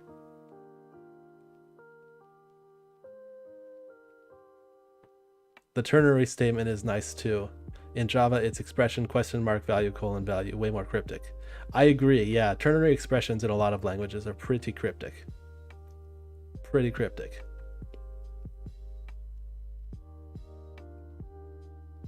Not a sad face, haha. What?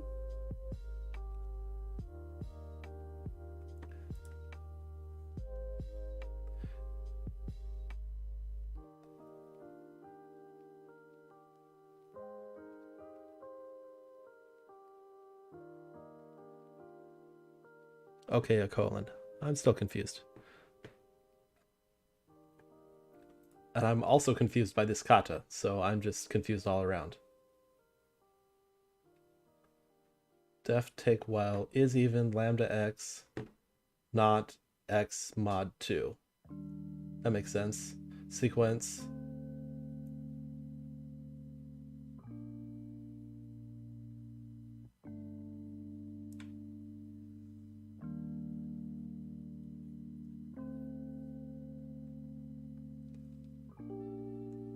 For me, the colon shows as an emoji, no idea why.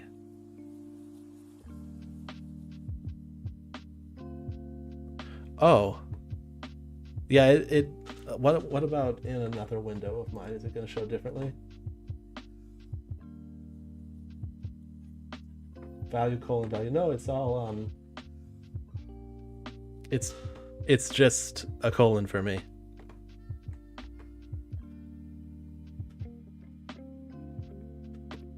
It accepts 2 arguments. The first is the function of array of values, okay.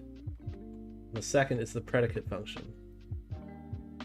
I think all I have to do is return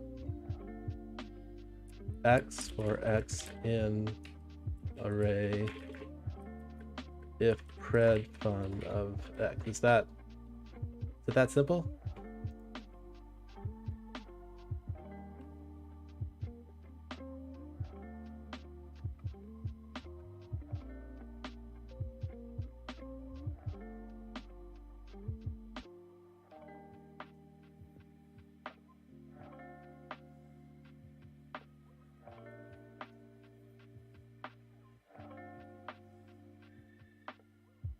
So why did it?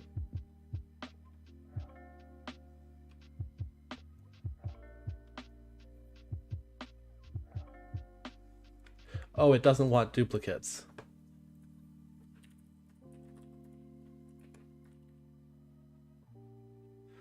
Danny says, I'm on the iPad at the moment. Maybe that's why. Yeah, that could be why. 210.46 should equal 26410. Oh, it has to be in... So it has to be in order. What's a span function?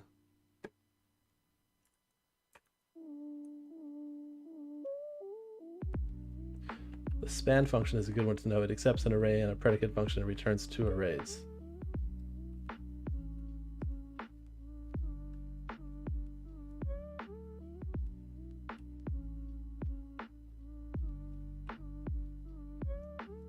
What?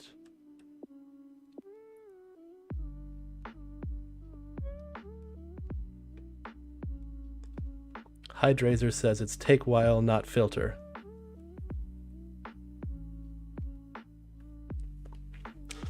That sounds like an insightful comment. I think that's the answer.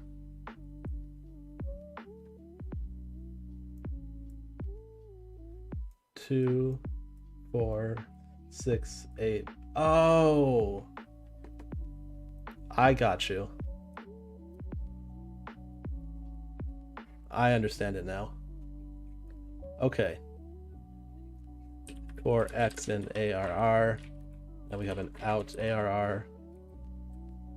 If pred fun of X out ARR dot append X else break. Wait, what is that? Wait a second, what? Oh, out array equals empty list. And I have to actually return something.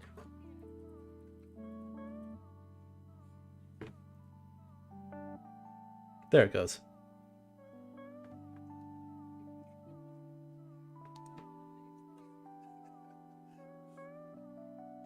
I'm not going to bother with trying to do this as a one-liner. Just submit and see what the answers look like.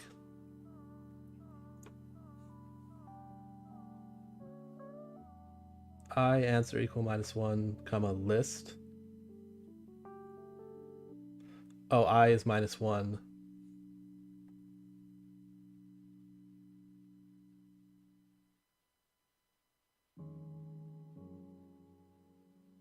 Oh, that's interesting.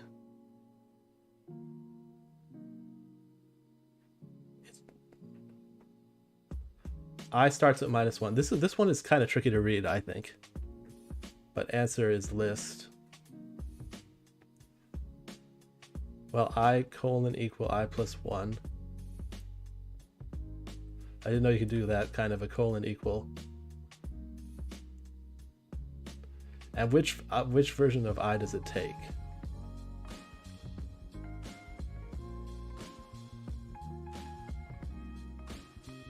I think it takes I, adds 1 to it, then compares it to the length of the array. I think it does it in that order.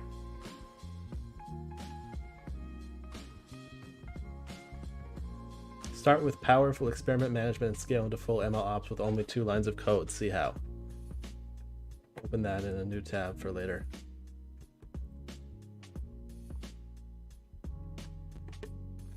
Okay, next kata.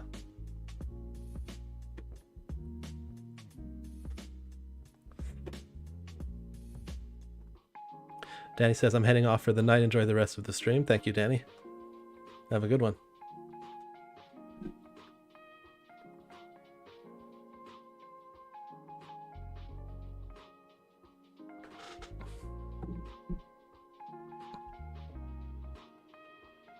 Calculating with functions. This time we want to write calculations using functions to get the results.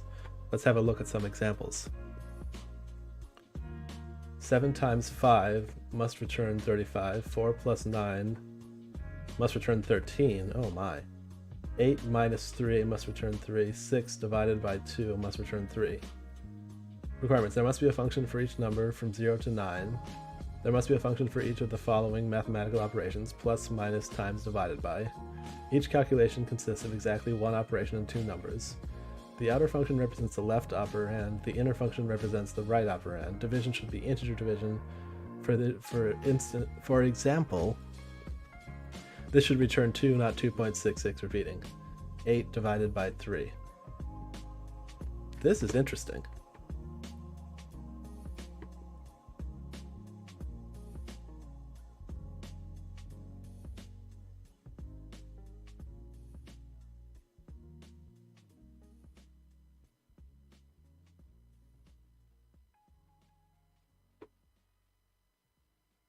I might need help from the chat on this one.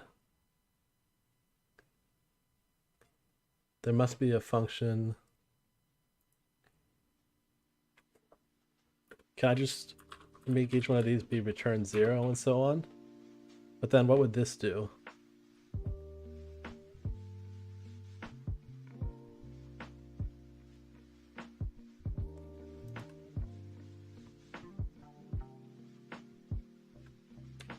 Arg equal none.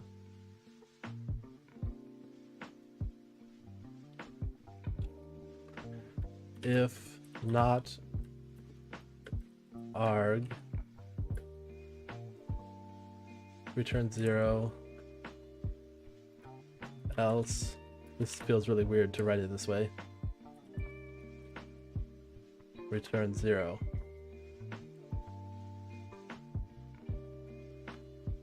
So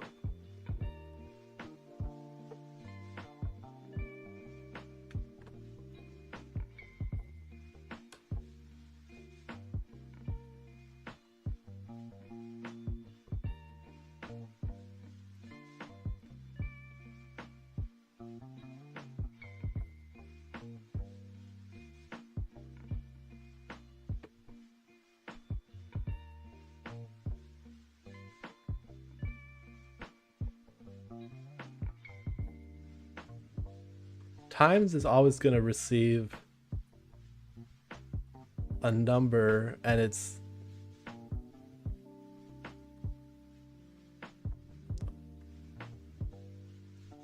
I mean, what if I do something simplistic like return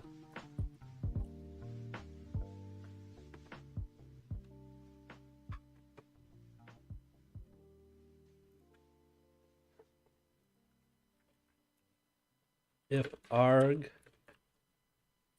not equal none,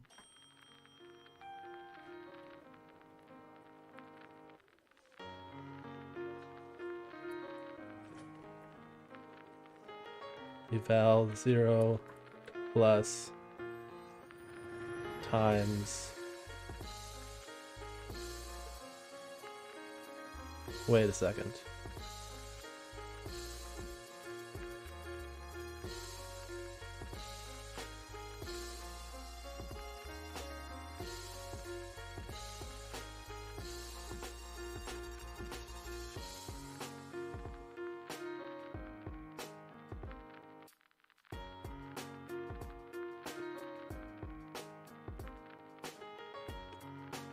Eight minus 3 must return 5. So 8 is either going to be a function of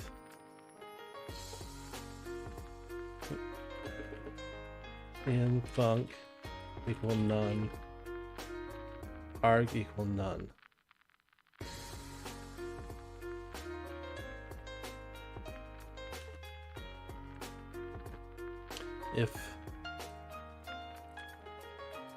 If in func not equal none,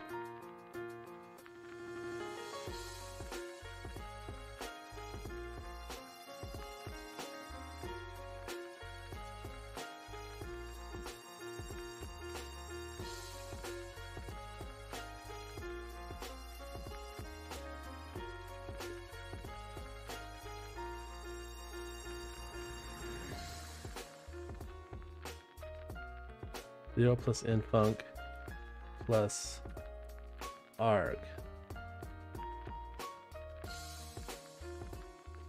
else return 0. Let's implement 7.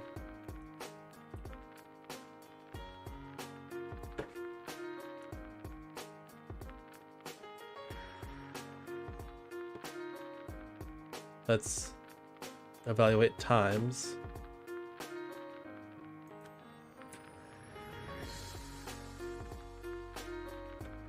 return times plus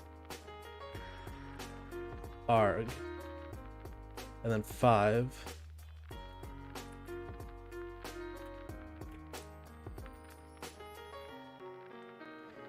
This needs 5, or else return 5. Let's see if it gets that first test.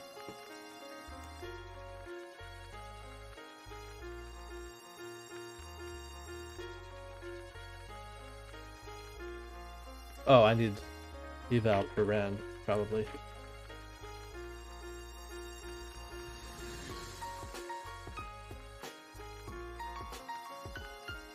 Makes me nervous using eval in this way.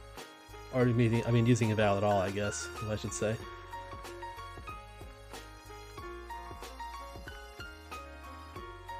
Oh, yeah, of course that's invalid.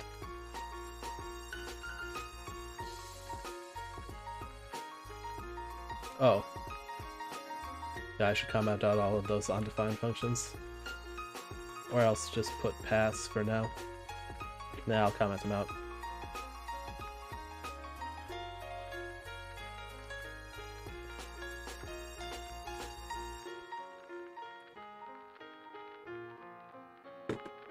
Okay, see if that works. Oh.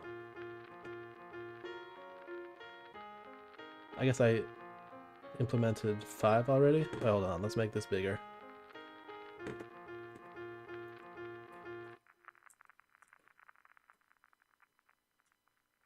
Okay, and smaller.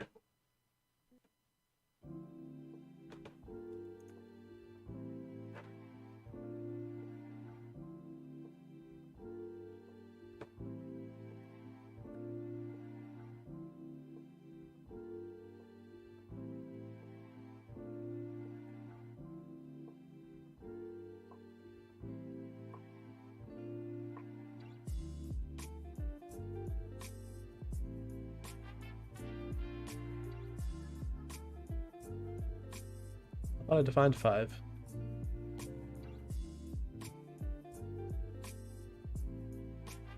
Oh. Try that one.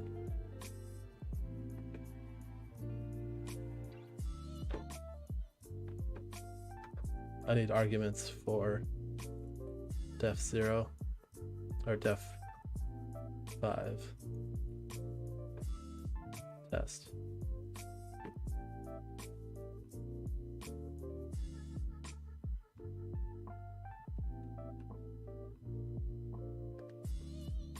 What? Line 31.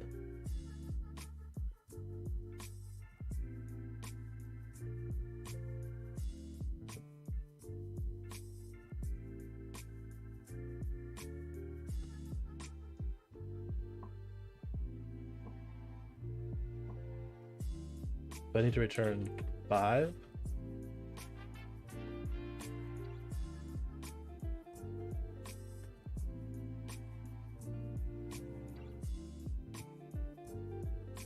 Can only concatenate string, not function to string.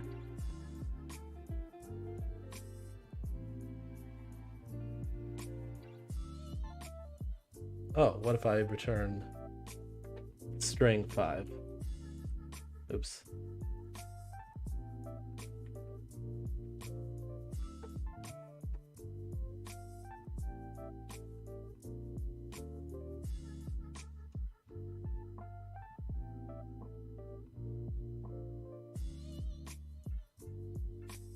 Assert equals 7 times 5 in times return star plus arg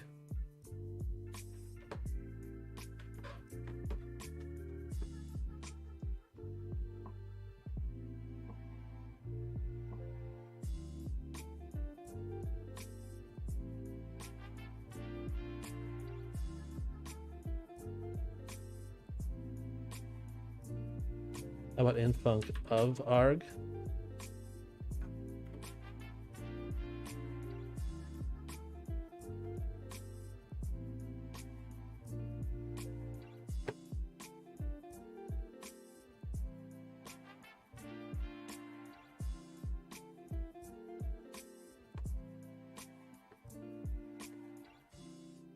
7 times 5.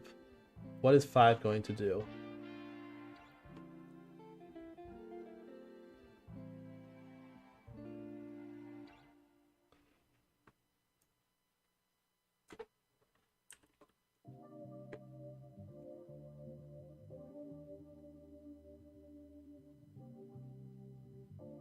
(31) in times.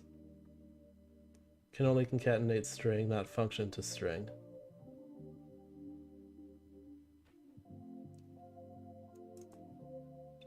So it comes from the outside. It does 7.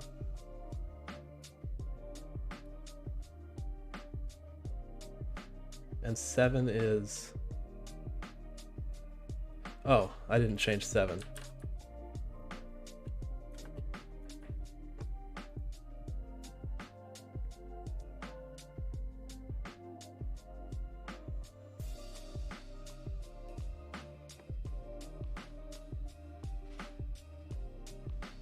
Seven times 5.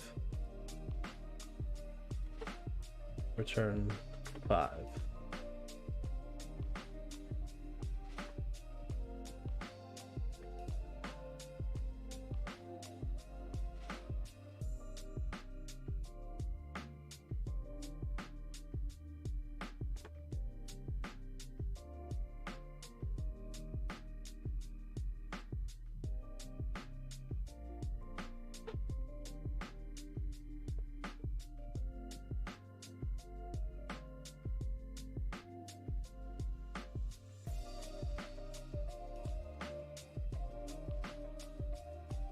I don't think this is valid.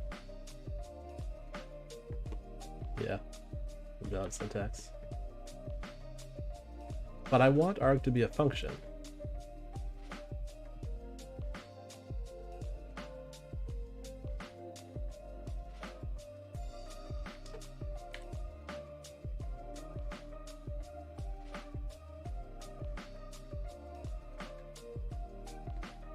Seven is...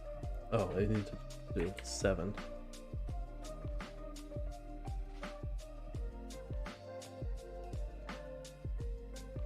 Oh, arg is... Wait a second.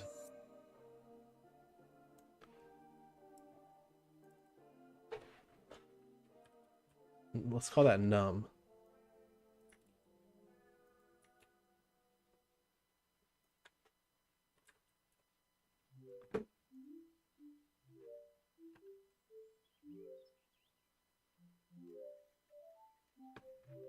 Times is calling. So what is arg?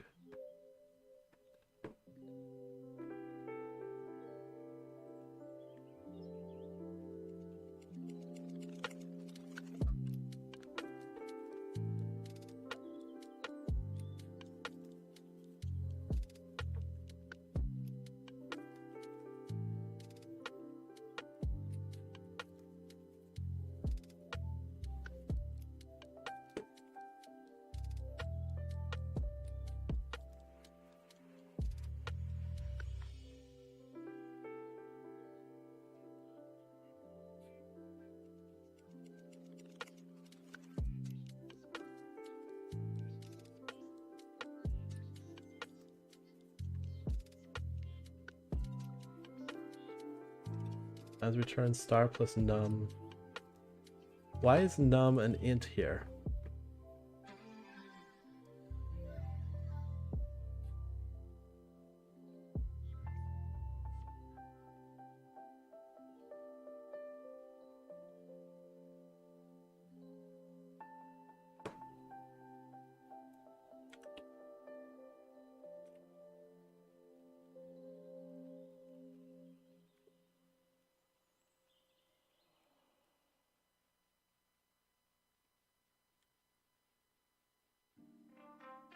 Seven is not defined.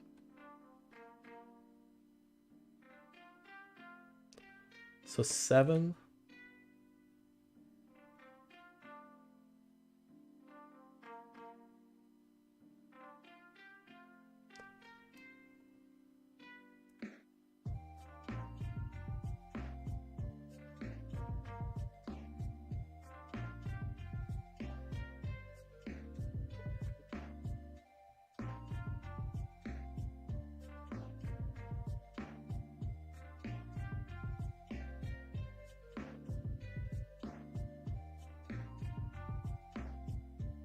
I'm on the struggle bus now.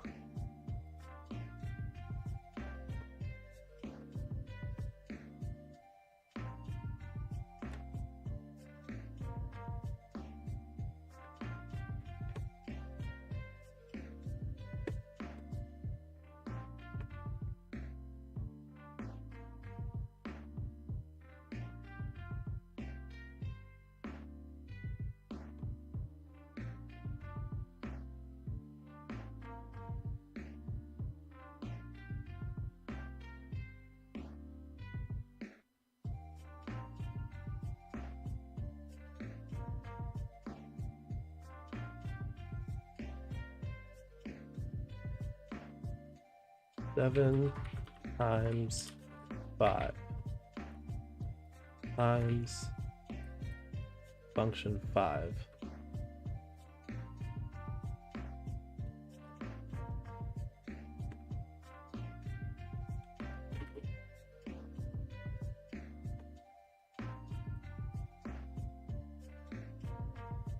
Seven test.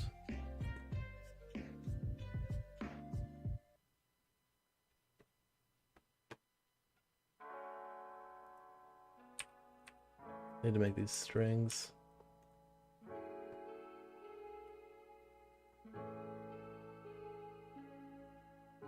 Seven. Num is not defined.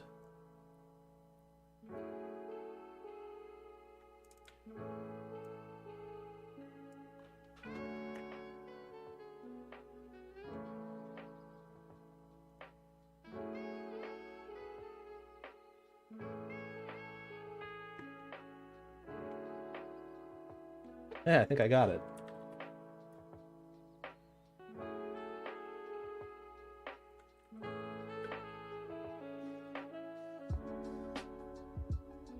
Well, that was a mind bender.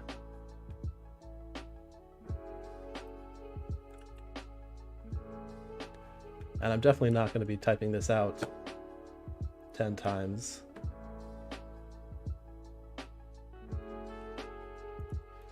Return plus num.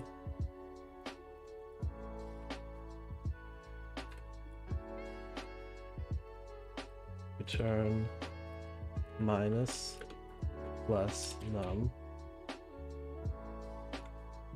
Return divide plus num. And then for this,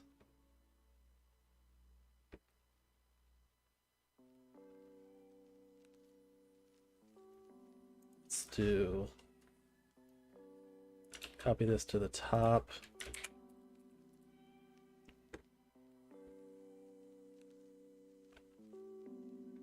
Hey, we've got a new chatter. BR Developer says, nice stream, my dude. Thank you very much, BR Developer. Glad to have you here. Okay.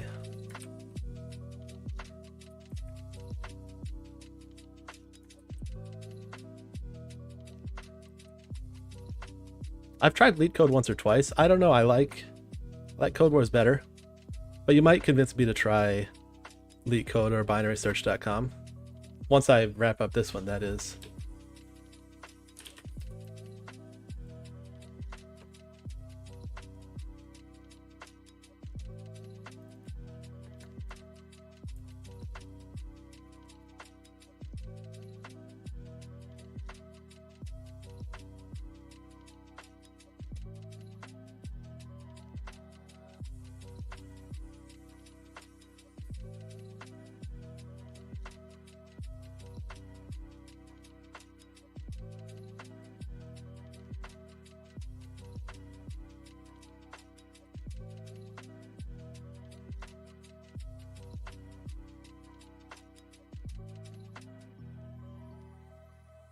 Let's just try this again one more time. Yeah, 403 forbidden.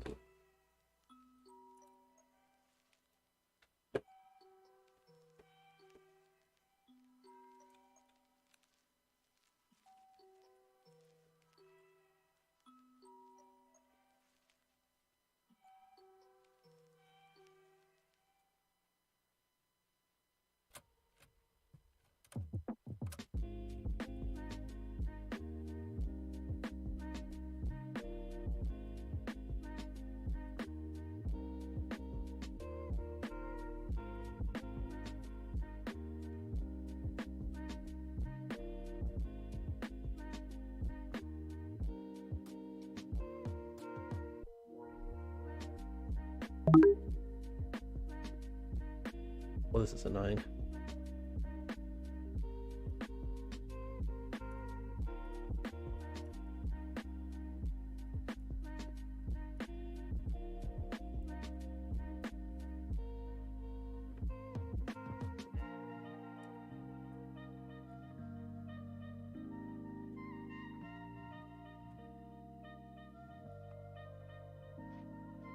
There we go.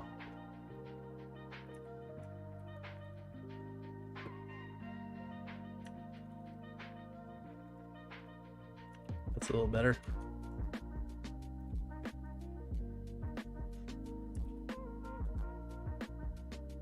Oh, I need to do it for 0.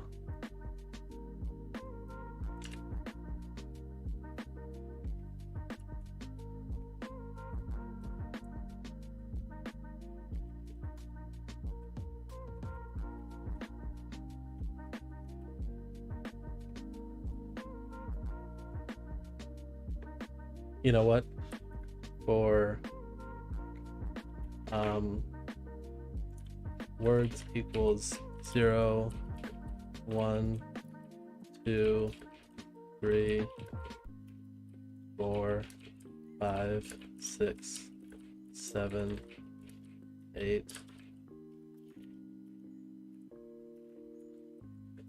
9. Okay, it's just 8. It's just 0 through 9, right?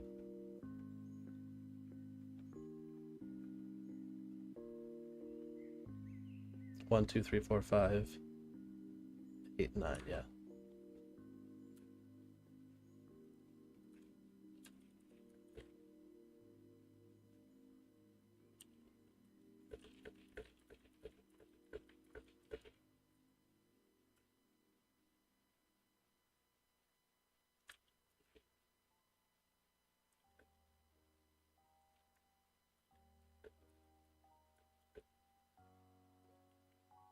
Word num in zip words nums. Uh-oh.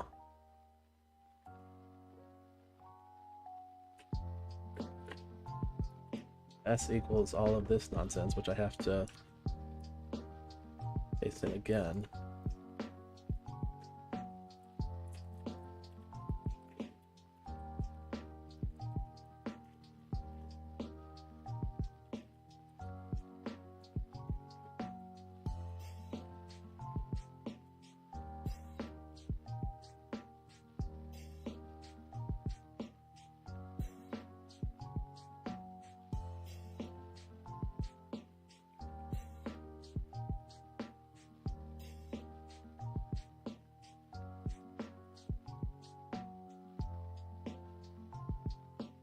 Num equals num. You start to wonder whether doing this manually might have been quicker.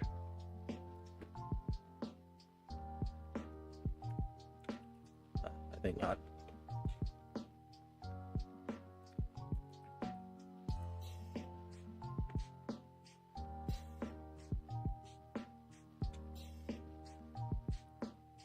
My thing's gonna be a mess when I submit it, but I don't care about that very much.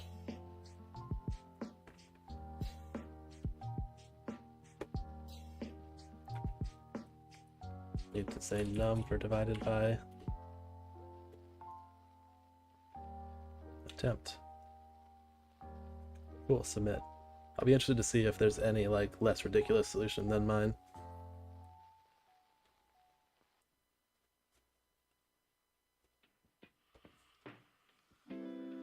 What the?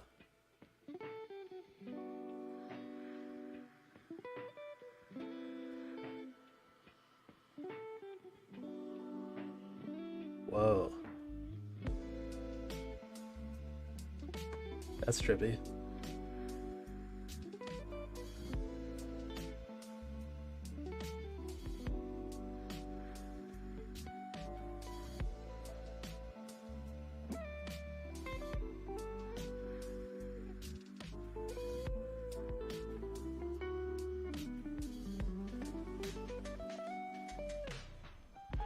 F of 4.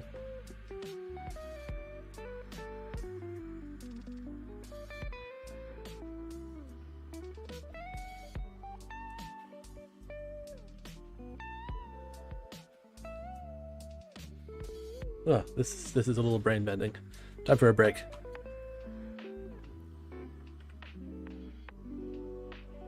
Well, here's the sleep shop's answer.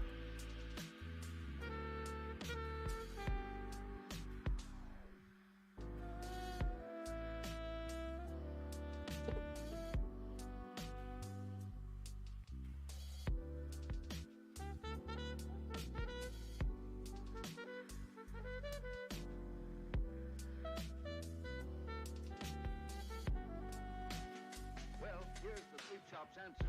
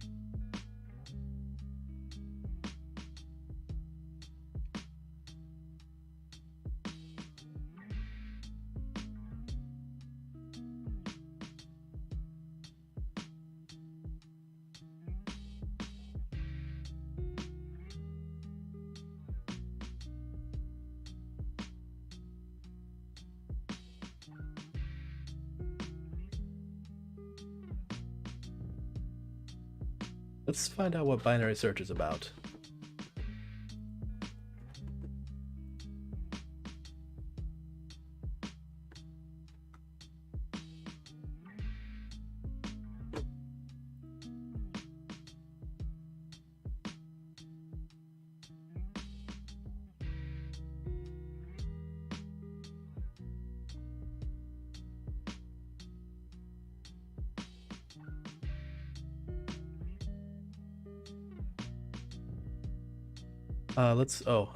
I need to come back too.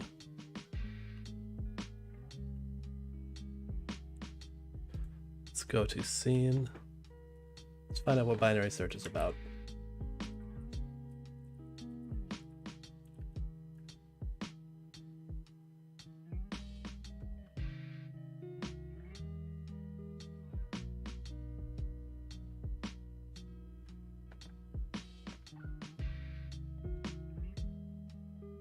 Oh, there's a...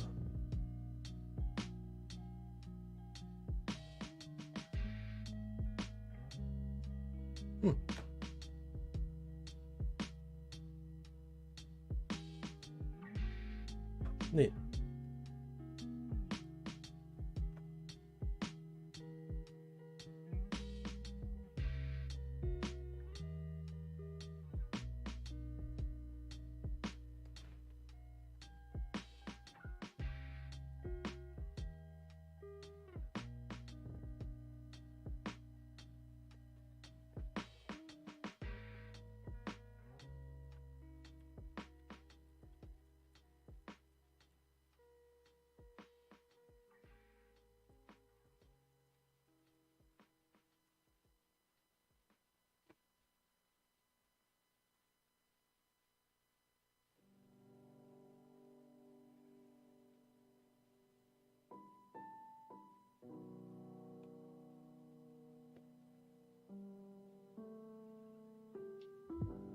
Okay, hey error codes, welcome to Binary Search. Binary Search is a place to solve algorithms, problems with others real time. How about in real time? Our goal is to help you master algorithms and to ace any coding interviews. You can choose different languages, 4 different difficulty levels, 4 problem difficulty levels, and solve over 1,000 problems. We just need a bit more info for you to get started.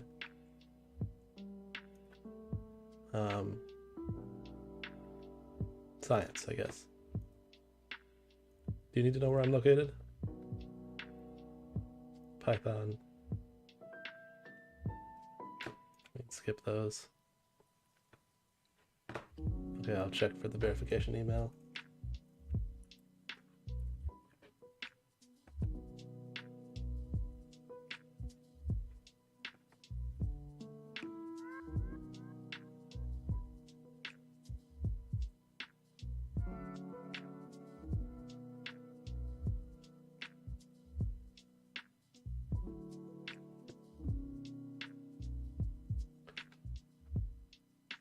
Welcome to BinarySearch.com. Our community's goal is to help people improve their programming skills. This project is possible thanks to contributors, including writing, sharing their detailed editorials, as well as moderators and members helping others in chat.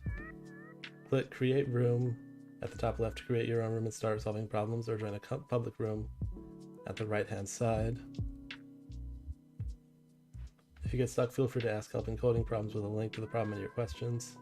Compete with others every Saturday on our weekly contests. Check out the guide, or frequently ask questions about levels, privileges, badges, and gems. Community guidelines: please do not send the same message to multiple channels. Pick the most appropriate channel to send your message.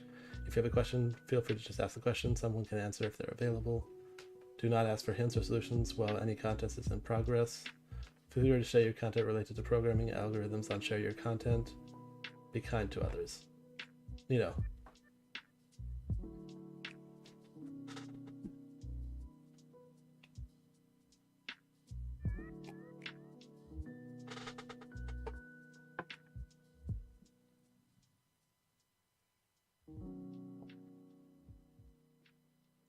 Let's try it. Create a room.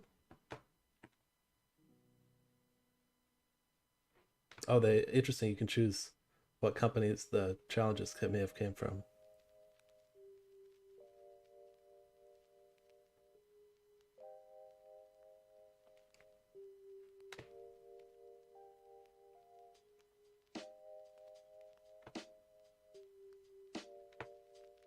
Can I invite other people?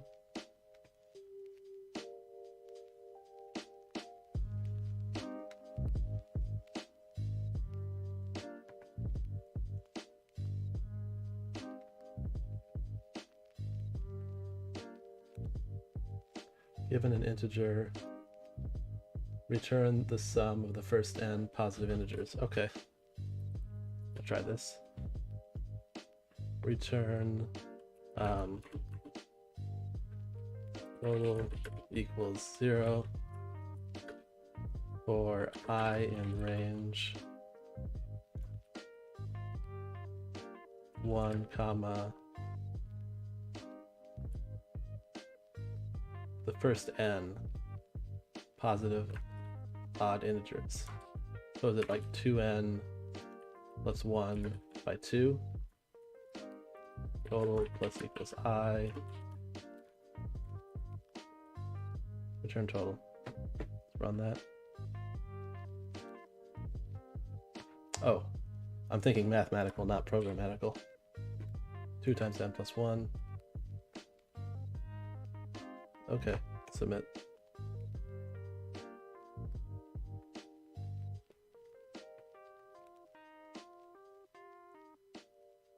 You don't need desktop notifications. You can ask me later, I guess.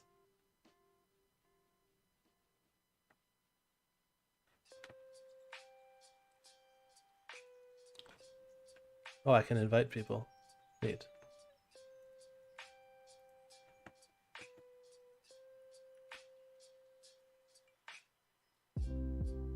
Anyone wants to join, feel free to.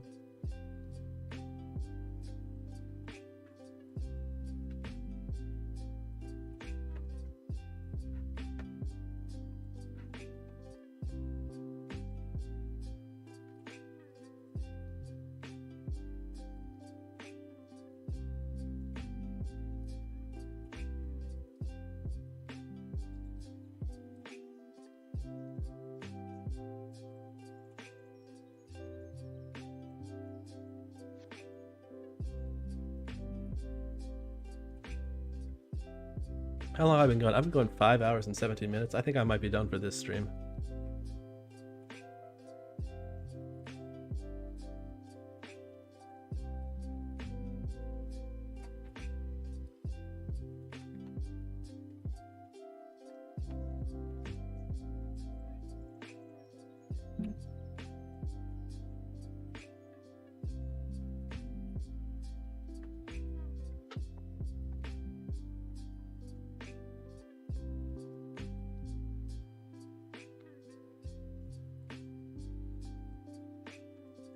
Yeah, I'm gonna call this a stream. Sorry to anyone who might see that chat of the BinarySearch.com room, because that's not going to be, doing much of anything in a few moments. Thanks to everyone who watched. I think this has been a good stream.